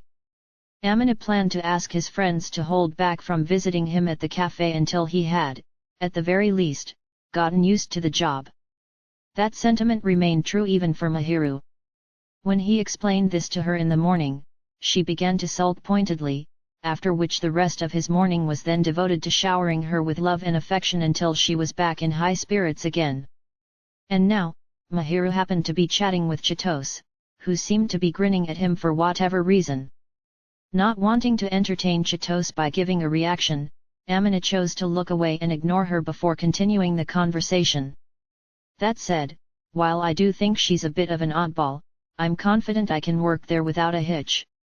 Plus, Kido told me to rely on Kayano if I'm ever in need of help. Oh. Kido's boyfriend, right? The undercover macho dude. I bet he'd be at a loss for words if you said that to his face, man, Amina remarked. But then he'd just give Kido a death stare, probably. Rather than blame Itsuki, Tsuji would instead be the type to focus his crosshairs on Ayaka, who was clearly the root of the problem, as she was the one putting that idea into people's heads to begin with. Ayaka herself didn't feel too remorseful, or so it seemed. Rather, she was more likely to return fire, responding with something like, "What's so wrong about it?" So Amina felt the need to offer his condolences to Tsuji, who without realizing it, had now garnered that reputation, despite it being against his wishes. As luck would have it, Ayaka still hadn't arrived yet. She either hadn't come to school yet or was in Tsuji's classroom, because she was currently nowhere to be seen. Anyway, just knowing an acquaintance that works there gives me a sense of security, and from what I've heard from the owner, the regulars are generally older in age and the easygoing type, so I don't think I'll run into any issues. Oh really? That's good to hear. Whatever the case, you scoring the job is something worth celebrating. If anything happens down the line, don't be afraid to come talk to me about it, okay? Yeah. I'll be counting on you, best friend. Amina gave Itsuki, who seemingly still held a grudge, a slap on the back. Then, as if hiding his embarrassment, Itsuki carved his mouth into a grin and hit Amina back with much greater force in retaliation. This, too, was one of the ways Itsuki expressed his friendship, so Amina coughed a little and chuckled, saying, "You little shit," while gently pressing his fist up against Itsuki's cheek. While playfully launching an attack on the side of Itsuki's head, Amina glanced at Mahiru for a moment, and found her looking at him with a slightly dissatisfied look on her face. It seemed that Mahiru was still unhappy that she couldn't come along with Amina to his part-time job. She was clearly still thinking about the conversation this morning, and that sour sentiment seemed to loom over everything she was doing. However, as upset as she was, Mahiru understood its necessity rationally, and after the spoiling time she had in the morning, she seemed convinced that she simply needed to endure the wait. Therefore, there shouldn't be any complications long-term. Itsuki, following Amina's gaze, suddenly teased, "You're as loved as ever, aren't you?" To which Amina began to frown. Itsuki chuckled meekly as he absent-mindedly brushed away Amina's fist. "That reminds me, didn't Shina-san and Chi go out shopping with your mom yesterday, Amina? Chi told me all about how she had plenty of fun helping pick out clothes for you, but what did Shina-san buy in the end? Do I really have to tell you? But of course, my best friend. Out with it. After all, you did leave me out of the loop last time. So you are still holding that against me," Amina accused. "So, well, what she bought for me was a cat-themed pajama onesie." Amina reluctantly spilled the beans, recalling with horror the contents of the shopping bag that Mahiru had given him yesterday, and in response, Itsuki burst into an incredibly loud fit of laughter. Indeed, what Shihoko and Mahiru had bought for Amina was, unmistakably, a onesie with cat ears on its hood, meant as pajamas. Animal-themed pajamas? You! Drop it, man! Mahiru's gonna wear a bunny-themed one in return, so it's all good. Given Amina's age and build, wearing such undeniably cute pajamas would embarrass him beyond belief. However, as Mahiru had pleaded to him with such sparkling eyes, he simply had no choice in the matter. He likely would have refused if it meant wearing one on his own, but Mahiru must have realized that it would have been unfair of her to propose such a thing, because as compensation, she had also bought pale pink pajamas with a bunny rabbit motif for herself, also in the form of a onesie. Thus, under the condition that Mahiru would also wear her pajamas at the same time and with a veto on taking pictures, Amina agreed to wear the onesie. He figured that they'd probably wear them during a future sleepover. Compared to the negligee Mahiru had come in wearing last time, her new one would probably be a much more wholesome look for her. Amina was grateful that he'd have an easy time suppressing his inner demons. "Gonna have Shina-san send over a pic of you wearing it," Itsuki joked. "Hey, don't even go there. I've already told her to absolutely not take any pictures." "Ah, kman. That much is fine, man. You'll probably look all cute and adorable." Chapter 6, Pressure from a Friend. "What are you reading?" "A handbook for my part-time job. Kido told me that it'd be best if I went over it and learned everything in advance, so she brought it over for me." Itsuki approached Amina, having noticed him reading through a binder containing guidelines and instructions for working his part-time job. Ayaka had given it to him, saying, "It'd be best for you to learn this beforehand to help you get ready for work, right?" Written inside was a compilation of necessary knowledge he needed to learn about his job, including the basics of customer service, the menu, the handling of equipment, the names and the distinct flavor of each type of coffee bean, and so on. Thanks to getting the hang of some basics during the school festival, it wasn't too much trouble to memorize how to deal with customers and the contents of the menu. However, it was unexpectedly difficult to get familiarized with the different types of coffee, their taste, and the origin of the coffee beans well enough to explain them to the customers when asked about it, so he had taken to reading through the manual whenever he had time on hand. "Is it okay to take that kinda stuff outside the shop?" Itsuki asked. "Apparently it's fine," Amine answered. "Because it's just an explanation on customer service and how to use equipment. Sounds like Keto got permission since it's not like it's got trade secrets in it or anything. Besides, it'd be better for me to learn the ropes sooner than later for the cafe too, right?" Ayaka probably went out of her way to follow up on Amina because she felt responsible for referring him to the job, but he suspected that it also came from her confidence in his ability to memorize everything without much trouble. He couldn't very well depend on Suji for everything, who he was simply supposed to work alongside.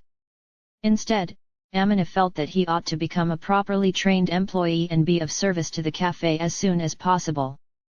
Besides, he couldn't possibly invite Mahiru to come watch him, only to do a sloppy job, so his desire to meet her expectations gave him another reason to diligently read through the manual over and over. Incidentally, Mahiru, who usually spent her breaks with Amina, was nowhere to be seen today, perhaps out of consideration after seeing Amina concentrating. As Amina resumed committing the lines of text in the manual to memory, Itsuki seemed to be at a loss for words and let out a sigh. "You're really committed when it comes to stuff like this, hey?" Itsuki noted. "Though I guess it makes sense when you think of it as the power of love."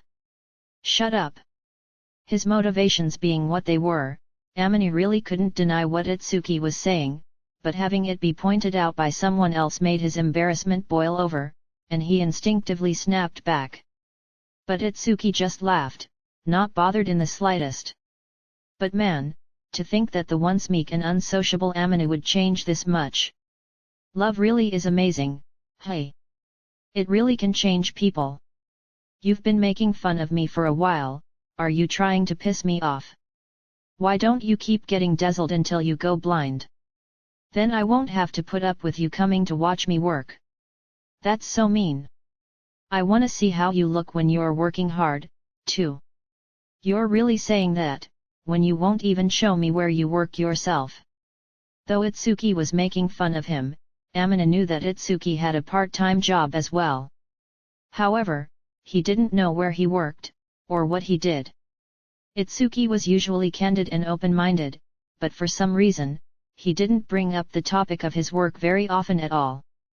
While he didn't go so far as to keep it an absolute secret, it felt like Itsuki didn't want to touch on the issue that much either, so Amina didn't intend on digging too deep, but maybe prying a little would be fine. When he looked up from the manual and turned to his friend, Itsuki chuckled and avoided the topic, saying, "What, me?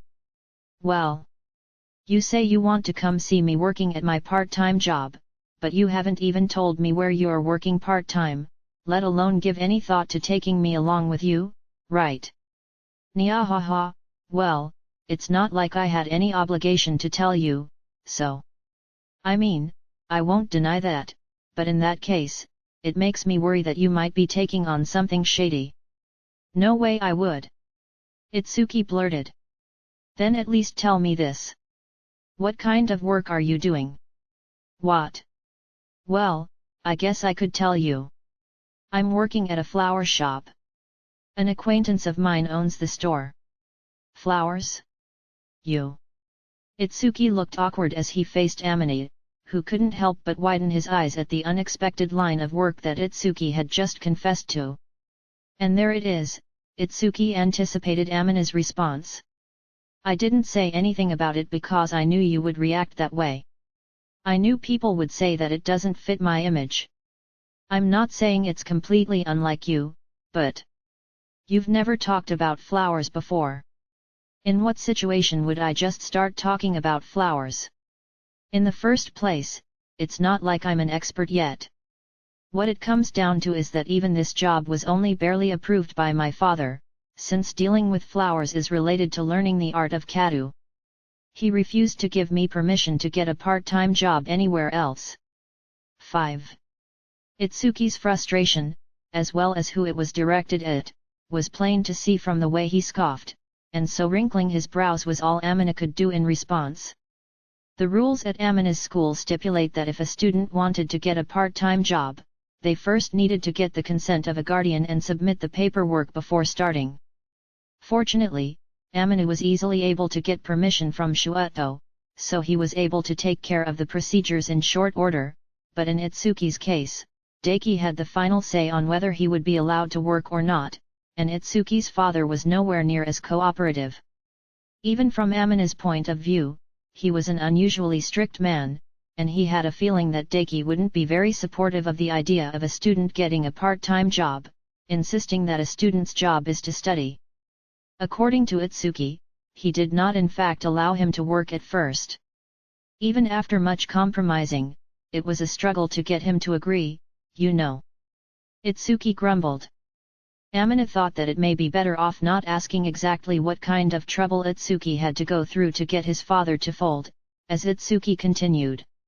I mean, it's not like I have a problem with working with flowers per se. It's just, I hate being told what to do for every little thing. Like, I'm in high school, you know? Why is he complaining about me earning some pocket change of my own? To top it all off, the manager knows my father, so he gets reports on how I'm doing anyways. Well, the manager sympathizes with me, so I'm sure he keeps the reports harmless. Do you have something you want to buy so badly that you went through all that, just to work a part-time job? Asked Amina. As far as Amina was aware, Itsuki wasn't much of a spendthrift, nor was he the type to spend an unreasonable amount to have fun.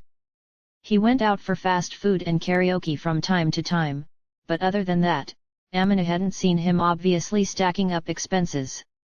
In the first place, Itsuki seemed to get a fairly generous amount of allowance, even when taking his lunch fees into account.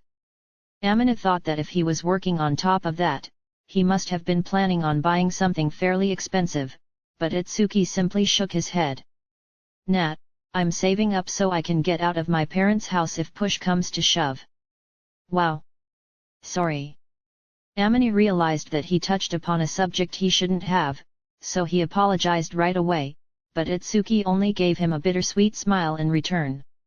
I didn't talk about it because I knew you'd end up apologizing like that. Well, in the end, this is just me being stubborn, and if you told me I'm being a bit too hasty, I wouldn't be able to deny it. Are things still that bad between you and Daiki-san? Amina asked in a low voice after checking to make sure that Chitose wasn't in the classroom. Fortunately, as their classmates were chatting away, Itsuki was probably the only one to hear Amina's question. He had lowered his voice because he was worried that Chitose would learn of their conversation through their classmates, but Itsuki just gave a carefree-looking smile at Amina's tactfulness. As he understood that Itsuki's smile was not one of happiness, but of trouble instead, Amina could hardly bear to watch his expression. Nothing's changed much, you know. Itsuki answered. Well, since I went pretty wild in my rebellious period between my middle school and high school days, we barely talked to each other anyway. Maybe it wasn't too surprising, but there seemed to be little conversation going on between them even after they had arrived home, too. Amina was worried that he might have done something unnecessary at the cultural festival and made Itsuki's relationship with his father even more difficult, but from how Itsuki was acting, that didn't seem to be the case. As long as we're in school, our parents have full control over our lives, so if they seriously restrict our freedom, there's not much we can do. Basically it's a case of being better safe than sorry, Itsuki shared. Still, I really don't think that even Daiki-san would do something so inhumane as forcing you to do whatever he tells you to do by holding your tuition or living expenses hostage.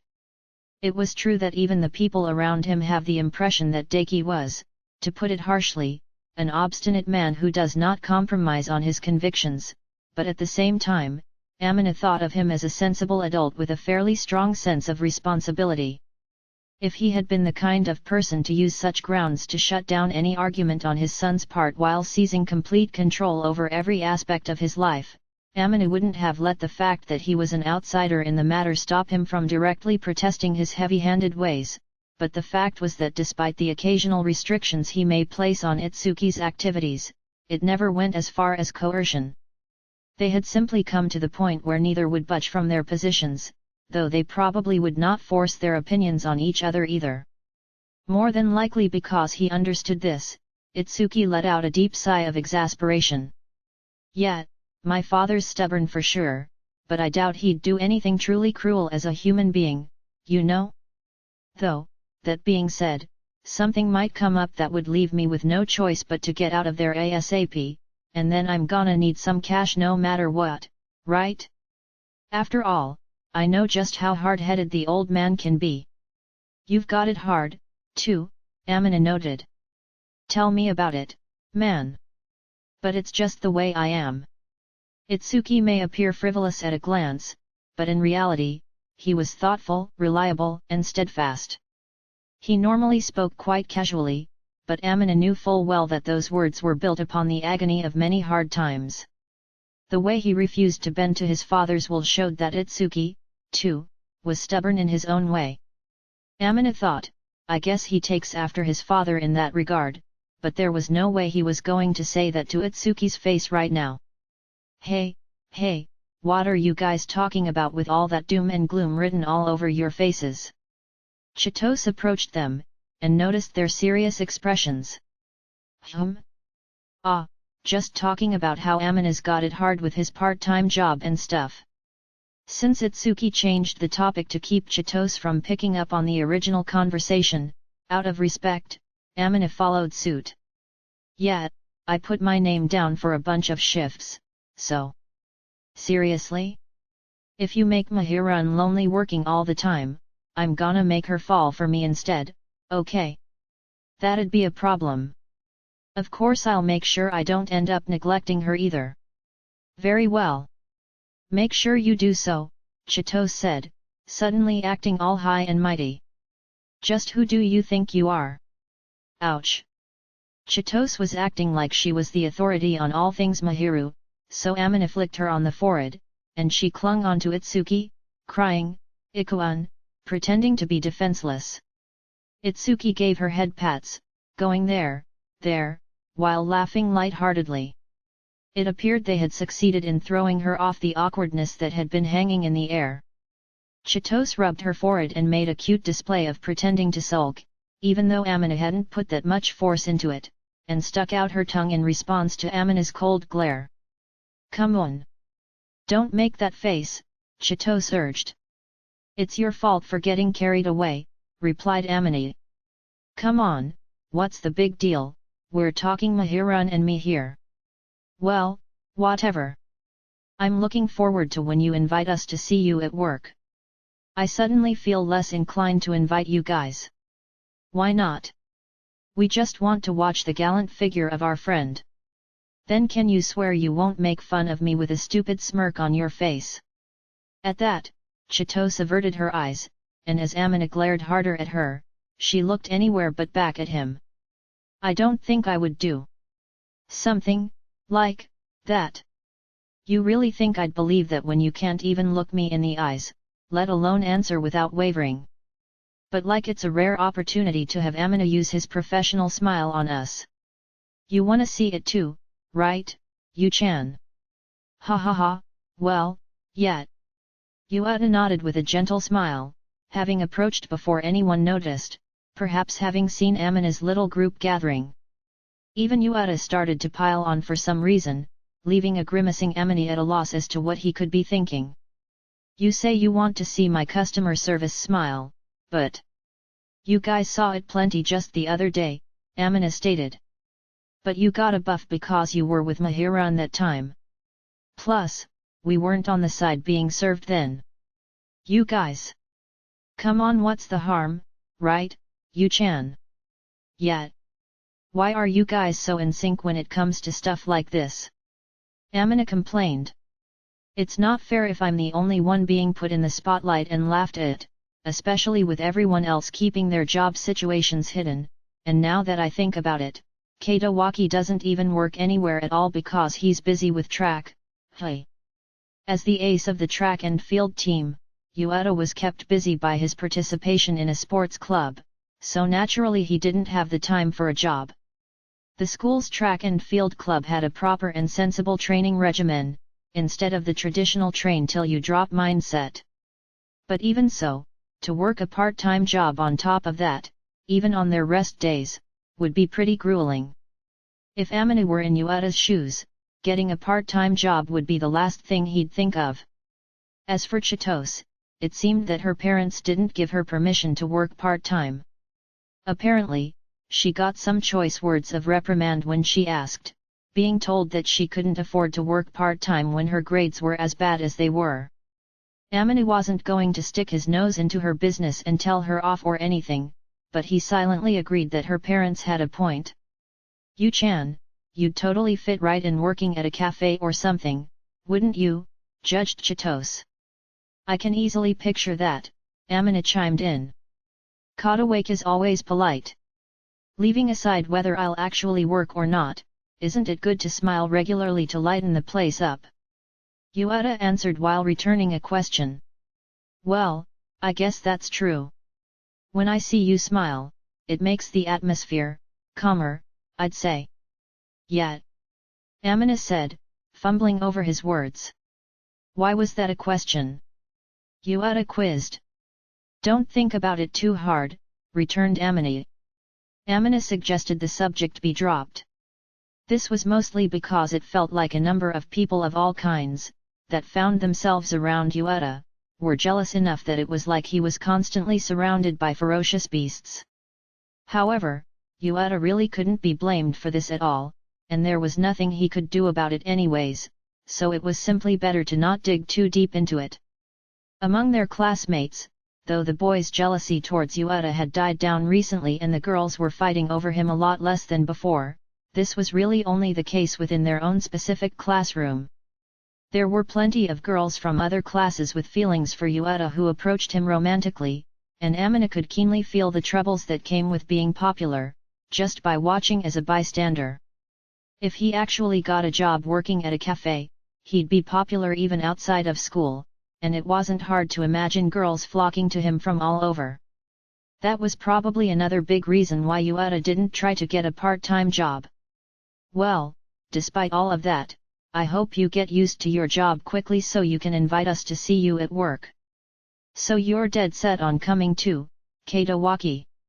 "Well, yeah, I guess.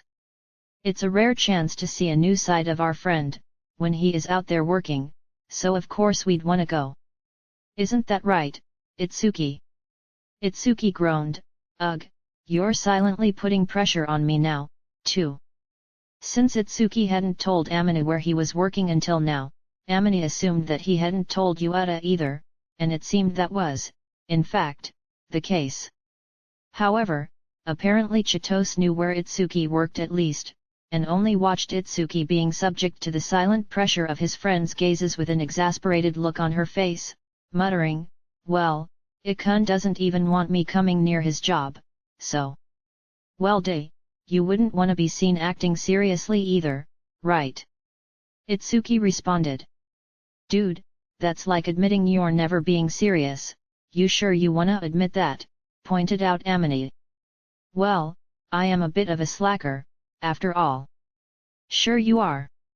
Despite his usual carefree attitude, everyone here knew that there was more to Itsuki than that.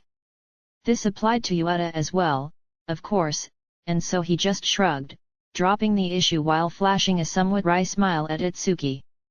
However, his usual smile returned quickly, as he returned his gaze to the others. "Anyway," Yuata began again. "I'll be looking forward to watching you working at your part-time job, Fujimiya. Your smile's still scary." Ha ha ha.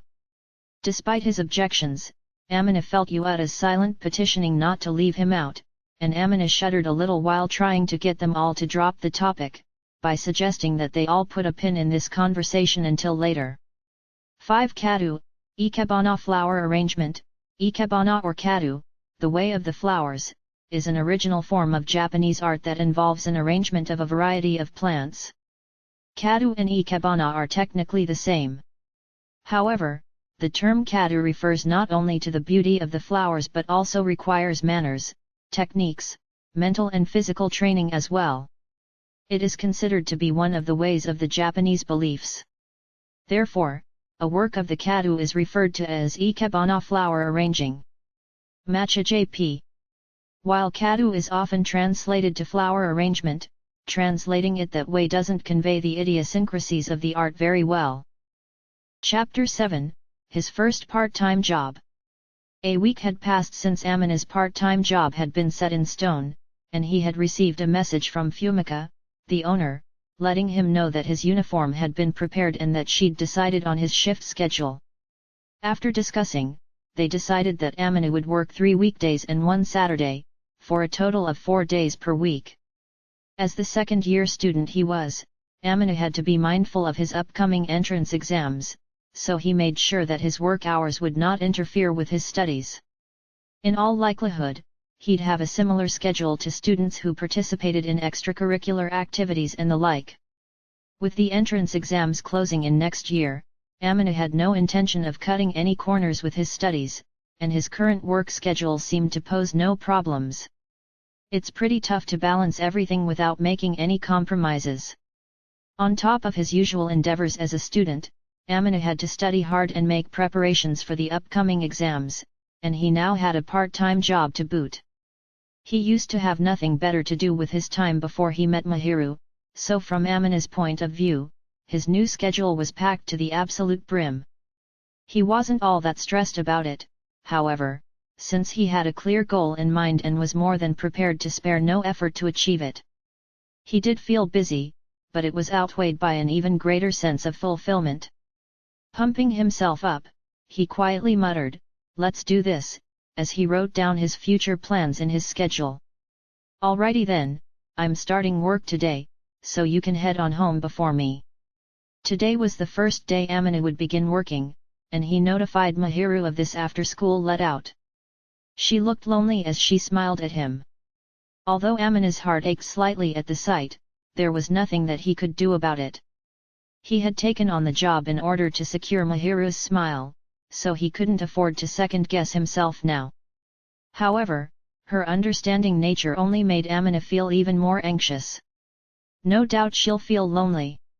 Not only was Mahiru the type to generally put others first, but once she committed, she was extremely attentive, pushing herself hard, and was quick to give in to their wishes over her own, out of concern for them and their circumstances. While some would label her modesty a virtue, it could easily cause her to stress herself out without her even realizing it, so Amina resolved to be more attentive to her now that he'd started his part-time job. "Oh, you're starting your job today, Amina? Wow! Good luck!" As he watched Mahiru's slightly crestfallen face with a tinge of guilt in his heart, Chitose offered him some words of encouragement. It seemed that she was about to leave school with Mahiru. Perhaps Chitose had noticed that Mahiru was feeling a little lonely, because she had been paying more attention to Mahiru ever since Amina had decided to get himself a job. He appreciated her taking the time to look out for Mahiru, but the occasional furtive glances scared him slightly. "You'd better not tail me," warned Amina. "I'd never do something like that, you know," Chitose assured, albeit with a slight delay. "I can't put my faith in you right now, especially with that pause." Chitose was acting a little suspicious given her almost robotic tone, but Amina figured that if he warned her in advance, she wouldn't go out of her way to follow him. Chitose wasn't the type to do things people disliked, but her keen curiosity sometimes drove her to attempt to secretly investigate. Knowing that, Amina couldn't take her words at face value. He knew that her actions resulted in the other person's benefit most of the time, but he'd prefer for her to stay put given that all he'd be doing is working at an ordinary part-time job.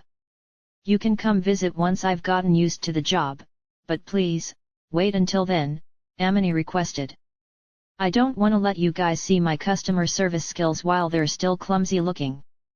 "You say that, but you looked like you had the roll down perfectly back at the cultural festival, Cherish noted. Though, what I did was pretty basic, right? Plus, it was Kido's advice that did the trick, to be honest. Looks like I'll be able to visit your part-time job soon then, Amina-kun, Mahiru chimed in after a moment of silence. You are a quick learner, after all. I will be looking forward to it. After stroking Mahiru's cheek, Amina then gently ran his hand through her soft flaxen hair as she tried to see him off with a meek look. Surprised, Mahiru's caramel-colored eyes widened, and Amina's expression softened as he looked at her intently. Anyhow, I'll do what I can to get used to it before long, and I'll make it a point to come home quickly, Amina said, trying to reassure her. I am willing to wait no matter how long it takes, but please come back as soon as you can. Got it, he said softly. I'll be looking forward to dinner tonight, so I'm gonna do my best. Mind you, their classmates were already aware that Amina and Mahiru lived next to one another, but it'd still be embarrassing if their classmates found out they were having dinner together each night as if it was the most natural thing in the world, so they were conversing in hushed tones. Cherish, however, grinned from ear to ear as she stood nearby within earshot, and even Itsuki whistled at them in jest. In the meantime, Amina opted to give Itsuki a light slap with the back of his hand. Ow! Itsuki pretended to stagger, tumbling melodramatically toward Cherish as he leaned against her. But Cherish, seemingly focused on Mahiru's bashful facial expression instead, theatrically shoved Itsuki away and blurted out, "Ikun, you're way too heavy," which only inspired a pout from the mischievous Itsuki. Amina laughed away at the two of them, and soon even Mahiru joined in and giggled along. Now a little embarrassed, Itsuki then began to poke Amina in the side to get back at him. Though reluctant to cut their lively conversation short, Amina had left school to make his way on over to his part-time job. As it was his first day, he had arranged to work with Tsuji, a schoolmate and senior part-timer. Perhaps Ayaka had a hand in this too, as when they passed each other in the hallway, she smiled and said, "So, please take care of Suchan from now on." He and Tsuji had decided to meet up at the school entrance before heading to the cafe together, but even after spotting Amina walking up to him, Tsuji maintained a serene-looking expression, making it tricky to guess what he was thinking. "I'll be counting on you starting today," Tsuji said. "Likewise. I'll probably cause you trouble until I get more experience, though. I'm sure we've been causing most of the trouble, actually. Ayaka was quite eager when recommending you. And no, it's thanks to her that I found the job in the first place," Amina attempted to make his gratitude clear. "Whether I feel like I owe her one or not, I wouldn't get upset with her over something like this." Ayaka's invitation had come at just the right moment. She was able to land him a job at a place with decent pay and a co-worker he knew that even worked around his circumstances as a student. Amina felt very grateful for what she'd done. Ayaka made a request quite typical of her when Amina mentioned that he wanted to do something in return, saying, "Let me help you build your muscles to Shina-san's liking."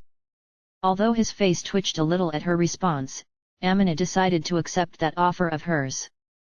Amina was at a loss, unsure of whether the fact that he had both Yuata and Ayaka as his training coaches was something he could laugh about. For the time being, he was content with the arrangement as long as it led to Mahiru being happy. Tsuji lightly ran his fingers through his naturally curly hair and muttered, "I hope so," while sighing. Amina was unsure whether Tsuji was aware of his exchange with Ayaka or not. Whatever the case, he seemed to be having a hard time dealing with Ayaka's outbursts. Her love for muscles rang loud and clear even to someone like Amina, who hadn't known her for too long. Tsuji, being her childhood friend and boyfriend, must have had it a lot worse. All in all, I'm sure she's a good girl deep down. Amina understood her to be a friendly, unpretentious girl who happened to also be skillful and kind enough to properly calculate gains and losses, so he wasn't put off, per se, but the struggles of her boyfriend, Tsuji, were clear as day. Tsuji seemed to have noticed the look in Amina's eyes, as he sighed even deeper. While they conversed, Amine and Suji arrived at the station. Though he needed to board the train to get to his job, it was only about 2 stops away from the nearest station. Since Itsuki and Chitosa's houses were even further away, he would probably be able to return home from his shift before Mahiru got tired of waiting. The cafe wasn't far from the station either, so commuting should be a non-issue. Is your house within walking distance from the school, Fujimiya? Suji asked, watching Amine charge money onto his IC card as he didn't own a commuter pass. 6. Yet.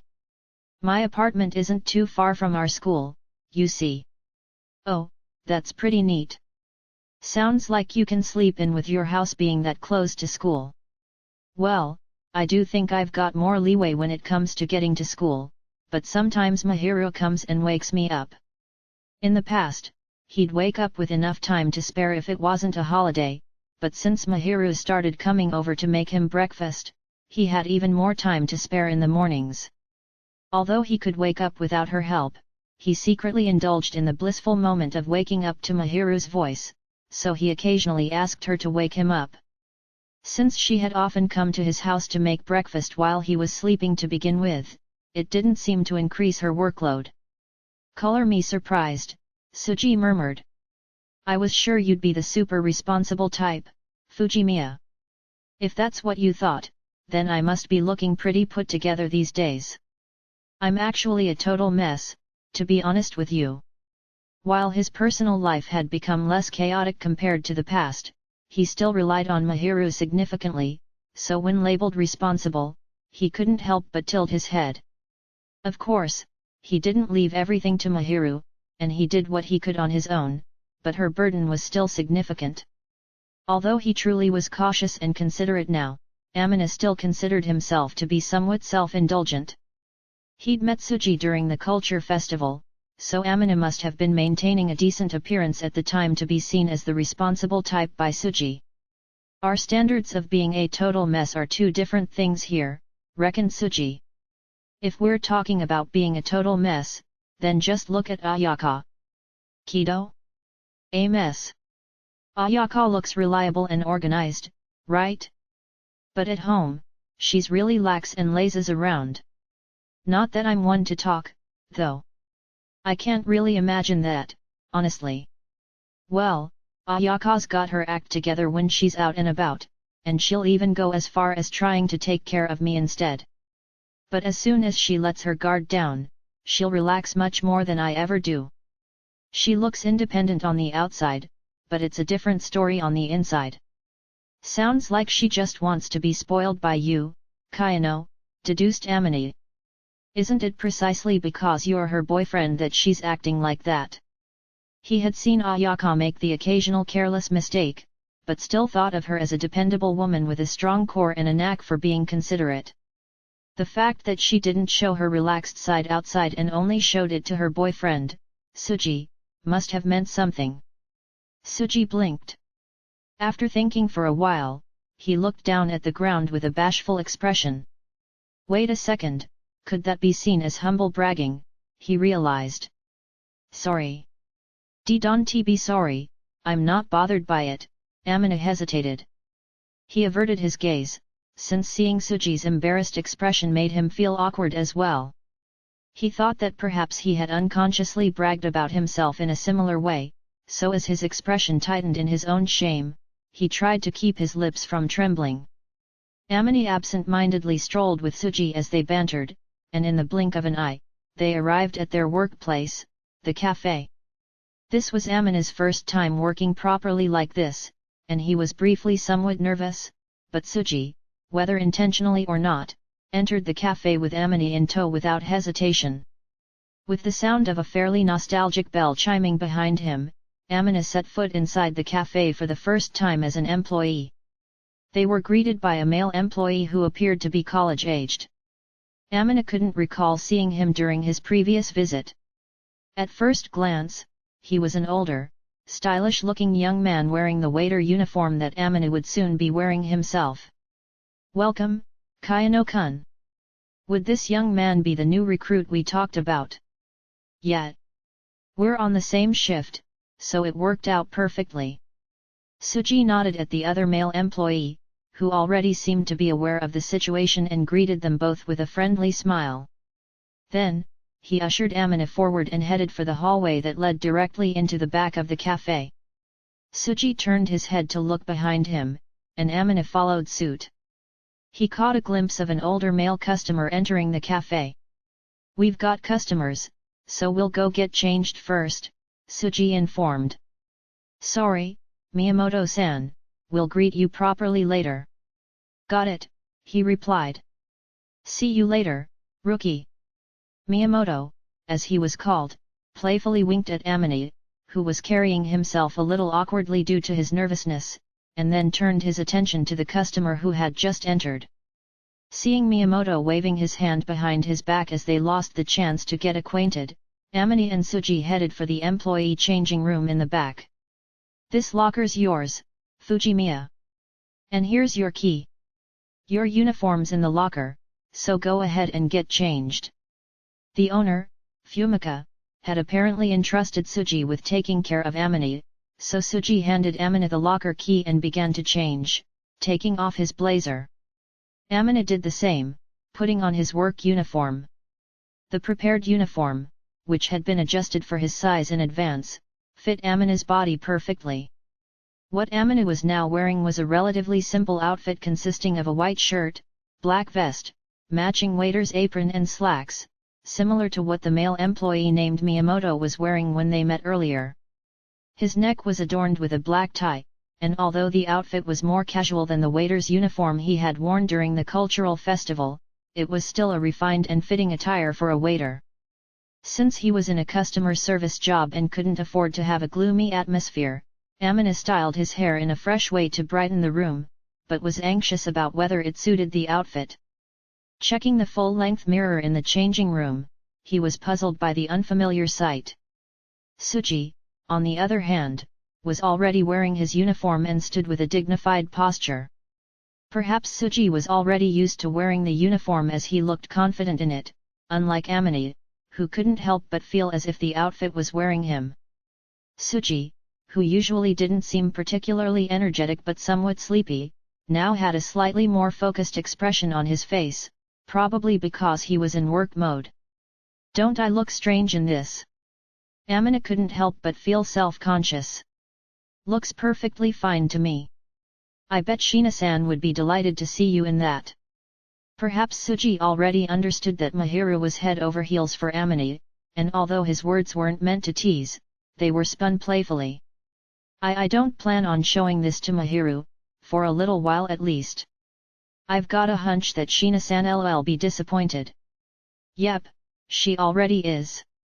I managed to convince her to accept the weight in the end, though."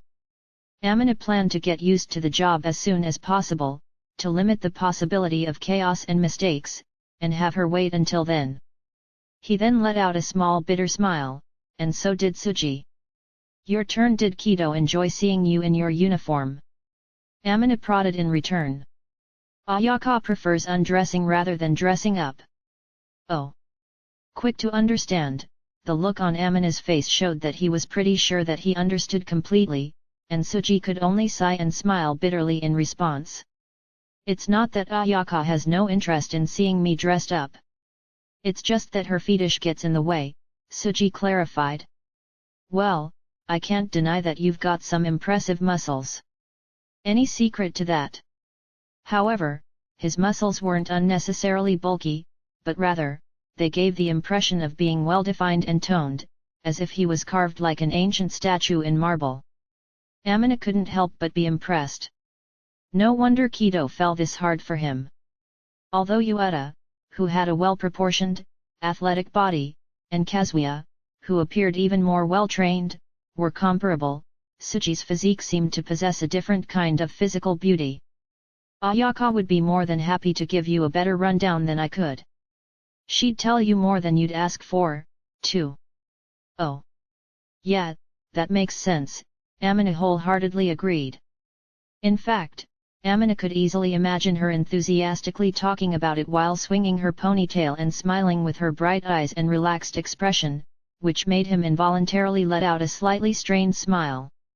Ayaka could never hit the brakes once she started talking about something she loved, and she often wanted to teach Amine about the fascination of muscles. However, even Amine had his limits in learning about something that was not his own hobby, and he would appreciate if she could keep it in moderation. Do you feel like working out as well, Fujimiya? Well, I do. It's better for me appearance-wise to be moderately fit, and I'm willing to bet it'd make Mahiru happy, too. Though that's because your little princess loves teaching her a bunch of stuff. I'm sorry about that. I really am. And no need, it's fine, it just gives me another reason to improve myself. Suji looked conflicted as he apologized on behalf of his girlfriend for enthusiastically preaching the greatness of muscles, so Amine shrugged his shoulders and waved the topic away with his hand to reassure his friend. Ah, I'm so sorry I couldn't greet you when you arrived, Fumika apologized sullenly. Amine had been guided by Suji to the kitchen used to prepare light meals for the customers, and had been taught where all the utensils were and how to use them. Then Fumika, who had arrived later, apologized to him with a mildly depressed look on her face. I did recall that you were coming today, though knowing that Suji-kun is with you brought me great comfort. But welcome once again, Fujimiya-kun. Your uniform suits you splendidly, which is a delight. Ayaka-san's suggestion was right on the money. Ayaka's intuition is always bang on, but that's what makes it so odd, muttered Suji softly, and Amine almost laughed, but he held it in, and simply bowed his head to Fumika. I will be in your care going forward, and I am excited to work with you, Amine said politely. The pleasure's all mine, so please take care of me as well, Fumika returned. If I may ask, have you had the chance to meet our other staff members yet? Only Miyamoto-san so far, Suji volunteered. And he has yet to meet Uehashi-san. I believe she was making coffee behind the counter earlier, so he hasn't made her acquaintance yet.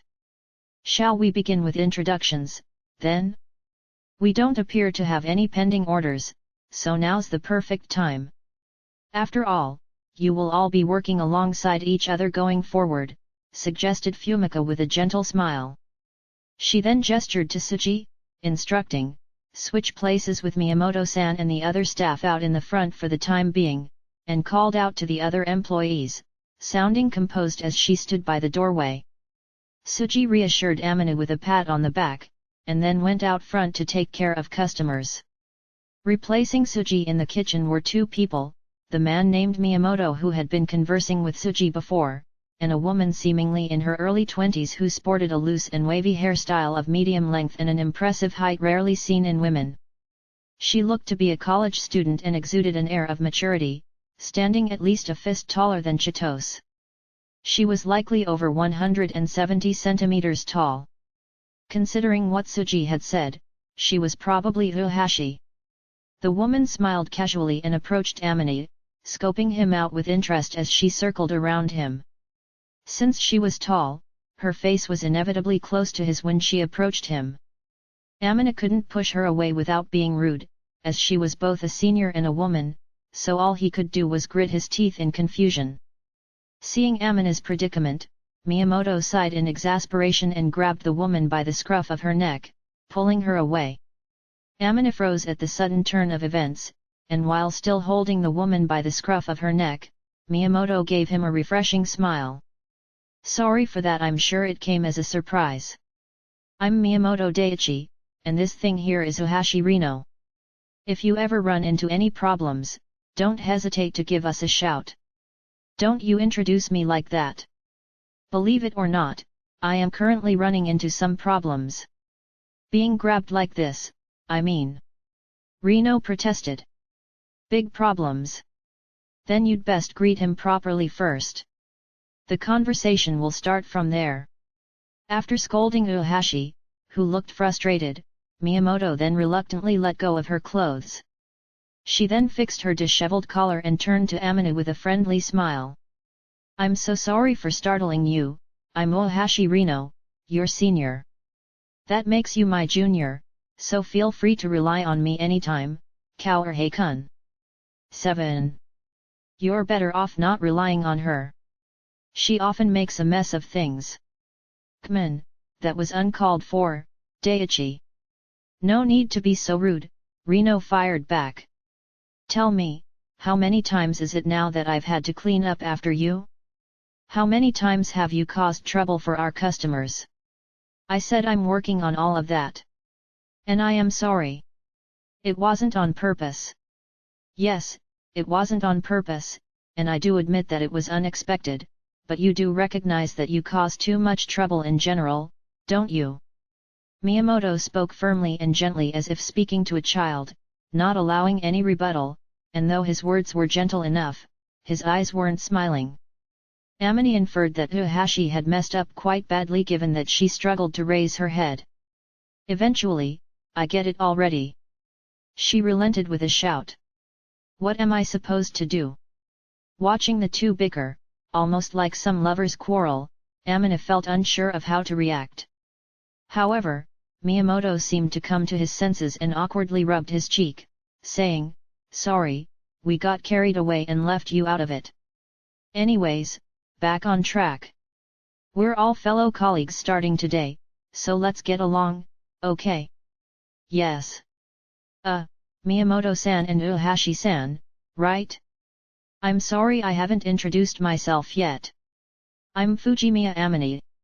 I see. Fujimiya-chan, then, hi? Got it, loud and clear. She tends to use chan quite a bit, so just bear with it, Fujimiya-kun. Well, you can call me whatever you like. Amina didn't intend to kick up a fuss about the nickname, but he couldn't help but feel it was a little odd given his age and appearance. Miyamoto sighed at the sorry sight of Uehashi and turned his gaze to Fumika, who had been watching the situation calmly. "So, what should we have Fujimiya-kun do today?" he asked. "First, I'd like him to get familiar with the inner workings of the cafe. It's important for him to learn how to relax and understand the ins and outs of the job before starting any service work," Fumika specified. "It looks like he has already looked over the manual, and with Suji-kun having taught him too, I'd like him to prioritize aligning his knowledge with the actual work environment today. Luckily for us, it's a weekday, so we don't have too many customers yet." "I'm sorry for all this trouble," Amini offered a preemptive apology. "No need to apologize. It's rare to find someone who can become an immediate asset, especially when they're just starting out. We have enough staff today, so there's no need to get ahead of yourself," Fumika tried to comfort him. "If you ask me whether we have enough staff, owner, I'd say that's up for debate. It feels like we're barely managing with our current shifts. Well, this cafe isn't the largest, so we've just about managed to keep up, using the current number of employees. But, that's why having you join us is actually a big help, Fujimiya-kun." Grinning, Miyamoto patted Amina's shoulder encouragingly, causing Fumika to smile warmly as she watched them. Amini rode the elevator up to his apartment, feeling exhaustion weigh heavily on him. His senior co-workers had trained him a great deal, but by the time he got home it was already the time when he'd typically take a bath and go to bed. He couldn't help but let out a long, deep sigh. Despite only working for around 4 hours, Amini was utterly exhausted, likely due to the unfamiliar environment and duties. Although he hadn't made any major mistakes, or rather, wasn't entrusted with any tasks that could lead to said major mistakes, first-time experiences and nervousness always went hand in hand. Fortunately, his co-workers, although quirky, were all kind and helpful toward the inexperienced Amini. The calm and gentle atmosphere made it a very pleasant workplace. Still, it was tiring all the same. Exiting the elevator and walking to his apartment with heavier steps than usual, he opened the door as always only to see Mahiri rushing toward him from the hallway leading to the living room. Noticing her hurried approach, Amina blinked in surprise. "Something happen? She looks to be in quite the rush." Mahiri responded to his surprised silence with a relieved smile. "Welcome home, Amina-kun. I'm home. You didn't have to come running over like that, though. I'm sorry for making you wait." He assumed she had been waiting for him to come home all this time. Though he had informed her of when he was bound to return, being alone might have been disheartening for her. Ever since they started dating, Mahiru had been staying at Amina's place outside of bath and bedtime, so her presence had become the norm. Suddenly being alone would naturally make her feel lonely. And no, it's not like that. I had plenty of things to do while you were away, Amina-kun. You mean you had plenty to do, so you weren't lonely? Well, that's a different story. Amina couldn't help but laugh at Mahiru's blushing face as she looked away. Noticing his laughter, she puffed out her cheeks slightly. Despite the annoyed look she was attempting to pull off, her love shone through in a hint of sweetness. As Mahiru turned away with a pout, Amina entered the house and took off his shoes without hiding his smile. Heading to the bathroom to wash his hands, he noticed the far light was turned on. When he looked back at Mahiru, she was standing there suddenly seeming in a better mood. Would you like to have dinner first? Or perhaps a bath? She asked. Mahiru's words, with a slight rephrasing, could have sounded like a newlywed greeting. Amina almost responded in kind without thinking, but managed to hold back in the nick of time. Mahiru was probably unaware of what she'd said, which only made her look even more adorable. Surely, if he told her the words he had swallowed, her cheeks would instantly turn scarlet. Deciding not to say anything for now, as it might cause her to malfunction, Amina swallowed the urge and simply smiled at Mahiru, who as ever wore a graceful smile, looking like she was perfectly happy and trusting everything to him. You must be hungry too, Mahiru. Shall we have dinner first? Sure, then I shall dish up our dinner. I made you some dashimaki tamago as a reward for working hard on your first day at your new job. Chapter 8, A Senpai's Secret Worry. Gradually getting used to the unfamiliar environment, Amina was able to manage certain parts of the job within a week's time.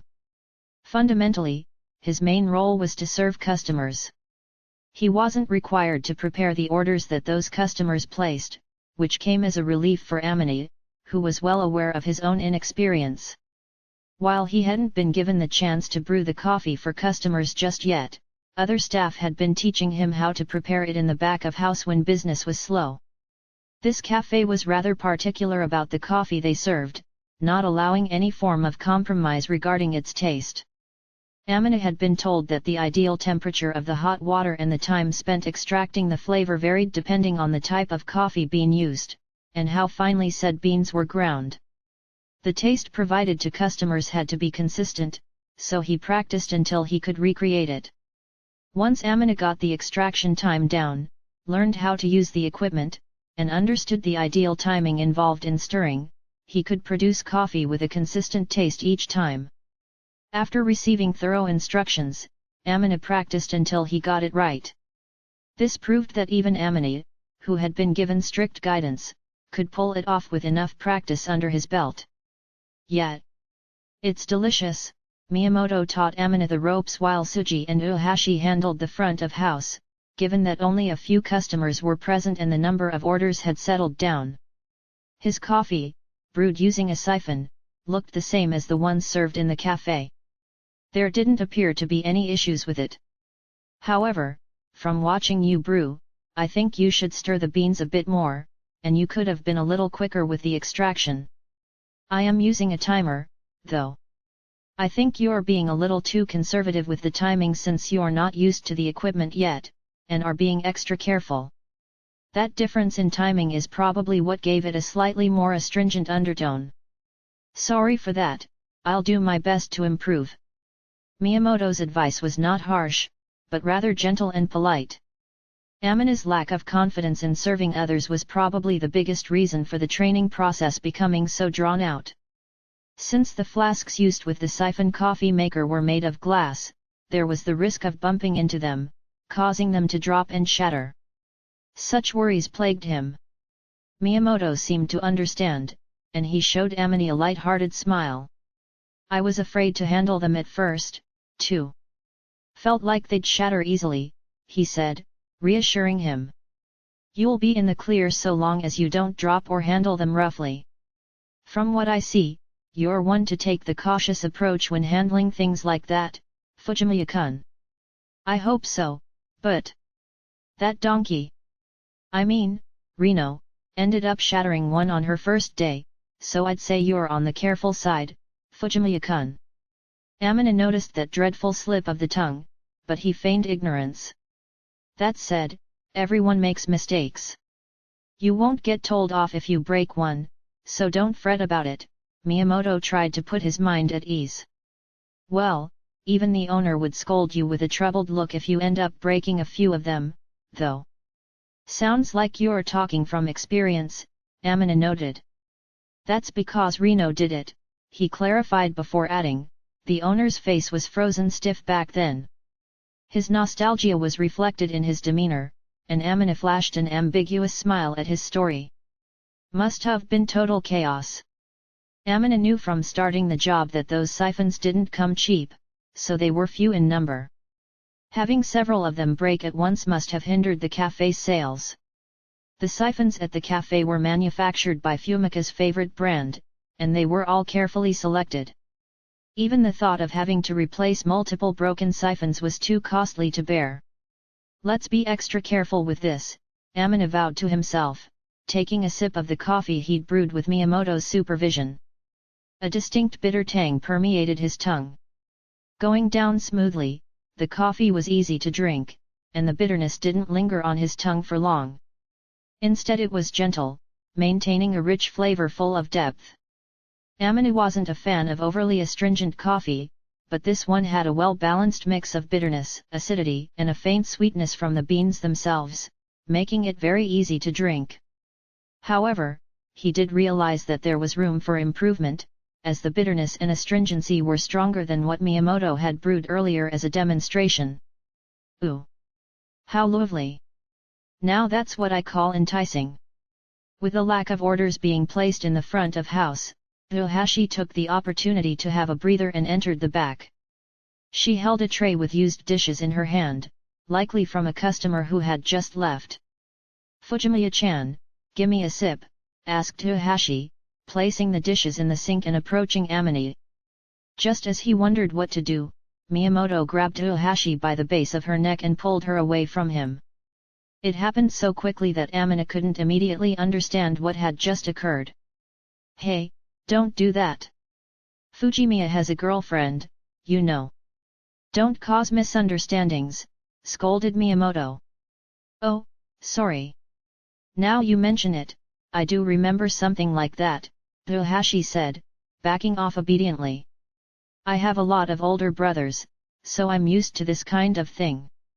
Miyamoto must have put a stop to her shenanigans since Amina had briefly explained his situation to him as they were working. Miyamoto couldn't hide his disbelief, but Uehashi just grinned. Amina had been wondering if he could ask the two about their seemingly close relationship, which had become increasingly more apparent over the past week. You two seem to get along well, remarked Amina. Well, we do go way back, we've known each since we were kids. Been by each other's side for over 20 years now, Uehashi explained. Saying we're stuck with each other wouldn't be far off the mark, added Miyamoto. Harsh much. Uehashi playfully chopped Miyamoto in the side, and he pinched her in response, making her yelp. They quickly exchanged playful blows, taking advantage of the fact that customers couldn't see them. Their easygoing familiarity was clearly not developed overnight, and Amina found himself understanding why they seemed so close. Still, he couldn't help but feel that they were perhaps a bit too close for childhood friends of the opposite sex. He tilted his head, unsure if this was the norm for male-female childhood friends. He could understand the closeness between Ayaka and Tsuji since they were dating, but Miyamoto and Uehashi more or less had a similar vibe. Amina didn't think he was close enough to them to point this out, and it would be rude to pry out of mere curiosity. So, putting that curiosity of his on hold, he simply watched the pair's light banter without further questioning. Oh, just wondering, but what's your sweetheart like, Fujimiya-chan? Asked Uehashi innocently, finally freeing herself from Miyamoto's grip. Amina looked up, pondering. What's she like? You ask.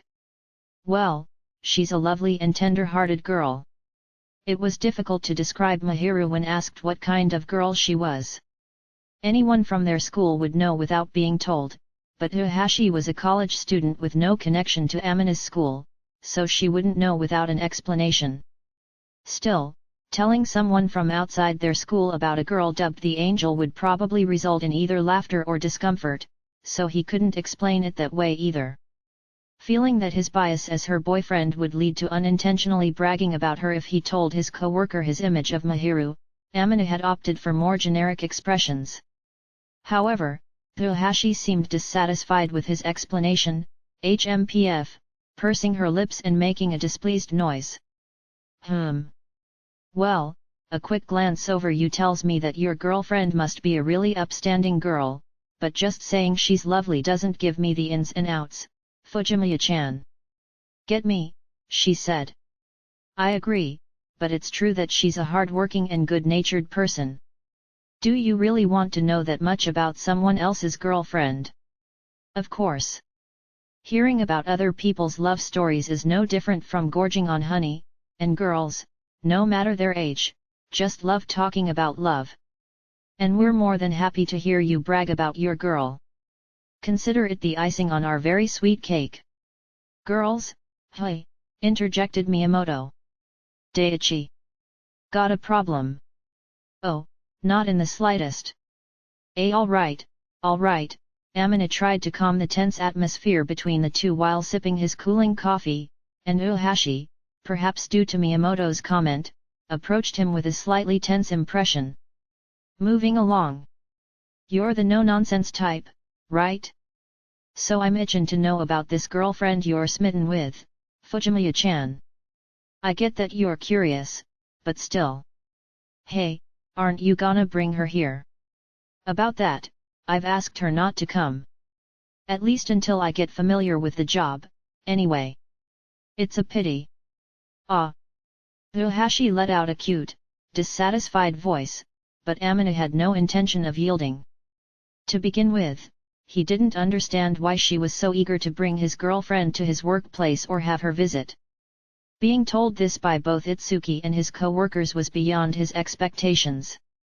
Well, let's just say that I'll get to see your sweetheart someday. Is she a cutie by any chance? She asked. Objectively, or from my perspective? Both. Objectively, I think she's incredibly cute, Amina began. But for me, she's the cutest girl in the world. Amina decided to answer this question honestly and as plainly as possible without it sounding like he was boasting. Mahiru's beauty was such that, regardless of personal preferences, anyone would consider her beautiful. He couldn't give up on that point. As her boyfriend, he wanted to say that Mahiru's cuteness lay more in her behavior and the affectionate side of her that only he saw, rather than her outside appearance. She's always so adorable without even trying to be. Her pouting when jealous of other girls even though she knew he had no ill intentions, her tugging at the hem of his clothes when she was lonely, and her head-butting him to hide her embarrassment when her shyness reached its peak. Amina found all of these small gestures incredibly endearing. If she were intentionally acting this way, she would be considered cunningly cute, but Mahiru was genuinely like this, which sometimes made it hard for Amina's heart to keep up. In fact, it would be easier for him to deal with it if she were doing it on purpose, but since she was acting this way naturally and genuinely, his heart was always being shaken. Though he could go on and on about her cuteness if he wanted to, he decided to keep it to himself and be concise in his words, lest he be met with either disdain or disbelief from his two seniors. However, Uehashi covered her mouth with a grin, saying, oh my. Bragging now, are we, trying to tease him? You were the one who said you were more than happy to listen, Amina retorted. Simon, you're working part-time for her sake, right? She must be a really nice girl, one you'd want to do everything for, right? It's not really for her sake, I'm doing it because I want to. It's a decision I made on my own. Amina felt it necessary to clarify this point. He started working part-time because he wanted to, not because he was trying to do something for Mahiru. He didn't intend to burden her with any responsibility. Even if he knew that what he was doing would contribute to Mahiru's happiness, he didn't want to make her partly responsible by saying it was for her sake. He was doing this for himself, and if it benefited Mahiru, that would be great, but he couldn't compromise on that point. I can't say it's for her sake. I'm doing this because I want to, and as a result, I'm making her feel lonely. That makes me a selfish person, you know, Amina cleared up. He knew that Mahiru both accepted and respected his decision despite it resulting in them spending time apart, but he also knew he was making her lonely and increasing her burden. That's why he was always grateful and intended to work hard to achieve his goal as soon as possible. So, Amina had firmly and bluntly declared that he didn't want to think of Mahiru as a reason or excuse for his struggles, to which Uehashi and Miyamoto blinked their eyes in admiration. "You're such a serious fellow," she noted. "A far cry from you, Reno, that's for sure," Miyamoto returned. "What are you roasting me for? You jump ship too often. How many months did you last with your previous boyfriend?" "Ugh, just drop it, Daiichi. Who I date is none of your business. I'm not stealing anyone's boyfriend nor am I dating you, so don't go nitpicking at everything I do just cause we're childhood friends." "Yeah, whatever you say. Please accept my deepest apologies." Miyamoto frowned slightly after being strongly rebuffed, looking somewhat hurt as his gaze wandered. Uehashi, oblivious to his pain, returned to the front of house with a slightly sour expression. After looking at her back with a somewhat pleading gaze, Miyamoto shifted back to his usual gentle expression when he noticed Amina's gaze, acting as if nothing had happened. Miyamoto-san," Amina called out hesitantly. I'm sorry for that." Amina lowered his eyes, feeling that the situation was his fault, having said something that he shouldn't have, but Miyamoto waved his hand with a light, carefree laugh. "Oh! Don't sweat it, Fujimiya. You're not to blame here. She's always acted like that, and I think it's a little too late for me to say anything about it now. And no, that's not what I meant. Fujimiya. Yes. People's hearts often don't sway the way you'd like them to. I know that all too well. Right. It's nothing you need to be concerned about. It's fine, don't let it bother you." Amina couldn't tell if he said that to dispel his worries or if Miyamoto had already resigned himself to the situation, giving up on her acting as she did. But one thing was for sure, Miyamoto, for a brief moment, had a pained expression in his eyes as he spoke. He told Amina in his usual casual, emotionless tone, "I'm off to the front of house, so I'm counting on you to clean up," and left the kitchen. Amina was unsure of whether Miyamoto had picked up on his thoughts on the matter or not. Suji returned, as if replacing his position, coming back with a tray piled full of dishes. He smiled bitterly once he saw Amina's expression. "There's no point in talking to Miyamoto-san about it. He's made up his mind about that person, on a whole different level and approach than you have, Fujimiya." Suji laughed and shook his head slightly. He must have been stationed by the counter, as he seemed to have some idea of the situation. Putting away the used dishes, Suji had spoken in a way that showed his own concern for their circumstances, and appeared to have guessed their conversation. "It doesn't feel right to pry too much into people's personal affairs, but am I imagining things correctly?" asked Amina. "I'm not you, so I can't see inside your head, but probably. This is tricky. I haven't met anyone like this before, so I don't know what to make of it." If this conjecture was true, Amina could easily tell that Miyamoto must have had a hard time. He liked someone who was involved with other men, and she kept changing partners. She never looked his way, and it must have been especially painful to be close to her as a childhood friend. Amina thought it would be rude to assume Miyamoto's feelings, but just imagining it made his heart ache. "Let me make it clear, though, Uehashi-san's not a bad person or anything. She just falls in love easily, but falls out of it just as easily," Suji clarified. "Many times. I've been working here since we were first years, and Uehashi-san was here even before that. As far as I know, she's had 5 or 6 boyfriends so far. While she hasn't had multiple relationships at once, her partners keep changing. Wow, she must be really popular, Amina commented. She looks like a gentle beauty, but some see her as an easy target. On the inside, though, she can be quite frank or harsh. She had a slender, tall, and model-like figure, but her facial features were sweet and gave off a soft impression, making her seem like a prim and proper woman until she spoke. When she did, she came off as rather high-spirited and was fast to make dirty jokes without hesitation, creating a large contrast between her appearance and personality. She's a bright and bubbly person, but you'd never guess her personality based on her looks alone. Amina couldn't help but wonder if that was a factor in her being quick to change partners. So, Miyamoto-san has been seeing her get boyfriends all this time? Amina asked, while not giving a single word of complaint. Sure has. Consider me amazed. Well, it's not something we have any say in. Something might actually work out at this rate, don't you think? In the end, Miyamoto-san is the only one who can understand and take care of Uehashi-san. I bet things will settle down eventually. Uehashi-san might even come crying to him. Tsuji, who seemed to have no intention of breaking their positions as workplace seniors and juniors, gave a very casual evaluation. Perhaps due to having witnessed their interactions many times before, Amina re-evaluated the situation, realizing that it wasn't his place to interfere since he wasn't that close to Miyamoto. It would be better to watch over their choices and future rather than worrying and meddling unnecessarily. While giving someone a well-needed push can be important at times, it could also cause their relationship to collapse. Amina didn't have a deep enough friendship with Miyamoto to take on that responsibility. Well, Miyamoto-san and Uehashi-san should be fine. What was the phrase for this again? A broken pot with a patched lid, was it? 8. Kayano, that's pretty rude in itself. Oi, who are you calling a patched lid?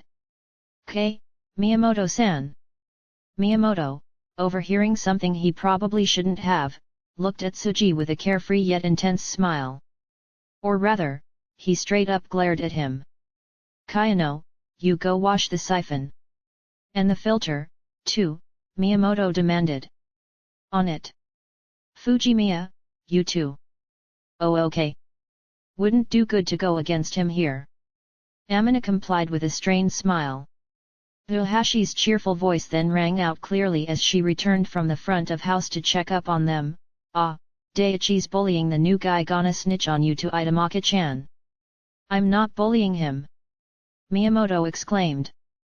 Outsiders, please don't interfere. Rich coming from you, you bully. You're the worst. Although it wasn't actually bullying but rather a consequence of their actions, Uehashi, who didn't know the circumstances, playfully poked at Miyamoto as if teasing him. As a result, Miyamoto's attitude naturally stiffened. You know, Miyamoto-san gets all stubborn precisely because Uehashi-san acts like that. You got that right. Conversing in such a way that they wouldn't be overheard, Amina and Tsuji sighed in unison at the muffled sound of quarreling behind them all while they cleaned the dishes and utensils they'd been ordered to do. 8. Where ne ben itoji buta, a broken pot with a patched lid, a Japanese idiom conveying the message that everyone has a suitable partner somewhere, and that said partner is someone similar to the person in question. Seems to have the implication that broken people may find solace in another broken person as their partner. Researched from dictionary.goo.ne.jp and hamimate.co.jp. Chapter 9, The Angel's Secret Business. Lately, Amina had grown used to returning home from work after the sun had set, and often lightly jogged back along the streets at nighttime as part of his daily exercise.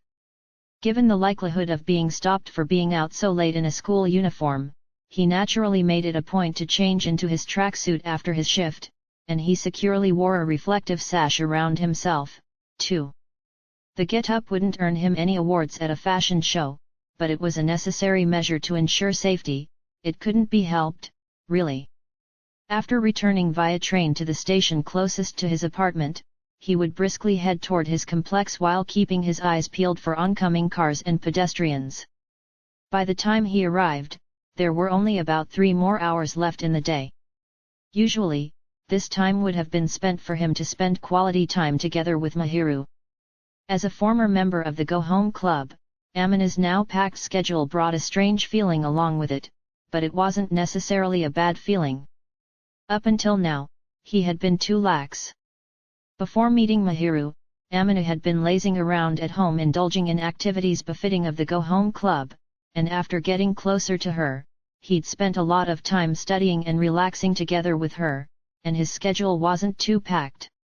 While setting and abiding by a strict schedule did feel a little restricting, he found it to be fulfilling as well. "I'm home," he called out, mentally and physically drained.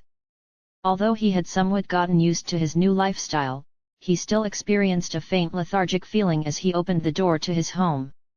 The lights were turned on, but there was no sign of anyone being there. He'd initially thought that Mahiru would be waiting for him with dinner prepared, but when he took off his shoes and looked toward the living room, she was nowhere to be found. Peeking over into the kitchen, Amina picked up on a rather pleasant smell wafting from it, and also noticed that a pot had been left on the stove, still covered with a lid. Whatever food was inside it seemed to have already been prepared, indicating that Mahiru had prepared dinner and then left his apartment. While he believed it was a good thing for her to value her personal time, he couldn't help but find it unusual. Amina had sent her a message before he left work that he was on his way home, but just as he considered sending another one, he heard the sound of the front door unlocking. The sound was a little frantic, as if she'd been in a hurry. "Oh, Amina-kun, you're home early today. Someone else is on cleanup today, apparently. Plus I ran a little faster on the way back," he explained, listing the reasons he'd arrived earlier than usual. "Sorry, though. Looks like you were busy with something, Mahiru. Perhaps I should have relaxed my pace." "No, not at all. I wanted to see your face as soon as possible, Amina-kun." Panicked, Mahiru shook her head from side to side ever so slightly. Her hair fluttered about as she did so, and Amina replied, "Glad to hear you say that," with a faint smile as he watched her. What Mahiru had said was utterly cute, and Amina couldn't help but break out into a smile, but she didn't seem to be too bothered by it. Instead, she looked down somewhat uncomfortably and muttered something under her breath. "Mahiru. Oh, I was just lost in thought, please don't mind it," she responded. "I shall prepare our dinner now that you're back, Amina-kun. I'll heat it up while you take a bath. The tub already has plenty of hot water for you. Thanks as always." Amina was a little puzzled at how awkwardly she was acting compared to usual, but just as he was about to slip past her, he noticed a sweet scent coming from her. Mahiru had always smelled rather sweet, but the quality of the sweet aroma permeating the air was somewhat different from that. It wasn't from her shampoo, nor was it her natural scent, but rather a kind of sugary smell that clung to her from her surroundings. To put a finger on it, it smelled just like baked sweets. What's the matter?" she asked. "Well, I was just thinking that you smell a little different today. Like sweets, or something baked." That's because I had some snacks, at home." "Oh? You eat less than I do, Mahiru, wouldn't you lose your appetite if you ate something before dinner?" he asked, a little bewildered. Usually, Mahiru refrained from eating between meals so that she could maintain her figure, so this was rather odd for her. Besides, although Mahiru wasn't exactly a light eater, she did tend to eat less. It proved challenging for her to have snacks while still eating her usual portion of dinner. I will be able to clean my plate, so it should be okay. Anyway, please go take a bath now, Amina-kun. You must be hungry after work, right? I'm running on empty right now, to be honest. If that's the case, I say you take a refreshing bath before treating yourself to a delicious meal, Mahiru suggested. How does that sound? She pushed Amina by the back as if trying to cover something up, and while he did think something was off, he went to his room to grab a change of clothes as if swept along by her suggestion. It appeared that Mahiru was keeping a secret from Amina. Every time Amina came back from his part-time job, this suspicion of his grew stronger. Not even a suspicion, really it was more of a certainty at this point. She looked to be keeping something under wraps, for whatever reason. That only applied when Amina was out of the house, and not even a shred of that secrecy was shown on days Amina wasn't working. As such, there must have been something she didn't want him to see. I wonder what she's hiding. Fundamentally, Mahiru was a terrible liar. She was awful at keeping things to herself, as her attitude was often a dead giveaway. This time, however, she was trying her best to evade his suspicions and deceive him, pretending as if nothing was going on. Whatever it was, she really didn't want Amina to find out about it. That being said, even if Amina asked Mahiru directly, she would undoubtedly dodge the question, and it wasn't like he wanted to force an answer out of her purely out of curiosity. Mahiru had her own thoughts and, for all he knew, it could be an issue that was hard to bring up between a boy and a girl. Considering all of that, persistently trying to find out could be considered rude, so Amina, although somewhat suspicious, opted against asking her directly. Also, both Chitose and Ayaka had insisted they didn't know a thing when he asked. However, judging from their reactions, they seemed to be aware of the content of the secret. Thus, they too were accomplices involved with this secret. Amina couldn't hide his sense of unease at being left out, but he refrained from saying anything, out of consideration that there might be matters that could only be shared with people of the same sex. You know, Mahiru seems to be hiding something from me. Amina couldn't help but share his anxiety with his co-worker, Suji, while they were commuting to their part-time job. He could tell that Mahiru was planning on keeping up her secret today as well, it was clear from her demeanor. This made his heart swirl with unease. Suji and Amina happened to be on the same shift and were heading to work together, and Amina had brought the topic up the moment they sat down on the train, which had taken Suji aback. But seeing Amina's expression, Suji figured that it wouldn't be a light-hearted topic, so he straightened his posture as he sat next to him. Did you two have an argument, or something along those lines? Suji asked. No, not even briefly. It's just that Mahiru seems to be hiding something.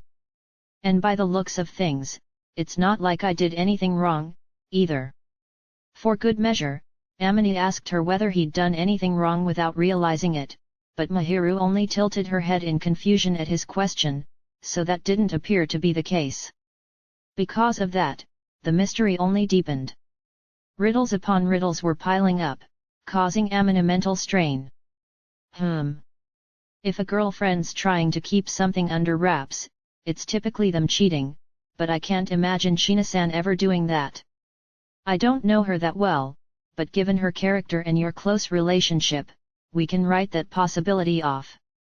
That's what I think, too, Amina promptly responded. There's no way Mahiru would do something so dishonest. She despises even the concept of cheating and infidelity more than anyone else. What Suji had said as a brief example was something Mahiru would never do. With her complex upbringing and environment, Mahiru detested disloyalty.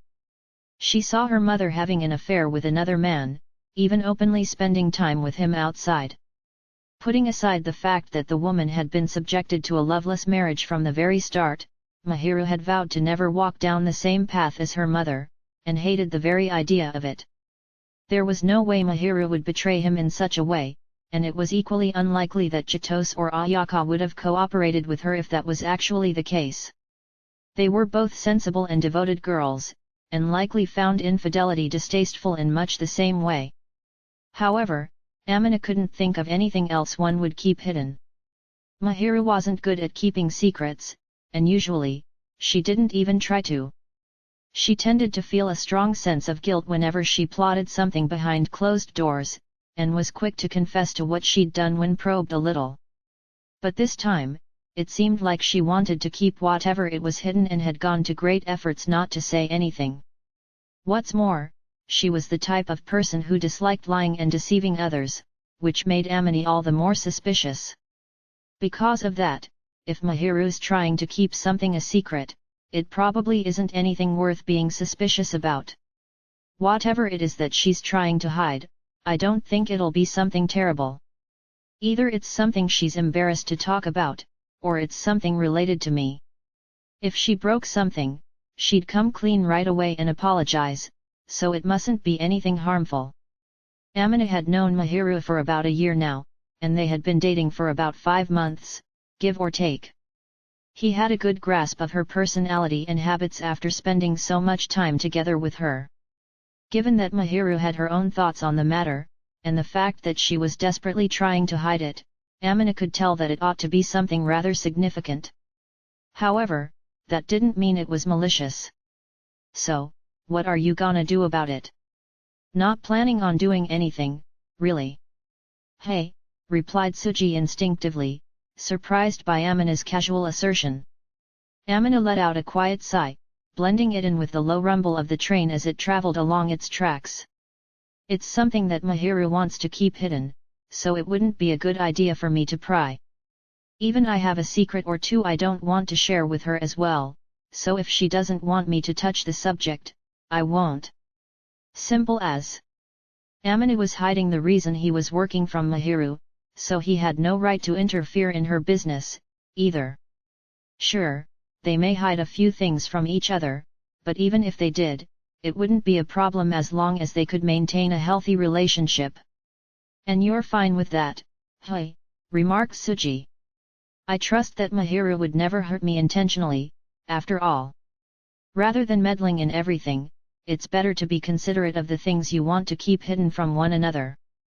It's precisely because I trust her that I ought to respect her privacy, and I'd even say that's the secret to a harmonious relationship. That was something Amine had learned from watching his parents, and nothing was more convincing after seeing their strong, affectionate relationship. As their son, Amine thought that they always had a good relationship and understood each other well, all while not necessarily being involved in everything the other did. Contrary to what people who knew his parents may think, they didn't always stick together. While this surprised others, they very much valued their alone time and often pursued their own hobbies in separate places. Even when they were together in the same place, they were often doing different things, yet the atmosphere was warm and soft, comfortable enough for their son, Amine, to appreciate it. Having observed his parents act that way, Amine learned to respect both his own time and that of his partner. Just curious, but, what if it was something she felt guilty about? If so, then it means that I wasn't someone worth consulting, and if Mahiru actually did leave me, it'd be because I was unattractive and pathetic. In short, the fault would lie in me. Mahiru was, undoubtedly, a very loving, devoted, and sincere girl. If such a girl were to leave Amine without talking anything through, then the problem would likely be more on Amine's end. Knowing Mahiru, she would express her feelings sincerely before putting an end to the relationship. And since that wasn't happening, it meant that she was hiding a personal secret that didn't conflict with common sense or her morals. So, not wanting to make her uncomfortable, Amine didn't feel inclined to probe any further. Putting that aside, however, it was only natural that he'd grow curious about it. Well, this is Mahiru we're talking about, so I'm sure it'll turn out just fine, but it's tough not to get curious, Amine admitted. Knowing that she's hiding something makes it harder for me to relax, to be perfectly honest with you. Fujimiya, Suji responded after a brief moment of thought. You're pretty, level-headed once you've made up your mind about something, aren't you? You think so? Amine was only content with waiting due to the deep trust that he had for Mahiru. Being impatient wouldn't get him anywhere. It would be better for him to sit back and wait calmly until Mahiru wanted to reveal it herself, whenever that would be. Since he was sure that nothing terrible would come of it, Amine decided against questioning her. After all, Mahiru was the one involved. I just hope she'll forgive me for feeling a little antsy about it, as pathetic as that might sound. Back when I'd pass by you in the corridor, you were always looking down at the floor, not having much in the way of confidence, Suji began, noting the stark contrast between Amina now and several months ago. But now, you're the boyfriend of such a splendid angel. That's exactly how it was. After all, I didn't have much confidence in myself back then. It's all thanks to Mahiru's support and my friends who gave me a kick and slap on the back that I'm now able to stand tall and proud like this. That's how it feels, anyway. Sure, Amina had been kicked and slapped on the back by his friends before in the physical sense, but in the metaphorical sense, it was thanks to them that he was now standing next to Mahiru, and that she was able to support him like she was.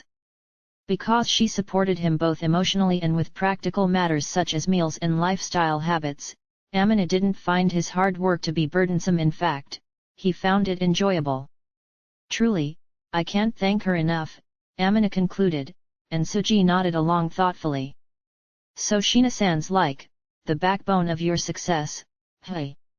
Or actually, it's more like the more you cherish her, Fujimiya, the more she lets you shine. 9. Whether I'm shining or not aside, I just can't afford to be timid when standing next to her, Amina laid out his thoughts. I gotta be proud of myself, and I want to be a man worthy of respect. Plus, Mahiru's the reason why I started to think this way in the first place. She's the one truly supporting me. I imagine your values must be part of what makes people want to support you, though. I'm flattered you think that, but I still think it's thanks to Mahiru that I was able to build up my confidence again. Because of that, I want to put in the effort to be worthy of her. No, that's not it. I want to put in the effort because it's Mahiru. After that, Amina murmured, that said, isn't Mahiru just so amazing, to which Suji somewhat joked, you know, I do wonder why I'm here just to listen to you brag about her, which left Amina feeling both apologetic and somewhat embarrassed until they finally arrived at the station. Amina worked around 3 to 4 times each week, changing depending on the shifts he was assigned, but the number never strayed from that range. Despite the weekend being the best time to earn money, he always left one of the days free, preferring to spend the extra time either with Mahiru or for himself. As a student, he couldn't very well neglect his studies, and the owner, Fumika, was very understanding. She was also very supportive, especially regarding his true goal for getting a job. Today was a day off, and ever since the morning, Amina had spent his time relaxing. And by relaxing, that also included his workout, a light jog that he had done in the morning, and the assignments that he'd completed relatively quickly, so it was better to say that he finally got the chance to relax. Not only am I living much healthier than before, but I'm so much more organized, too, Amina thought to himself, letting out a bitter smile. He had diligently finished everything he needed to do in the morning, but there was one thing still clouding his mind. Exactly. Mahiru's secret. Looks like she's been acting all sneaky again today, too. Mahiru, who had come over to Amina's house shortly after lunchtime, was acting slightly awkward yet again. Although she had somewhat calmed down now, past around 2 o'clock, she seemed to be on edge whenever Amina shot a glance at her, making it clear as day that she was hiding something. He didn't point out his realization, however, so Mahiru gradually regained her composure as time went by. She looked calm and composed as she sat next to Amina on the sofa, but her mind seemed to be elsewhere. Preoccupied by her thoughts, one could say. With it being his precious day off and all, Amina at least wanted to enjoy some time together with Mahiru, but he didn't find it appropriate to impose on her while she was so deep in thought. At the very least, he wanted to hug her in order to replenish the Mahiru that he now often lacked due to his part-time job. Mahiru. Yes. May I hug you? While relieved by her response, Amina asked hesitantly. Mahiru's caramel-colored eyes blinked at his question and then she nodded, smiling gently. Softly, she spread her arms out wide, so Amina accepted her kindness and gently wrapped his own arms around her body. Today, Mahiru smelled like chocolate. Gotta say, not a day passes now when Mahiru doesn't smell sweet. Despite how much Mahiru loved sweets, she didn't eat them often. This was because she was so meticulous about maintaining her figure that she was hardly inclined to cave in and treat herself. And yet, she often gave off a sugary scent as of late. As the one by her side, Amina wasn't as big a fan of sweets as she was, but the sweet fragrance was an exception. He rather enjoyed it, actually, so he wasn't opposed to the gentle aroma of sweets that wafted over each time he touched or was near her. What a nice smell! Politely and gently, Amina began to embrace her delicate body, but the moment he lightly touched her waist to pull her closer. No. Mahiru's body jolted. Perhaps that was too sudden for her? Amina's mind began to cool rapidly after hearing her seemingly instinctive refusal. Just because she was always by Amina's side and often snuggled with him didn't mean he had the right to touch her hips at his own convenience. Sure, she was his girlfriend, but he couldn't just touch her however he pleased. There were bound to be times when she wasn't in the mood for it, or simply didn't want to be touched in such a way. Amina let go of her body with an awkward look, and Mahiru, appearing not to understand what was going on, looked up at him with a puzzled expression. My bad, Amina apologized. I got carried away. Hey? I wasn't against it. That's not it at all. I didn't mean to give you the wrong idea, Amina-kun. It's not that I dislike being held by you, you know. Panicked, Mahiru hurriedly corrected his misunderstanding while making some exaggerated gestures, appearing to have picked up on the fact that Amina felt rejected. But, you didn't like it. Or rather than not liking it, I'm just a little self-conscious, about my belly, that is. Your belly. I may have gained weight, so holding my waist is a little, she said, putting a hand to her belly. Given that Mahiru had unparalleled self-control and always seemed to maintain an ideal figure, Amina could only tilt his head. And from looking at her, from touching her, Mahiru possibly gaining weight was something that hadn't even crossed his mind at all. Even just then, she was just as slender as she already had been, to the point that it made Amina a little anxious. In fact, he figured that she'd be better off putting more weight on for her health's sake, considering how skinny she was. Where? You look as slim as ever to me, Amina noted. And besides, you don't even eat enough to gain weight, do you? Amina knew that at home, Mahiru tended to do some light stretching and exercises, and that she also went for a jog whenever she had the time. Plus, she would play fitness-related games on his console once in a while. Although she was also a member of the Go Home Club, Mahiru never missed a chance to exercise, instead prioritizing her beauty.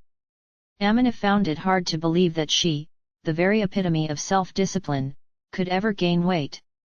Yes, he found it hard to believe, but for whatever reason, Mahiru still refused to meet Amina's gaze. So, did you? I haven't. For one, I haven't been slacking on exercising at all, and have actually been doing it more frequently. I have also been maintaining a balanced diet with 3 meals per day. I have been, but, outside of those meals, You ate between meals.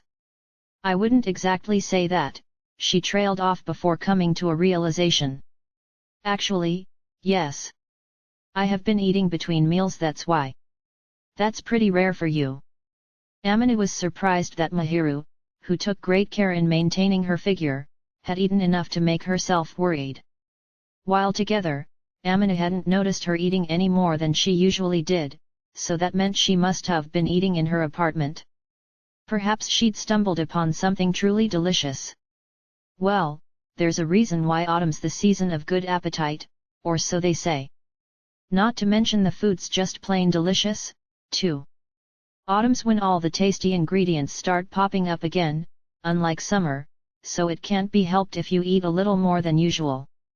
Me being indecisive and particular doesn't help much either, Mahiru blurted out. Hey! Please don't mind it, she said, brushing her own comment aside. Anyway, if you touch my belly right now, I'm afraid the fat might. It wouldn't be a problem if Mahiru gained some weight. Amina wasn't attracted to her because she was slender, because she was cute, or because she was beautiful. He liked Mahiru herself. Her physique had nothing to do with it, and as long as she had a healthy body, Amina wasn't concerned about her numbers on a scale. Therefore, looking thoughtfully into Mahiru's eyes, he said, "Honestly, you don't need to worry about it." Shortly after that, she peeped up at him, groaning, "You," ever so softly. While it may have been a dire problem for Mahiru herself, Amina believed that a slight bump to her body fat was nothing to fret over.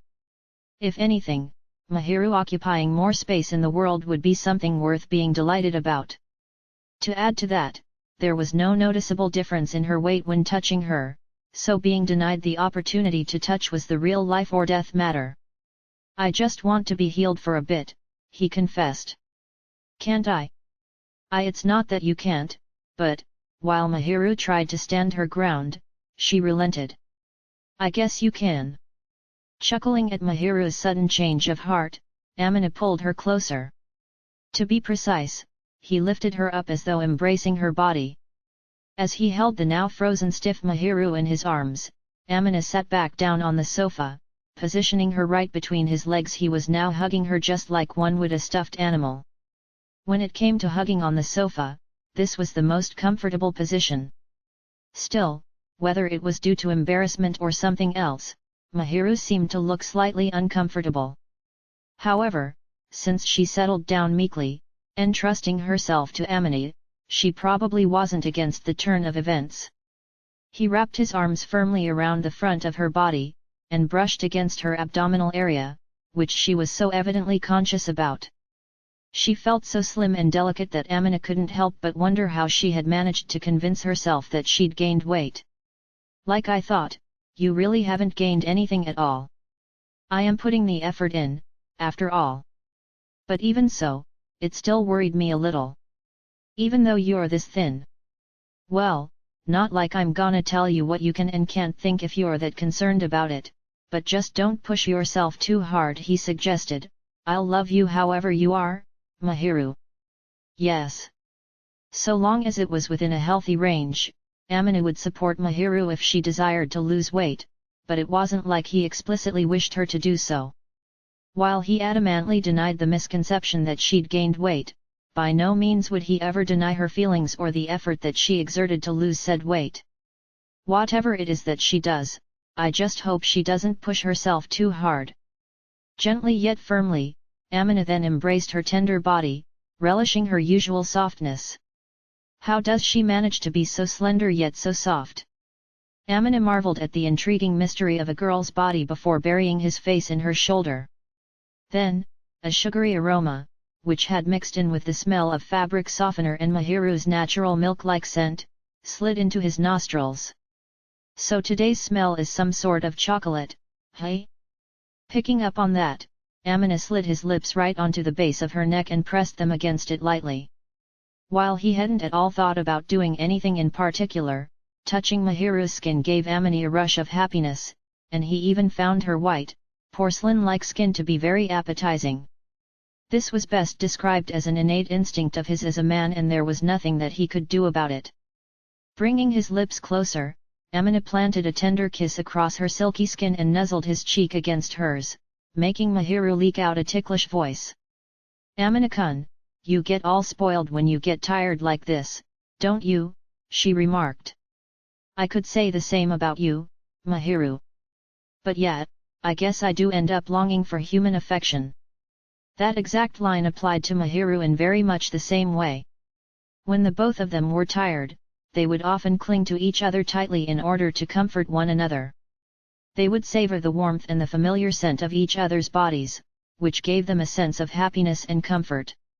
Although Mahiru was typically the one fawning over him, Amina had recently been finding himself getting more and more fatigued, and in turn, had started to become more comfortable with showing her his vulnerable side. And as it appeared, Mahiru loved it when Amina depended on her openly like this, which only encouraged him to be pampered by her more often. "You can do as you please, but please try not to leave any marks. They can be seen, Mahiru continued. Chito-san spotted the mark from when I last slept over, you know?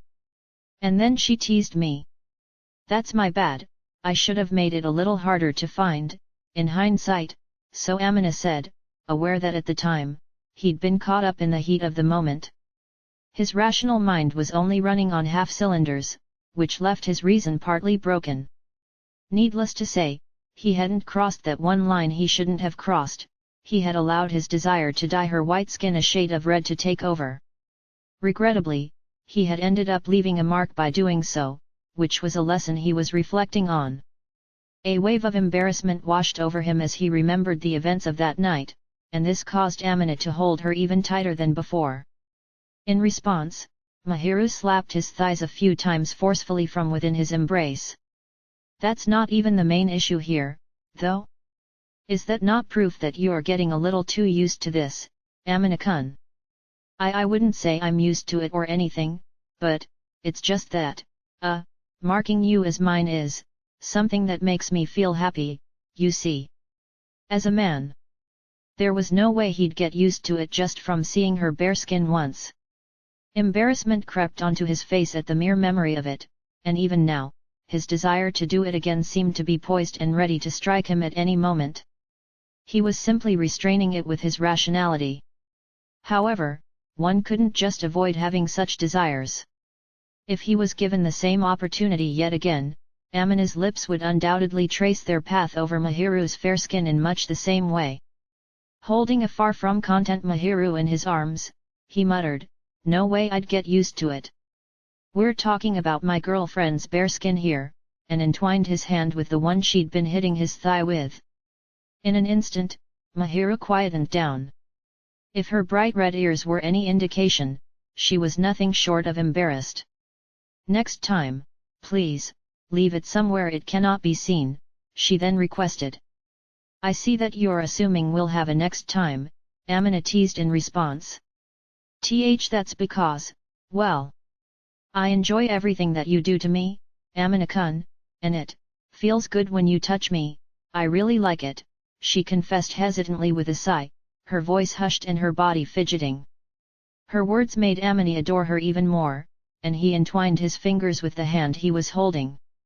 Amina understood that Mahiru would likely accept anything that he'd do, and her little confession of enjoying his touch flared up his desires once again.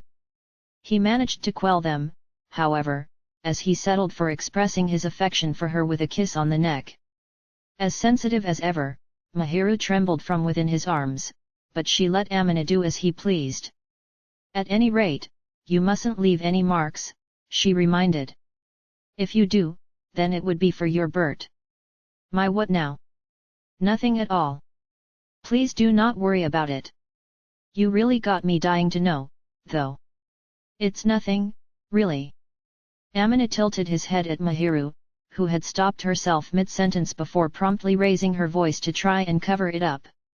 She leaned against him with all her might shortly after, which Amina gladly accepted with a smile, thinking about how adorable she was. 9 Neijo no Kao, help from behind the scenes. Neijo no Kao is a phrase used to praise the efforts of a wife who supports her husband from behind the scenes, though it is not strictly limited to a wife.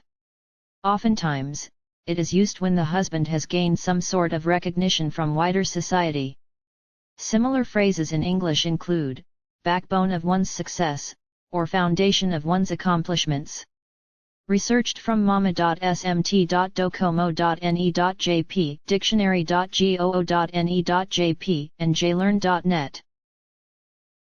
Chapter 10, And so, X day arrived for the angel. Although Amina had now started to work part-time, that didn't mean he spent all of his days off with Mahiru. She had her own life, and there were times when she wanted to be alone or spend time with someone else. Additionally, she'd been plotting something behind Amina's back as of late, and because of this, he often spent the time relaxing at home until dinner or hanging out with Itsuki and the others on any weekdays he didn't have work. "Say, Mr. Newlywed. You sure it's fine and dandy for you to be hanging out with us? Your wife won't start sulking on you?" At Itsuki's invitation, both Amine and Yueta were brought along to taste test a new product launched by a coffee chain. They ordered takeout, and headed over to a nearby park by the station to enjoy it, but just as they did so, Itsuki asked that question out of the blue. Prior to this, Itsuki had half-jokingly suggested, "What day I think of heading to Amine's cafe instead," but Amine shut him down firmly. "Who are you calling a newlywed?" Amine retorted. "Anyway, this is my free time, so it's not like me hanging out with my friends is a problem or anything. It'd be a different story if I was with girls, but you're just my guy friends, so it's purely just for fun. We're only messing around." "Gosh. So now you're saying you just mess around with me? You're the one who said that when you invited me. What are you even? And if you're taking that meaning of mess around, then we've never had a relationship like that to begin with, so that's out of the question." Amine looked at Itsuki with a blank look. Itsuki wriggled his body back and forth dramatically, deliberately acting as though Amine was his partner and had cheated on him. Soon enough, he reverted to his usual self and dropped the act, now nodding knowingly. "But of course," he said. "Ain't no way I can split a hot and heavy couple like you two apart. You've got Chitos, man. And I don't need you. Now that's just cruel." "Well, you'd just get in the way if you were with them, Itsuki." "That's pretty harsh of you too, Yueta, don't ya think?" Nonchalantly throwing shade, Yueta was drinking his newly released limited-time frozen shake, all the while ignoring Itsuki's comment with an innocent expression. A week had passed since the start of November, and the weather had already begun to hint at the onset of winter. "I'm surprised he chose to drink that in this cold weather," Amine thought to himself as he sipped the hot matcha latte that he'd ordered. Itsuki, now under the impression that he has no allies to speak of, intentionally made a show of sulking for a good 10 seconds or so before starting to heartily gorge on his limited-time sweet potato latte. "Well, moving on," Itsuki began. "You're fine hanging out with us, but are you sure you ain't tired or anything? If this was all it took to get tired, then Katawaki would be run ragged day after day," replied Amine. "Well, we do take proper rests during club activities, and it's not as mentally taxing compared to serving customers, so it's not that bad, I guess," Yueta clarified. "I mean, I do running because I enjoy it. But what about you, Fujimiya? You don't get stressed from working?" "Not particularly. It's not like I totally enjoy serving customers or anything, but most of the customers are more on the calmer side since they tend to be older in age. My seniors are kind to me, not to mention polite, and they taught me the ropes carefully. Sure, I might feel pressured at times because of my shortcomings, but the environment itself isn't stressful." Not even a full month had passed since Amine started working, but from the bottom of his heart, he was grateful that Ayaka had introduced him to this part-time job. Gaining skills from customer service would likely be useful in the future, and he found it a blessing to be able to work alongside such good-natured people. Frankly, Amine believed that half of what made a great job depended on one's co-workers, so he was especially thankful to have a work environment with calm employees. "I'll give her something as thanks when I get the chance," Amine promised to himself, shrugging his shoulders as he swirled his paper cup around in a circle. "It really is a great workplace. So much so that it's wasted on me, I feel." "That's good to hear," Yueta replied. "The work environment is incredibly important when it comes to having a job, after all. There's no chance I'd want to be part of a workplace that sees its employees as disposable pawns. Yep. You bet I would have quit right away if it was like that. It's a part-time job, sure, but that doesn't mean we don't have a right to choose which one we want. Our mental and physical health take priority, and Mahirudi probably hate the idea of me working at a place like that." "She really loves you, doesn't she?" Yueta teased. "I don't think that has anything to do with what we're talking about, you know." Amine looked at Yueta, thinking, he just felt like saying that, didn't he? But Yuata simply responded with a bright smile, so Amina turned his face away, now a little embarrassed. If I'm not mistaken, you do work at a cafe, right? Asked Itsuki. Yep, it caters more to a wealthy customer base, though. But the food and drinks are all so good, no wonder we charge a lot for them. The cafe placed heavy emphasis on the quality of the coffee beans. They were carefully selected based on their origin, roasting levels, and how they blend, and this attention to detail was unmistakably portrayed in their coffee. Needless to say, it wasn't just coffee that they prided themselves on, they also took great care in adjusting the taste of their other menu items, including food, although there weren't that many to choose from. This attention to taste resulted in the cafe becoming a hidden gem of sorts, a place loved by its regular clientele. Knowing this, Amina couldn't help but wonder who on earth Fumika really was. Even her own niece, Ayaka, seemed to have trouble fully understanding her, and this only left Amina feeling even more confused. Just a skin, but, has anyone ever hit on you while you were there, Amina? Happens often, right? What's with your impression of cafes, man? Nobody has. I do get some compliments from some calm and composed ladies, telling me that I'm cute, but I think they just find my clumsiness endearing, like they're looking at me in the eyes of a grandparent or something. There were quite a few older ladies and gentlemen who watched over him with a warm, or perhaps, gentle smile as he was a new and inexperienced member of staff. While Amina hadn't made any major mistakes so far, he had made his fair share of minor ones, all of which they graciously overlooked. Treated with so much understanding, Amina felt both grateful and somewhat apologetic. As a result, there were plenty of elderly people who could afford to spend their time at the cafe leisurely. Plus, there were fewer younger customers, so there hadn't been any cases of girls trying to hit on him. Besides, there were other employees who were more outgoing and physically attractive than Amina was. Even if someone did come in with the intention of flirting, they would most probably go to them instead. The most Amina had gotten was a casual remark from a woman of his grandmother's age, saying, "I would love to introduce you to my grandchild," but of course, he had a girlfriend and politely declined her offer. "You've got this appeal to older people, I guess. You're always gentle and polite, and it shows in the way you act." Yuata shared his thoughts. "I'm serving customers, of course I can't carry myself sloppily. Well, given the clientele, they must prefer someone quiet and modest like me. They talk to me quite often, after all. Wouldn't that make you popular?" "Kinda. But only as someone to strike up a convo with," Amina clarified. "And things like gender and age have nothing to do with it. The atmosphere's rather relaxed, so even the staff will start chatting with the customers when they're free." This was likely because it didn't have the feel of a common coffee chain, but rather came across as a gentle and relaxed space with a welcoming atmosphere. More than anything else, the fact that many of the regulars were easygoing and benign allowed the cafe to maintain its air of peacefulness. "Imagining you all popular with the madams sure is amusing," commented Itsuki. "Hey now, it's not like that. That's disrespectful to them. You gotta stop these weird fantasies of yours.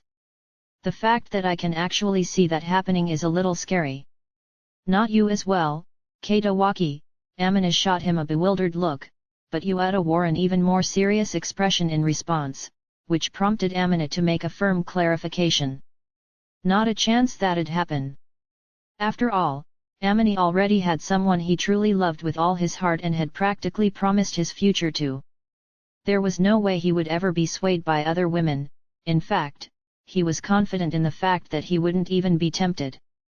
Moreover, the other party wouldn't want Amina to make a misunderstanding like that, either. "Good grief," Amina sighed, to which Itsuki shrugged his shoulders before taking a glance at his wristwatch. "Now then, looks about time," he then said. "Time for what?" asked Amina. "About time I returned you to your rightful owner, I guess." Kmen. It was no lie that Amina belonged to Mahiru, but she wasn't the possessive type, nor would she get jealous over him hanging out with his fellow guy friends. However, Katawaki also agreed, saying, "Oh, right. You've got a point," which only left Amina bewildered. It's not quite 5 o'clock yet, but it's getting colder and the sun's already setting. Should we call it a day here? Either way, we probably all have plenty of things to do when we get home. Well, I guess so, Amina went along with the suggestion. Then let's call it a day here. I'm freezin', Itsuki said, turning toward the park entrance.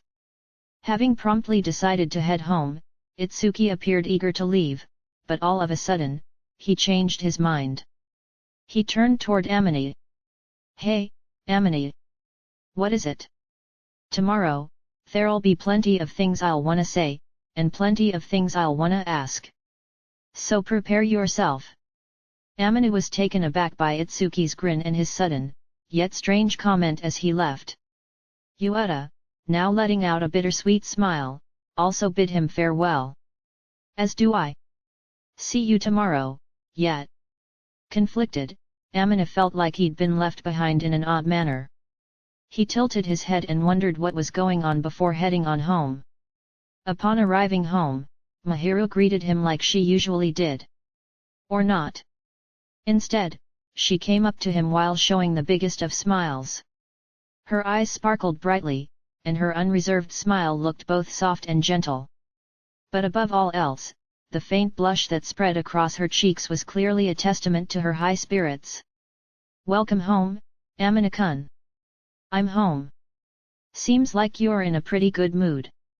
Amina was glad to see Mahiru in such a good mood, but he had no clue as to why she was like that. It was the norm for her to greet him with a smile once he arrived home, but she never seemed as happy as she was today. He couldn't grasp the reason, so he was left feeling rather puzzled. However, Mahiru, seemingly oblivious to his confusion, simply smiled even more. From your reaction, it seems like you really didn't notice anything today, Amina-kun. Notice what? I find it a little troubling that you have completely forgotten what day it is, but, today is your birthday, you know. Hearing Mahiru's slightly exasperated tone, Amina involuntarily let out a sudden, "Ah! Honestly, geez, happy birthday, Amina-kun. I completely forgot. I don't give much thought to stuff like this when it's about me." While it was odd for him to be reminded of his own birthday by Mahiru, it had entirely slipped his mind, he hadn't been aware of it at all. Plus, Mahiru wasn't aware of his birthday last year, either. Over the past few weeks, Amina had been so preoccupied with getting used to his part-time job, not to mention his daily training, jogging, and studying. With that, he'd completely forgotten about it. To begin with, while Amina considered birthdays a milestone, he rarely felt the need to be conscious about them. This was likely a big part of the reason he'd forgotten, given that he tended not to celebrate his own birthday. Back when he lived with his parents, they would celebrate the occasion properly, but ever since he started living on his own, he stopped giving it much thought. That way of thinking had led him to now. It matters to me, you know. Mahiru made clear. I am truly grateful for this day, Amina-kun, as it was the day you were born. Without you, I would not have learned how to truly trust and love someone. She smiled awkwardly at the fact Amina had forgotten, and gently took his hand. Thanks to you, Amina-kun, I learned that love is a feeling that truly exists around us. Now, I can live knowing I feel genuine happiness. Happiness that rises from the bottom of my heart. I am incredibly grateful that you were born, and that you met me. Her eyes, now shining with a soft, warm light that was very different from when they first met, gazed at Amina. The hand that intertwined with his was warm, as if embodying the heat that Mahiru held for him at this very moment. It conveyed a gentle, yet incredibly comforting warmth. Thank you for being born, and for coming into my life. Thank you so much. Hearing her voice, and seeing her smile, both showcasing her genuine feelings of happiness and joy, Amina felt a blush creep onto his cheeks. He realized then, that the feeling of being appreciated and blessed in such a manner could cause his body to heat up. The feeling was far from unpleasant, and was instead fairly comforting and fluffy, a sensation distinct from having one's body heat up due to embarrassment. Only after meeting Mahiru had he come to understand such a feeling, but knowing that she cared for him so much, Amina discerned that he was a fortunate man indeed. Likewise. Thank you for being so considerate, and for celebrating this with me, Amina stumbled in his reply, unsure of how to best convey both his emotions, and the heat he felt. Mahiru blushed shyly. I have prepared a small feast for you tonight, so please look forward to it. Also, before we eat, I have 2 things I would like to apologize for. Apologize for what? As Amina tilted his head down in confusion, Mahiru lowered her eyes, looking somewhat awkward. It seems that you realized I was trying to hide something from you. I'm sorry for making you worried. Amina now realized that her strange behavior, which he'd been suspicious about until now, had all been in efforts to prepare for today's special occasion. Ah, right. About that. Well, I get what was going on now after seeing all this. I didn't think you'd do anything terrible to me, Mahiru, so I was more worried about whether I might have done something wrong. I cannot see you doing something that would upset me, though, Mahiru noted. This happened because I am not that great at hiding things, which in turn made you feel uneasy. I'm sorry for keeping secrets from you, Amina-kun. In all likelihood, she had acted that way precisely because she wanted to surprise him on his birthday, and that led her to making preparations in secret. Mahiru wasn't the type to keep things hidden from Amina, and she clearly felt guilty about doing so. Her secret was more charming than anything else, and given that she pulled it off for Amina's sake, he had no intention of blaming her in any way. Not like I'm fussed about it, really. He eased her worries before asking, and what's the other thing? Since I was making preparations for your birthday in secret, it seems that everyone else decided to keep quiet so as to not spoil the surprise. But in reality, they were supposed to celebrate at school earlier today. So, because of me, I hindered the blessings that you were supposed to receive today. Ah. So that's how it was. Both Itsuki and Chitose had already known about Amina's birthday, and given how considerate they both were, they wouldn't hesitate to celebrate a friend's special day. The fact that nobody had mentioned a thing the entire time was certainly a major factor in why he had forgotten what day it was. They were in on Mahiru's little secret, which was why they stayed quiet.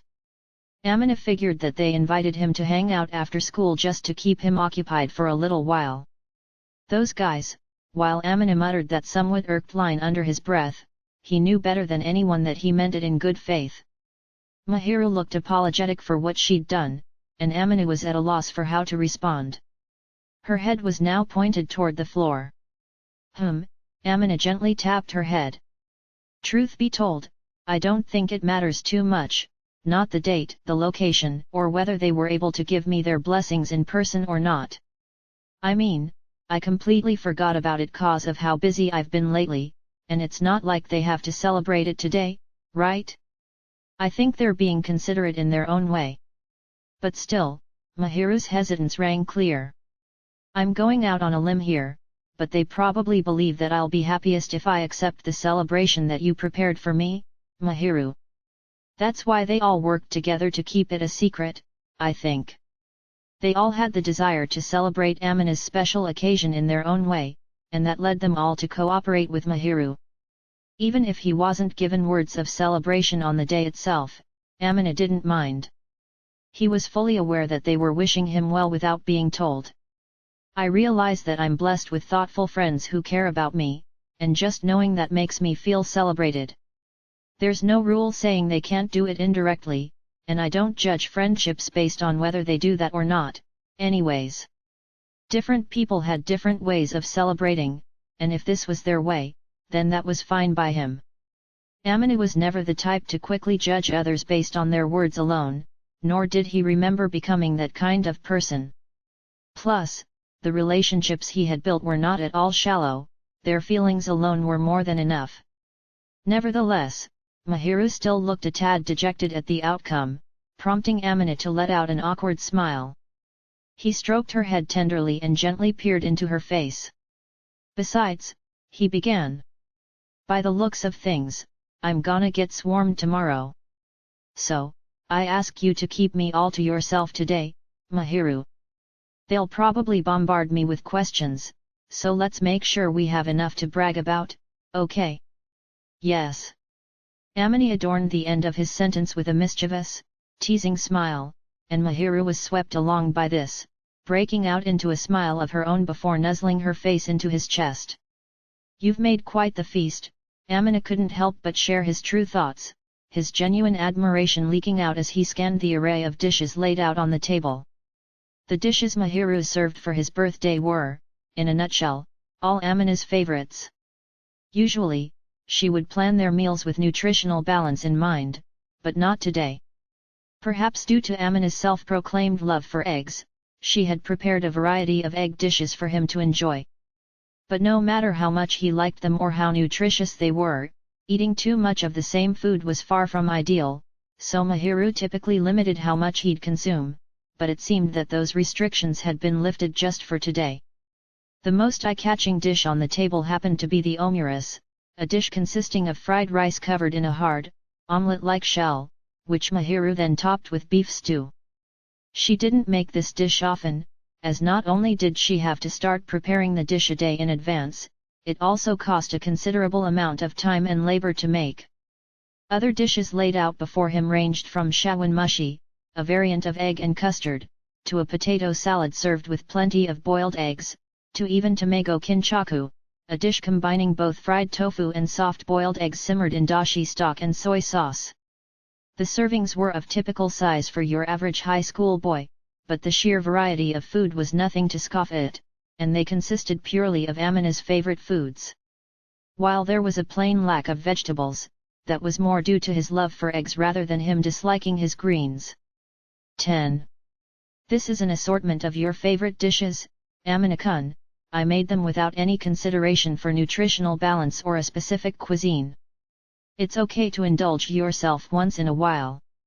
Or so Mahiru said, but she promptly followed it up with, we can simply have an extra helping of vegetables tomorrow to make up for it, before letting out a gracious giggle. Her cheeks were faintly tinged with joy, clearly delighted that Amina had taken a liking to her surprise. Oh, speaking of which, she continued. I will dish up some dashimaki tamago for tomorrow's breakfast. Since I made a lot of food for our dinner, I have a feeling that they would be more delicious after resting overnight. I shall also prepare your favorite salmon to go with it, Kyoto style. Would miso soup with tofu and white radish be okay, too? Sounds like an early morning feast, Amina commented. But then again, what's in front of me is even more of a lavish meal already. Hee. Please enjoy it while it's still warm. Today's beef stew turned out particularly tender, if I do say so myself. Awesome. Simply nothing beats a good omuris with beef stew. It's justice. Although Amina wanted to jump up and down in joy at this rarely served favorite of his, he held himself back, and put his hands together in gratitude. Thanks for the food. Without forgetting to thank her for the food, Amina immediately took a bite of the beef stew omuris, a smile unconsciously spreading across his face. The beef was so tender it could be cut with a spoon, and when it reached his mouth, it bore a succulent, not at all dry texture that was incredibly delicious. The high quality of the meat was evident from the first bite.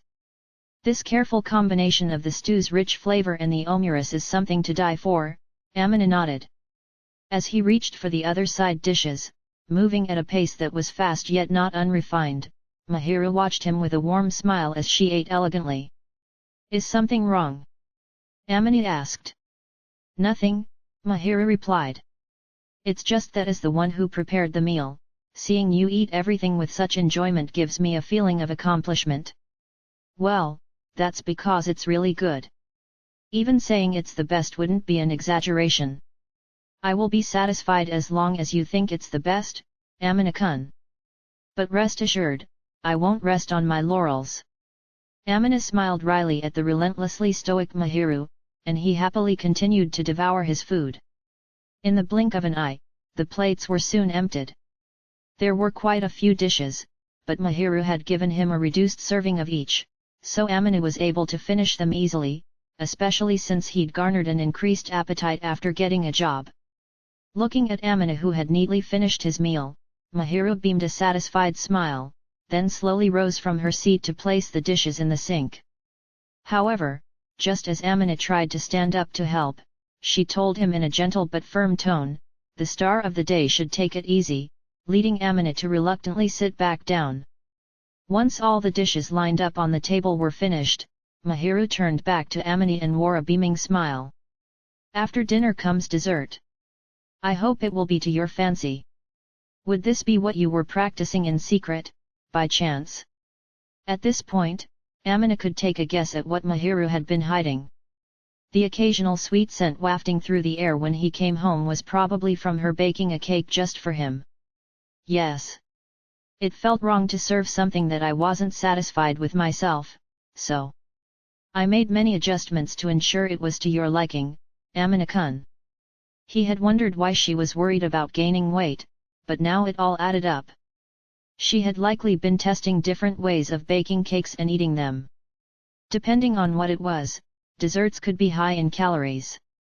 If she consumed each cake that she made, it'd be no wonder that she was concerned about her weight. On top of that, Mahiru hated wasting food, so she probably made it a point to finish everything. Anything would have fit the bill if you made it, Mahiru, but that would be rude of me to say. I'm happy that you've gone so far for me, but don't overdo it, all right? I didn't overdo it, she claimed. Though I did do my fair share of exercising afterwards. So that's why your figure hasn't changed, you can see the effort for sure. Your self-discipline really is admirable. It's not an issue as I only gained a small amount, and my waistline hasn't changed at all.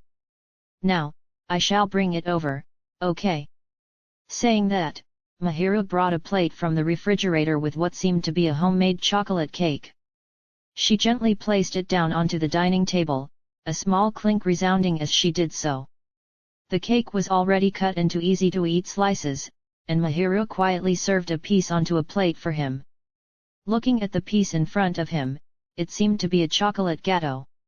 Or perhaps, closer to a chocolate ganache instead. Judging by looks, it was a finely textured, dense cake. Next, Mahiru carefully added a dollop of whipped cream and a sprig of mint. Appearance-wise, it was still remarkably simple. I made a chocolate gâteau. You aren't particularly fond of sweet things, Amina-kun, so I thought you would prefer something that would go down easily with a drink. I opted for milk given the cake's rich flavor, so please have them together if possible. Following the cook's recommendation is the best way to enjoy a meal, so I gratefully accept. Since Mahiru had gone to great lengths to prepare it for him, he had no doubts that it would be excellent. Without hesitation, Amina cut out a piece of the chocolate gâteau with his fork as Mahiru watched over him. Just as it appeared, the cake had a very fine, dense texture, giving it a firm feel when pressed. Still, he could cut through it easily. As Amina cut a small piece and gently placed it into his mouth, the first sensation he felt was the intense, rich flavor of chocolate. Best described as sticky or viscous, the delicacy felt more akin to a ganache than a gâteau. Yet, it wasn't quite a ganache, either. The dough was finished with a delicate balance and it yielded a smooth texture in the mouth, melting and dissolving as he ate. Not too sweet, yet not at all bland, Amina could definitely pick apart the finer, subtle flavors within the chocolate. He felt as if it had been adjusted to take full advantage of chocolate's qualities. So delicious! His words came from the heart, sincere and without flattery. Mahiru then let out a sigh of relief at his praise, and smiled. I'm relieved that it suits your tastes. I was aiming for just the right balance of flavor and texture. I can't believe how delicious it is. It's incredible how you managed to make this. Hee hee. If that's your response, then it brings me immense satisfaction as the maker. It was truly worth the effort. Mahiru, who giggled like a ringing bell, looked at Amine as he relished the chocolate gâteau with a somewhat mischievous smile. By the way, did you notice it? She asked. I added a secret ingredient. When asked what it was, Amine closed his eyes, focusing his senses on his taste buds. Amidst the distinct sweetness and depth lingered a rich, astringent aroma distinct from chocolate, which lingered deeply. It was a scent that Amine had recently become accustomed to smelling at work. Coffee? But, hey? Is this, from my café? The delicate taste and aroma reminded him of the coffee served at his current workplace. Though it was a guess he'd simply thrown out, Mahiru clapped her hands together, smiling as she said, spot on. I'm surprised you figured it out. I was just guessing, Amine explained. But since Kido was in on the secret, I figured that it was possible. You're very observant. Oh, and just so you know, I have not paid it a visit in person yet. As you may have deduced, Kido-san helped me procure coffee beans from the cafe you work at, Amine-kun. I am truly grateful to the owner, too. She even helped with blending to enhance the richness and depth of the chocolate. So even Itamaki-san was in on it. Explains that feeling I've had recently about her smirking when she sees me. Amine hadn't expected that Fumika, the owner, would also be involved. He broke out in a cold sweat thinking about the implications for what was to come during his next shift at the cafe. However, their coffee was certainly delicious. He'd heard that freshly ground coffee was exceptionally good, and Amine had been considering buying a coffee mill and giving it a shot at home. But still, he hadn't expected to taste it this way. Hehe, I only asked Kido-san for help, but somehow the word spread. I'm glad that they were willing to cooperate with me and that you didn't catch wind of it, Amine-kun. Honestly, Mahiru, she didn't seem to hesitate to put in effort for him, and Amine couldn't help but feel bashful. Not wanting to let his embarrassment show, Amine started to cut another piece of the chocolate gâteau, but Mahiru gently stopped him, smoothly taking the fork from his hand. Lifting his head, Amine's gaze met Mahiru's, a sultry, captivating smile playing on her lips. It's a special occasion, so shall I feed you? Since it's your birthday, I thought I should at least do that much. Hey? And no, that's a little. No need to be shy. Animate SS, the awareness of being loved. Ever since Mahiru had spent the night at Amine's house, there was a slight shift in his attitude. That said, it wasn't as if he had drastically changed, and Amine's affectionate demeanor and devotion to Mahiru certainly remained intact. However, his attitude towards Mahiru had changed, just a tiny bit, nothing more. Mahiru would have a tough time putting this difference into words if asked, but if she had to describe it, then the most accurate way to say it was that Amine had become slightly less reserved and the way he carried himself exuded an air of confidence. Ever since they began dating, Amine had decided to be confident, and worked hard to back that up, walking with his head held high when by Mahiru's side. His initial feeling of eagerness was replaced with genuine self-assurance, and it became second nature for Amine to stand beside Mahiru confidently.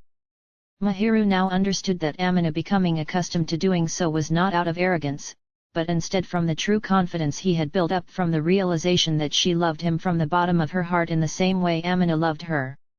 You know that you're dearly loved, don't you? Yes, I do. Back when they were changing clothes for physical education class, Chitose had inadvertently discovered Mahiru's hickey, which was hidden rather well with concealer under her clothes. Chitose brought up the topic over lunch, and Mahiru couldn't help but avert her gaze. A few days had passed since Mahiru had been marked, and since it had already faded considerably, she naively thought that a moderate amount of concealer would do the trick. But Chitose's eyes could not be fooled. Mahiru was grateful to Chitose for not causing a ruckus in the middle of the changing room, but part of her hoped that she would have pretended to not see it in the first place. I can't tell whether he's getting bolder or wimping out when it counts the most. He's definitely keeping things discreet though, Chitose said. Although Chitose hadn't pressed for the nitty-gritty details, Mahiru wasn't confident in her abilities to deceive Chitose nonetheless, so she remained cryptic. Chitose only smiled bitterly in response, both impressed and exasperated. Mahiru herself, though, couldn't deny that she felt just a little disappointed at the time. She was delighted that Animate, who was trying his best to restrain himself, had touched and kissed her in his yearning for her. And as his lover, Mahiru was ready to advance on to the next step in their relationship. It wasn't as if she suddenly wanted to rush ahead, but deep inside, there was a faint glimmer of hope that Animate would show that he loved her fully as a woman. However, after Animate shared his feelings with her, and his vow, all of Mahiru's disappointment was completely swept away. She was truly touched by the deep love he harbored for her, and the realization that Animate cared so much for her filled Mahiru with a burning, overflowing sense of happiness. Mahiru felt so delighted that she wanted to shed a tear at Aminate's decision, a firm choice he had made while taking the future into consideration. A few moments later, she spoke. Aminate-kun is always thinking about me. I could not be happier. I know that all too well, Chitose replied. I'm painfully aware how much Aminate loves you, and anyone can tell from a glance that he cherishes and adores you, Mahiru. I'm fully aware of that myself. If she wasn't truly loved, the option of waiting or enduring wouldn't have crossed Aminate's mind. No matter how often others liked to call Mahiru pure or innocent, she was well aware that high school boys could have strong sexual desires. She could even sense from their everyday interactions that Animate desired her from the bottom of his heart. But even so, Animate had chosen to endure said desires silently, and not rashly act on them. Out of his respect for her, he vowed not to cross the line until he could take full responsibility. There was no way Mahiru would think she wasn't loved after seeing how Animate treated her with such care and attention, putting her at the forefront of everything that he did. In return, it was only natural for her to cherish Animate, just the way he was, from the bottom of her heart, too. I have to get the same feelings across to Aminate-kun. I won't lose to him when it comes to this. No, no. You've probably got the message across plenty already. Just make sure you don't go overboard and bring everyone around you to their knees. Why would that happen? Well, so many people already get caught in the crossfire when you two flirt with each other. Anything more could prove deadly. That's why. Chitose fanned her face with her hand, signaling, winter's coming, but it's so hot in here, and Mahiru could only hang her head in embarrassment, finally realizing how openly she'd been flirting with her boyfriend. Bookwalker SS, two-way recharging. Animate was off work today, so he sat in the living room and worked through his homework, just as he did before he had a job. Mahiru was sitting beside him as she usually did, but kept glancing at him strangely. Animate wondered if something was off about his appearance, but he had checked himself in the mirror before, and didn't notice anything particularly out of the ordinary. He didn't think he had forgotten something related to Mahiru either, so he couldn't figure out the meaning of her stares. Something up? You've kind of been glancing over at me a lot. Pay it no mind. It's nothing. Animate tilted his head, mostly because Mahiru was still staring in his direction as he asked that. With the way she was looking at him, he didn't think it was because of something he had done, but rather, Mahiru seemed to want to say something to him. Animate advised, if you have something you want to say, don't hesitate to tell me, alright? It's nothing much, rather than having something I want to say, I was simply worried about something. I was lost in thought. If you're alright with me saying so, I can give you some advice. There are times when it's better to talk to someone about it than to keep it to yourself. Of course, if you don't want to talk about it, then I won't try to force you to talk. It seemed that Mahiru had something on her mind, and she was worried about whether or not to discuss it with him. Animate, convinced that something was worrying her, nodded his head in encouragement and looked at Mahiru, inviting her to begin talking if she was okay with confiding in him. And no, it's not a serious problem. I was just thinking of what to say. And you see. I really want to touch you, Amina-kun. Come again. For a moment, he couldn't understand what she had said and let out a confused exclamation, but Mahiru's panic after saying her desires out loud was far from normal. Her face was bright red, and she flailed her arms in desperation. With tears in her eyes, "That's not what I meant." Mahiru insisted. I didn't mean it in a weird way.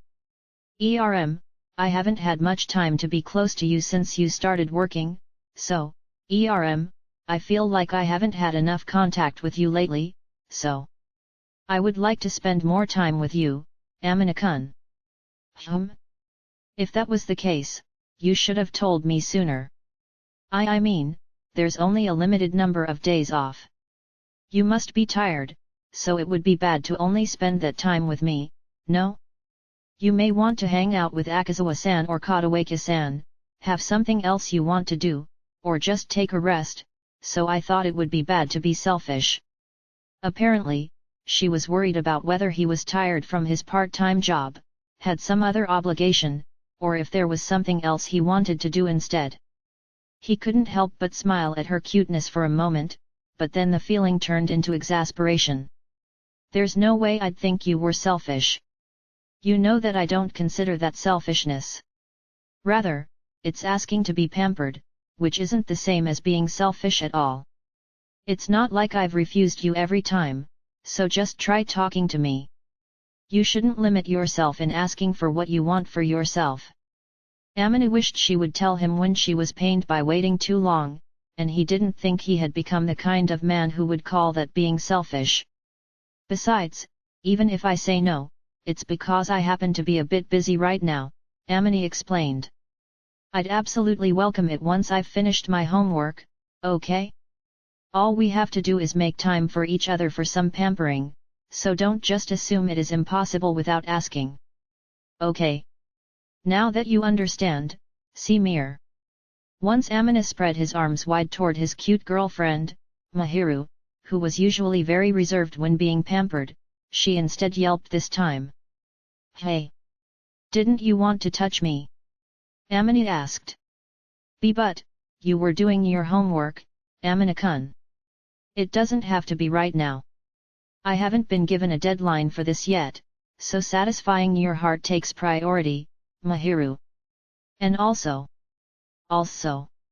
I want to recharge, too. Mahiru wasn't the only one that was feeling lonely. Even for Amina, who was getting exhausted working at a part-time job, which he hadn't gotten used to yet, touching his girlfriend was a necessary part of healing time. Since Amina was being so honest, Mahiru panicked a little before blushing and said, okay. She then leaned against Amina's chest, entrusting her body to him. Gamers SS, a secret notebook. After eating his dinner and washing the dishes, Amina returned to the living room to find Mahiru sitting on the sofa, completely absorbed in some kind of small notebook that she seemed to be reading.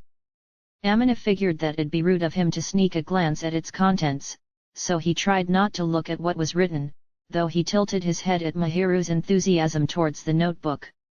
He sat down next to her, asking, Mahiru-san? What might you be reading? But in response, Mahiru shuddered intensely and looked up at him in a panic. Amina-kun. Well. You looked really eager when reading that thing, so I couldn't help but interrupt. Should I not have disturbed you? And no, that's not the case, okay? I was just surprised that you started talking to me all of a sudden, that's all. After a few moments of silence, Amina asked, why are you acting evasive? Are you reading something indecent by chance? Amina joked with her knowing that it couldn't possibly be the case, but Mahiru pursed her lips and clammed up. This made him panic instead. Were you actually reading that kind of stuff? It wasn't anything indecent. It's not like that. If you don't want to share that notebook, Mahiru, then I won't pursue it any further, okay? Doesn't seem like I should ask about it, so I'll just excuse myself now. That's not it. I don't mind showing it to you, Amina-kun. But, why you won't get angry or upset, will you? I don't think you could do anything that'd make me angry, Mahiru. Well, Mahiru paused for a moment before continuing, then, here you go. Mahiru resigned herself to her fate and closed the notebook. She handed it over to Animate, but he lost all strength the moment he laid eyes on its cover. Written across it in large, bubbly, and colorful letters was, Ayaka's Special Guide to Ideal Muscles. Animate hadn't actually thought it was anything truly obscene, but that it was simply something she'd rather not show to a man, but not a single person would have imagined that such a monstrosity would come into existence, much less for it to be in Mahiru's possession. With a swift flip through the notebook, Amina was greeted with elaborate descriptions and drawings of different muscle training methods, the most efficient order to do them in, the ideal nutritional balance, the most effective post-training muscle massages, and various other notes jotted around the edges that one would usually expect to find in specialized muscle training books. It was such an intricate collection of notes that Amina's strength was being drained instead. I'll have a word with Kido later. Mahiru, did you perhaps acquire a new fetish? That's not true. Well, putting that aside. You're, always working your hardest, Amina-kun, and I want to help you out, too. I was thinking that it would be better if I was more mindful of the best food I could make to support you. It seemed that Mahiru only wished to help him and had consulted Ayaka for advice. It was true that Amina tended to train tirelessly, but he couldn't help but feel that her own preferences had some influence over her decision. So that's how it was. You've been thinking about a lot of things for my sake, and thanks for that. You're always a big help with the meals you make. There's a hint of my selfishness in there, too. Yeah, I know. But since that selfish side of you helps me to improve, I don't think it's a big deal. You can't do everything without a little bit of selfishness here and there, after all. And besides, you basically never tell me how you'd like me to look, Mahiru, so I'm kinda curious what your ideal type is. Is macho what you'd like? Amina would have seriously considered changing his training routine to get that kind of body shape if Mahiru preferred a bodybuilder-like figure, but that didn't seem to be the case, for she shook her head side to side. Why, your current physique is more than enough, Amina-kun. I think that a slender and toned body is wonderful. But I feel like I won't be able to look you in the eye if you train even harder, so this is sufficient. Alrighty, then. Time to step up my game. How did you come to that conclusion? Mahiru's tastes, which she had tried so hard to keep hidden until now, had been revealed. Since Amina was going to be training anyway, he wanted to try to build himself in line with her preferences, which is why he had spoken up, but Mahiru simply shook her head once more, her face beet red. That aside, it seemed to be where Mahiru's tastes lied, so Amina looked through Ayaka's handy little notebook, vowing to work even harder so that he could impress his girlfriend. Melonbooks SS, Loneliness in a Lover's Absence, and a Secret Practice. Mahiru has had a lot of free time on her hands now that Amina started working part-time. To be precise, she had plenty of things to do. From her assignments, to revision sessions, exercising, housework, and even attending to her beauty. However, something akin to a void opened up in her heart, she felt as if nothing was there. Mahiru knew full well that Amina would fill that void, but she was all the more surprised to find that she felt lonely after being apart from him for only a few hours. This revelation left Mahiru bewildered. Naturally, Mahiru knew that Amina would return to her and that he'd started working with some kind of goal in mind, so she had no intention of blaming or stopping him. However, despite her being on her own, there were times when Mahiru had unconsciously tried to call out to Amina as if he were still sitting beside her. Even Mahiru herself acknowledged that it could be a sign of a serious problem, but she tried her best to carry on as normal. She spent as much time as she could making dinner while she waited for Amina's return in efforts to not worry him. Though Mahiru wasn't intentionally trying to act like the ideal woman, she acted in efforts to not hold Amina back or become a burden to him.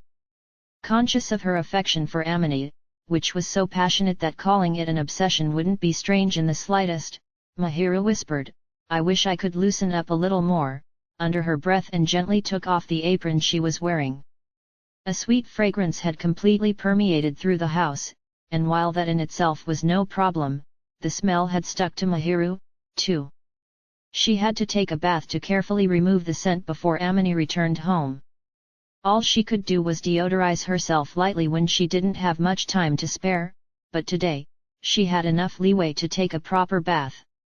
Mahiru looked back at what she was baking while it was half done and beginning to cool down, then she glanced at the clock on the wall and confirmed that she had plenty of time left. After which, she sighed. Amina was yet to return home. Even after Mahiru would finish baking her sweets, it would take her some time to return home to wash herself and prepare dinner. I wish I could call this convenient. Mahiru was secretly practicing how to bake cakes at home in preparation for Amina's birthday, but her obsessive and perfectionist nature was beginning to surface, and she still hadn't made a batch that she was satisfied with. Amina being a part-time worker and returning home late was convenient in that regard, but there was no avoiding the loneliness that it brought. Engrossing oneself in cooking was a valid method to distract yourself from such loneliness. Mahiru wanted to please Amina as she did so. She made prototypes to practice, pursuing a taste that Amina was bound to be delighted by. But as she had expected, it was too early for her to handle such a recipe by herself. Despite their reduced size, so Mahiru could fine-tune the taste. No matter how small she made the portions, it was natural to worry about gaining excess fat after eating cakes with plenty of chocolate day after day. "I am a little concerned about it," Mahiru fretted. Of course, it'd be wrong for her to claim that she'd gain weight as soon as she ate them, but since she had been eating sweets almost every day since she began to practice, Mahiru was still worried that it would accumulate. Now that Amina had set out to become someone he could be proud of, Mahiru could not let herself become careless no matter the reason. Mahiru quietly murmured, "Let's get Chito-san and Kido-san for taste testing," as she rubbed her stomach before heading to the bathroom, strongly determined to give herself a firm massage in the bath. Suruga-ya SS, her popular boyfriend. Humph. What's that stony-faced look for? Amina asked. "Oh, you ironed for me? My bad. I put it off and was gonna do it after I went shopping. Sorry you had to see me being so sloppy, you really helped me out here." "Thanks." After returning from a round of grocery shopping, Amina put everything he bought into the refrigerator and found Mahiru sitting in the living room with a stern expression, ironing board out. Next to her was a stack of ironed and neatly folded clothes, so she must have seen the clothes draped over the sofa and ironed them before him. Amina wondered if there'd been anything strange mixed in with the clothes, but since he had dried his underwear in his bedroom, that shouldn't be the case. "Then what are you?" But, once he looked at the clothes once more, it finally clicked. "Ah, I see. So that's what it was." What Mahiru had been staring at was Amina's work uniform. Naturally, Amina had washed it amongst his other laundry, but Mahiru was able to touch his uniform because of it, which was something that she hadn't been allowed to do before. For Mahiru, who wanted to see Amina in his work outfit as soon as she could, this was tantamount to dangling a carrot in front of her while all she could do was wait. "Sorry I haven't shown it to you yet, but could you please wait a little longer?" Amina requested once more. "I'd like to get used to wearing it first." I know that, I can wait properly, you know?" "But Kido-san saw you wearing it, didn't she?" Mahiru asked. "Well, that's because she came to check up on Kayano." It seemed that Mahiru had caught wind of Ayaka seeing him in his uniform, and she looked slightly dissatisfied at the thought. That's so unfair. I want to see you wearing it as soon as possible, too," she said petulantly. "Kido did apologize for that. She said that she felt bad for seeing it first despite how much you were looking forward to it. I know it cannot be helped. But I still feel fidgety whenever I think about it. In the end, I'm worried that you'll become popular with the ladies, Amina-kun. Why would that happen? Amina asked, confused. He was unsure as to why Mahiru reached such a conclusion just because she wanted to see him while he was working. But, after Kido-san went to the cafe, she came up and said, Fujimiya-kun's so popular, isn't he? And then she laughed. You're telling me that's her idea of being popular? It was questionable whether being cared for by an aunt or uncle 2 or 3 times his age marked the onset of his popular phase, especially when they had much more life experience than he did. Besides, Mahiru continued. I heard you were popular with young girls, too. You're talking about a girl as tall as my waist, you realize? If you're that worried, why don't you come and see for yourself? It's okay. I'm just feeling uneasy on my own. Mahiru sounded a little hesitant. It's a good thing for my boyfriend to be popular, you see. Why are you saying something so obvious? Amini remarked, and Mahiru's face began to heat up in a blatant manner. I'm narrow-minded when it comes to things like this, aren't I? She whispered, throwing herself into his chest. Thinking that her childishness was endearing, Amina silently welcomed her with a smile. Toranoana SS, how parents see their children. You know, our Amini really takes after you, Shuado-san. Doesn't he? Roughly 2 weeks had passed since Seiho High School's cultural festival, held at Amina's school, which happened to also be Shuado's alma mater. As a result of Amina talking about his part-time job, Shihoko softly muttered that line as she reminisced about spending time with her cute son and soon-to-be daughter. Shuado was at a loss for a moment, wondering which trait in particular she was referring to, but Shihoko was likely referring to Amina's determination and earnestness, so she must have been talking about that. Well, Amina does resemble me the most out of the 2 of us, Shihoko-san. He'd be more on the proactive side if he took after you a little more, I reckon. He's such a late bloomer even though he's my son. That must be how he managed to win Mahiru-chan's trust, I think. I think Amina's prudent nature is a good thing. While I do think it's also important to let loose and enjoy life as a teenager, Amina's approach in tackling that was correct. They had heard from Mahiru that Amina tended not to act until he was certain, and that he was the type of person who would prepare until he was ready, and that attitude was, in fact, the beginning of her love for him. Mahiru had long since gotten used to his cautiousness, and was convinced that he would ensure that whatever he planned would be accomplished smoothly and efficiently, too. Shuado knew that as a woman, Mahiru may have felt impatient, but given Amina's personality, pushing the issue was absolutely impossible, he thought. If anything, they had become intimate faster than Shuado expected. Before Amina and Mahiru started dating, Shuado's only chance to meet them was during New Year's, but even then, he was able to discern that Mahiru didn't think badly of Amina, and realized that Amina must also have taken a liking to her since he allowed a girl to enter his personal space, so he must have relaxed his guard, Shuado thought. Therefore, Shuado was not at all surprised when he heard that the 2 of them had started dating. You were a lot more assertive than one would expect, Shuado-san, right? I thought you were being nonchalant, but then you surprised me when you suddenly acted so boldly. Presumably, Shihoko had been astonished at Shuado taking the reins to in a straightforward manner advance his relationship with her, even settling quickly on their marriage. Shihoko had conducted attacks of her own, but thereafter, Shuado pressed forward confidently, continuing to take the lead. In the end, this all appeared to have left a lasting impression on Shihoko. You know what they say. There's no time like the present, right? I truly believed that you were the only lifelong partner for me, Shihoko-san, hence why I took action like I did. Phew, that's true, too. Besides, you made your moves after you estimated it wouldn't go bad, right? How calculating. You think so? I do. I still think that was also rather cheeky of you. But you adore that side of me, too. Don't you, Shihoko-san? See? This is what I'm talking about. Seriously. Shuado flashed a tender smile at Shihoko, who sat beside him, and caressed one of her cheeks with the tip of his finger.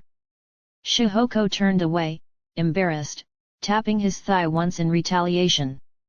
But it was clear that she wasn't averse to it as she let him do as he pleased, not brushing his finger away. Unbeknownst to her son, Animate, Shihoko was also quite vulnerable to people's strong advances. In that respect, one could certainly say, like mother, like son. While appearing assertive, when pushed, the tables would immediately turn with Shihoko easily giving in. However, this cute side of Shihoko was a secret just between her and her husband. But, well, how he only acts after building confidence really takes after you, Shuado-san. Though it seems that Mahiru-chan's getting a little antsy nonetheless.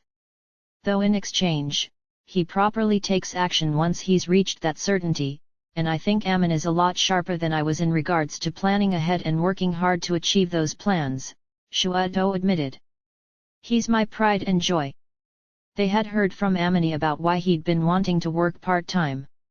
Even after contemplating the future, including studying for exams, he hadn't turned back on his decision. He asked for permission, instead, and had done so in a way that fully conveyed his determination. Despite knowing that Amini was not present in the room, Shuado smiled, as if praising him for his efforts. Needless to say, Shuado informed Shihoko, with whom he shared the family's finances, of Amina's resolve and what Shuado intended to grant him, which Shihoko then readily also approved. Shuado also told her about Amina's part-time job, and she was moved by how much effort he was putting in for Mahiru. Phew. I think our Amina takes after me in how once he's charmed by someone, he goes all in. Hey now, you don't suppose he also takes after me with that? Shuado chuckled, saying that she ought to not leave him out of it, and Shihoko laughed strangely in response.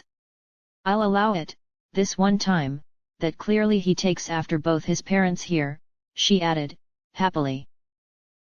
Volume 5 Throwback SS, What Shall Not Stay a Fantasy. After observing the bright blues of summer peeking between a cluster of nearby sunflowers, coupled with the fluttering of flaxen-colored hair through the wind, Amina found himself likening it to a scene straight out of a painting. The tinge of blue reflected in his eyes was noticeably different from the subdued, paler hues of spring skies, the refreshing, yet nostalgia-inducing hues of autumn skies, or even the deep, crisp, and clear hues of winter skies. Amina looked around. Those very shades of azure, enveloped within a dazzling veil of sunlight, somehow made him feel as if he were dreaming. The clear skies overhead still felt unreal despite the blazing sun shining down directly onto his body, bathing him in its warmth. Beneath such a sky was a cluster of blooming sunflowers, which only served to make the scene seem all the more dreamlike. What's wrong, Amina-kun, spacing out like that? Are you not feeling well? Above all else, what made it all the more difficult to accept this as reality was the presence of his girlfriend, whose figure synergized exceptionally with the vibrancy of the summer sky above and the sunflowers below, yet, she did not fully blend in with them. Amina had brought Mahiru outside for a stroll and they ventured to a sunflower field not too far from his parents' house.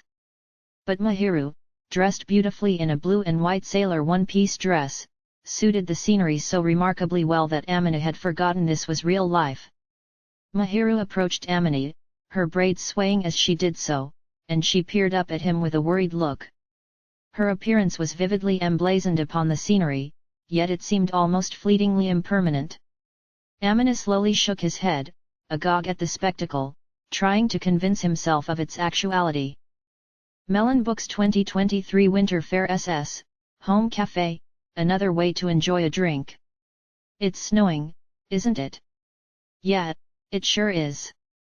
Watching the snow falling relentlessly from the uninspiring, dull-colored skies from beyond the window, Amini and Mahiru couldn't help but sigh as they whispered to one another. That, paired with overpowering wind that seemed to drown out even their voices, caused them to feel more lethargic than usual. They had planned to go out together for the majority of the day since it was a rest day, but those plans were hampered by the never-ending whiteness that swept across their field of vision. Amina had a bad feeling back when he checked the weather forecast a while back, but he certainly hadn't expected it to be this bad.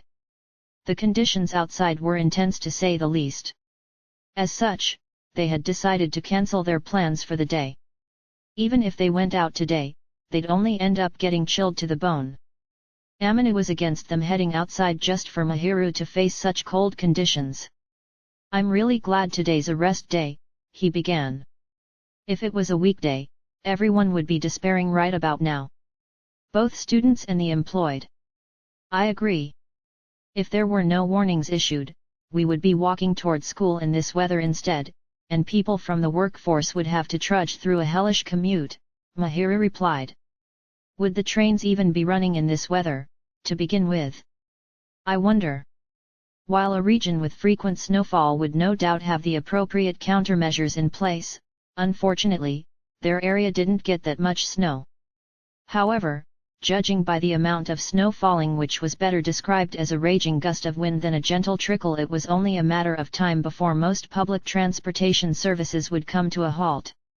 Realizing that despite it being a weekend, there were plenty of people still working in such conditions in order to keep the gears of society turning, Amina put his hands together and inwardly gave them his gratitude. "Thank you for your continuous efforts."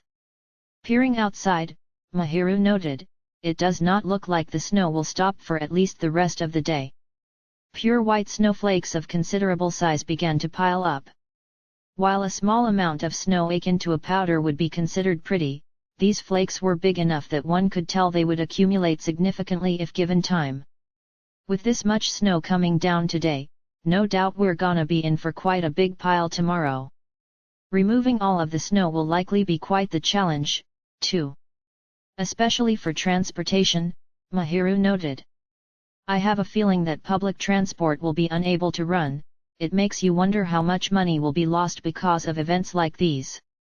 "I don't even want to think about it," Amina nodded, noticing that Mahiru's pragmatic and realist nature, which he had picked up on during their conversations last winter, hadn't changed in the slightest.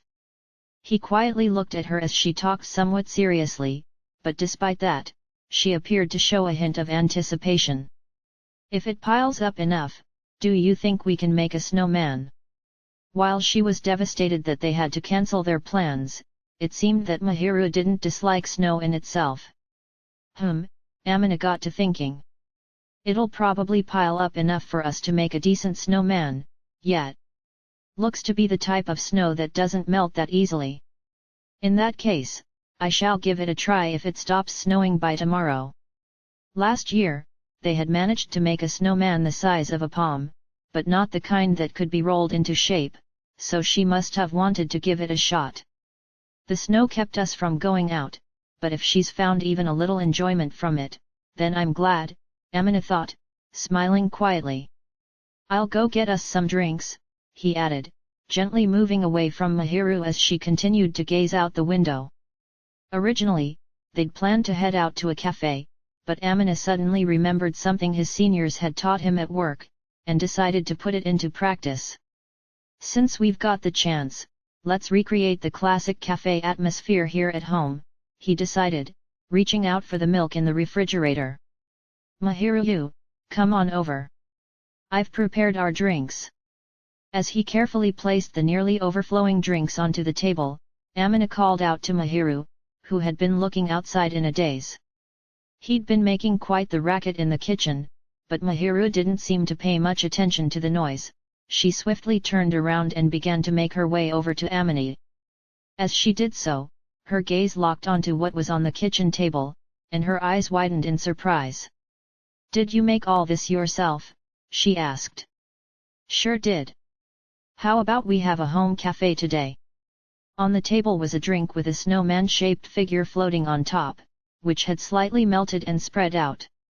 Amina placed a tray of baked snacks from the snack box next to the 3D latte art he'd made, and had successfully pulled off creating a cafe-like ambience. "Well, it's no cafe-grade latte or cappuccino, but still. As one would expect, Animate didn't have his own espresso machine, so he opted to use an electric frother that he'd bought from a 100-yen store instead. Using it, he foamed the milk before setting it on top of the cocoa, making his own makeshift version of the drink. Animate had put into practice the tips that he'd been given: how to make fine yet dense foam, how to separate the foam to encourage quicker drying, how to best apply the heat, and how to warm up the spoon so as to not break apart the foam on contact. When it came to actually shaping the foam, however, it was outside of his expertise. As a result, he ended up with a squishy and somewhat flattened two-tiered snowman. As its creator, Animate was a tad embarrassed by the slightly distorted face he'd made using chocolate sauce and chopsticks, but considering it was an amateur's handiwork, it wasn't half bad. He simply had its uneven face down as one of its charms. I tried to give you a glimpse of what's to come tomorrow, Animate smiled. A warm snowman's not too shabby either, right? Mahiru's eyes repeatedly alternated between both Animate and his little snowman latte art, and her previously low-spirited expression quickly began to light up in a joyful glimmer. And then, with a shy and touched smile, Mahiru lowered herself to sit down next to Animate, who had done so first, and snuggled up close. Where did you learn such skills? Mahiru asked. From my senior at work.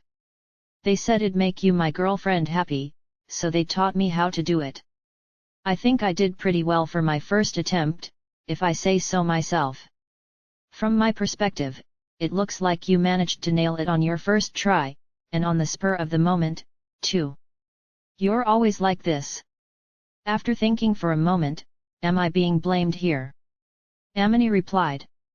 I am not blaming you, but you really are always like this.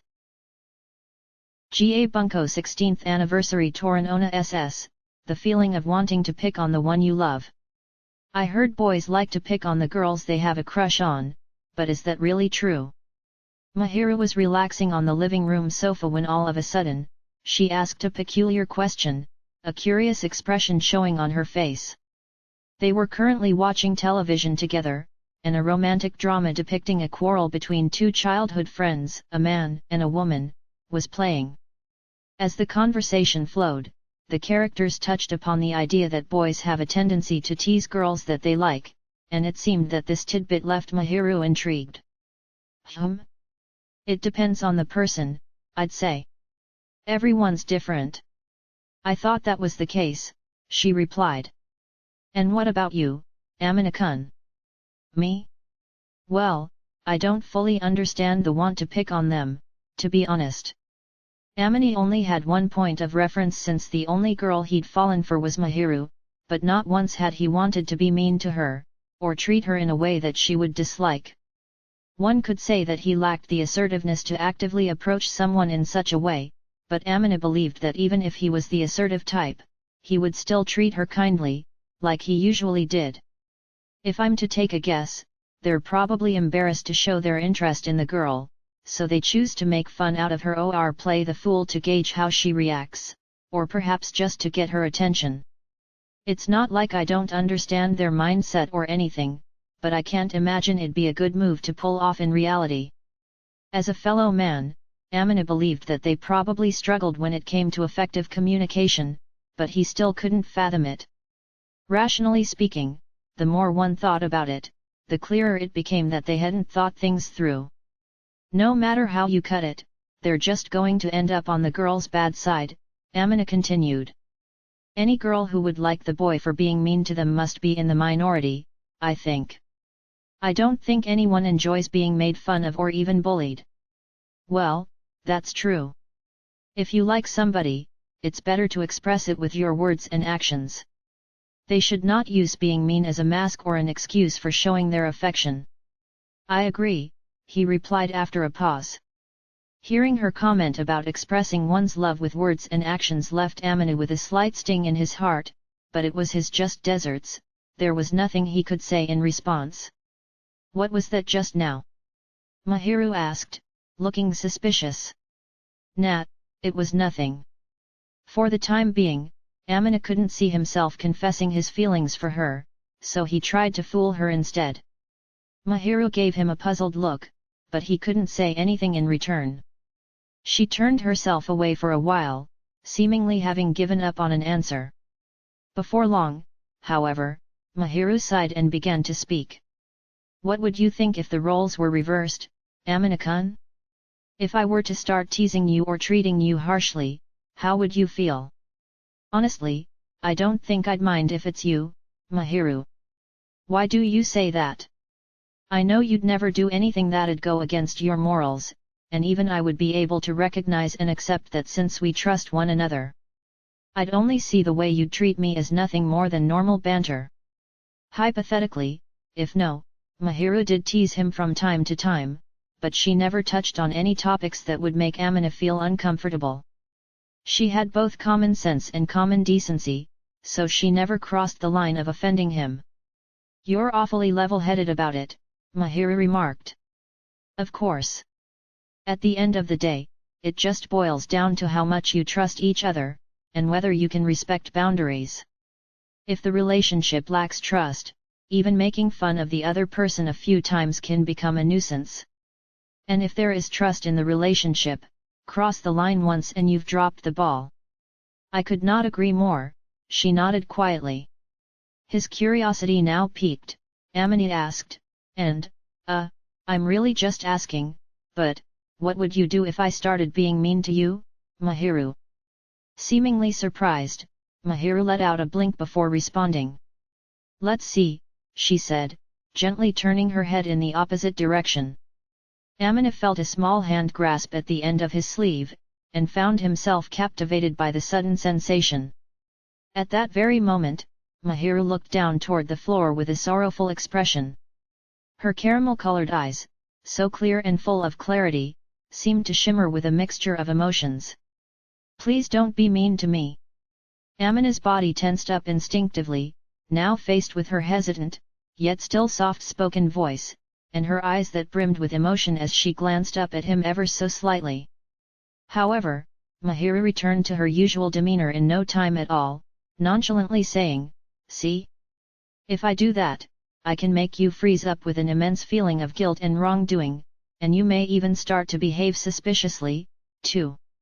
For those reasons, I would let it slide. Frozen stiff, Amina was stunned by the sudden change in her mannerisms, but upon realizing that she had said that to poke fun at him, his cheeks naturally began to heat up. She's right. If she looked at me like that, all I'd be able to do is apologize profusely while not being able to move a muscle. And what about it? That said, I don't intend to ever make her sad like that, Amina promised in his mind as he reached his hand out toward Mahiru's cheek, dissatisfied at being teased. She made an adorable expression as he gently played with her soft cheeks, but Mahiru, still with warped cheeks, scolded him playfully with a silly face. You're so mean. So she said, but the tinge of happiness that showed in her face as it lit up revealed that she enjoyed the banter. A dynamic like this must come from a place of mutual trust, I bet. Taking Mahiru up on her lenience, Amina savored the moment by continuing to caress her cheek, which was smooth to the touch.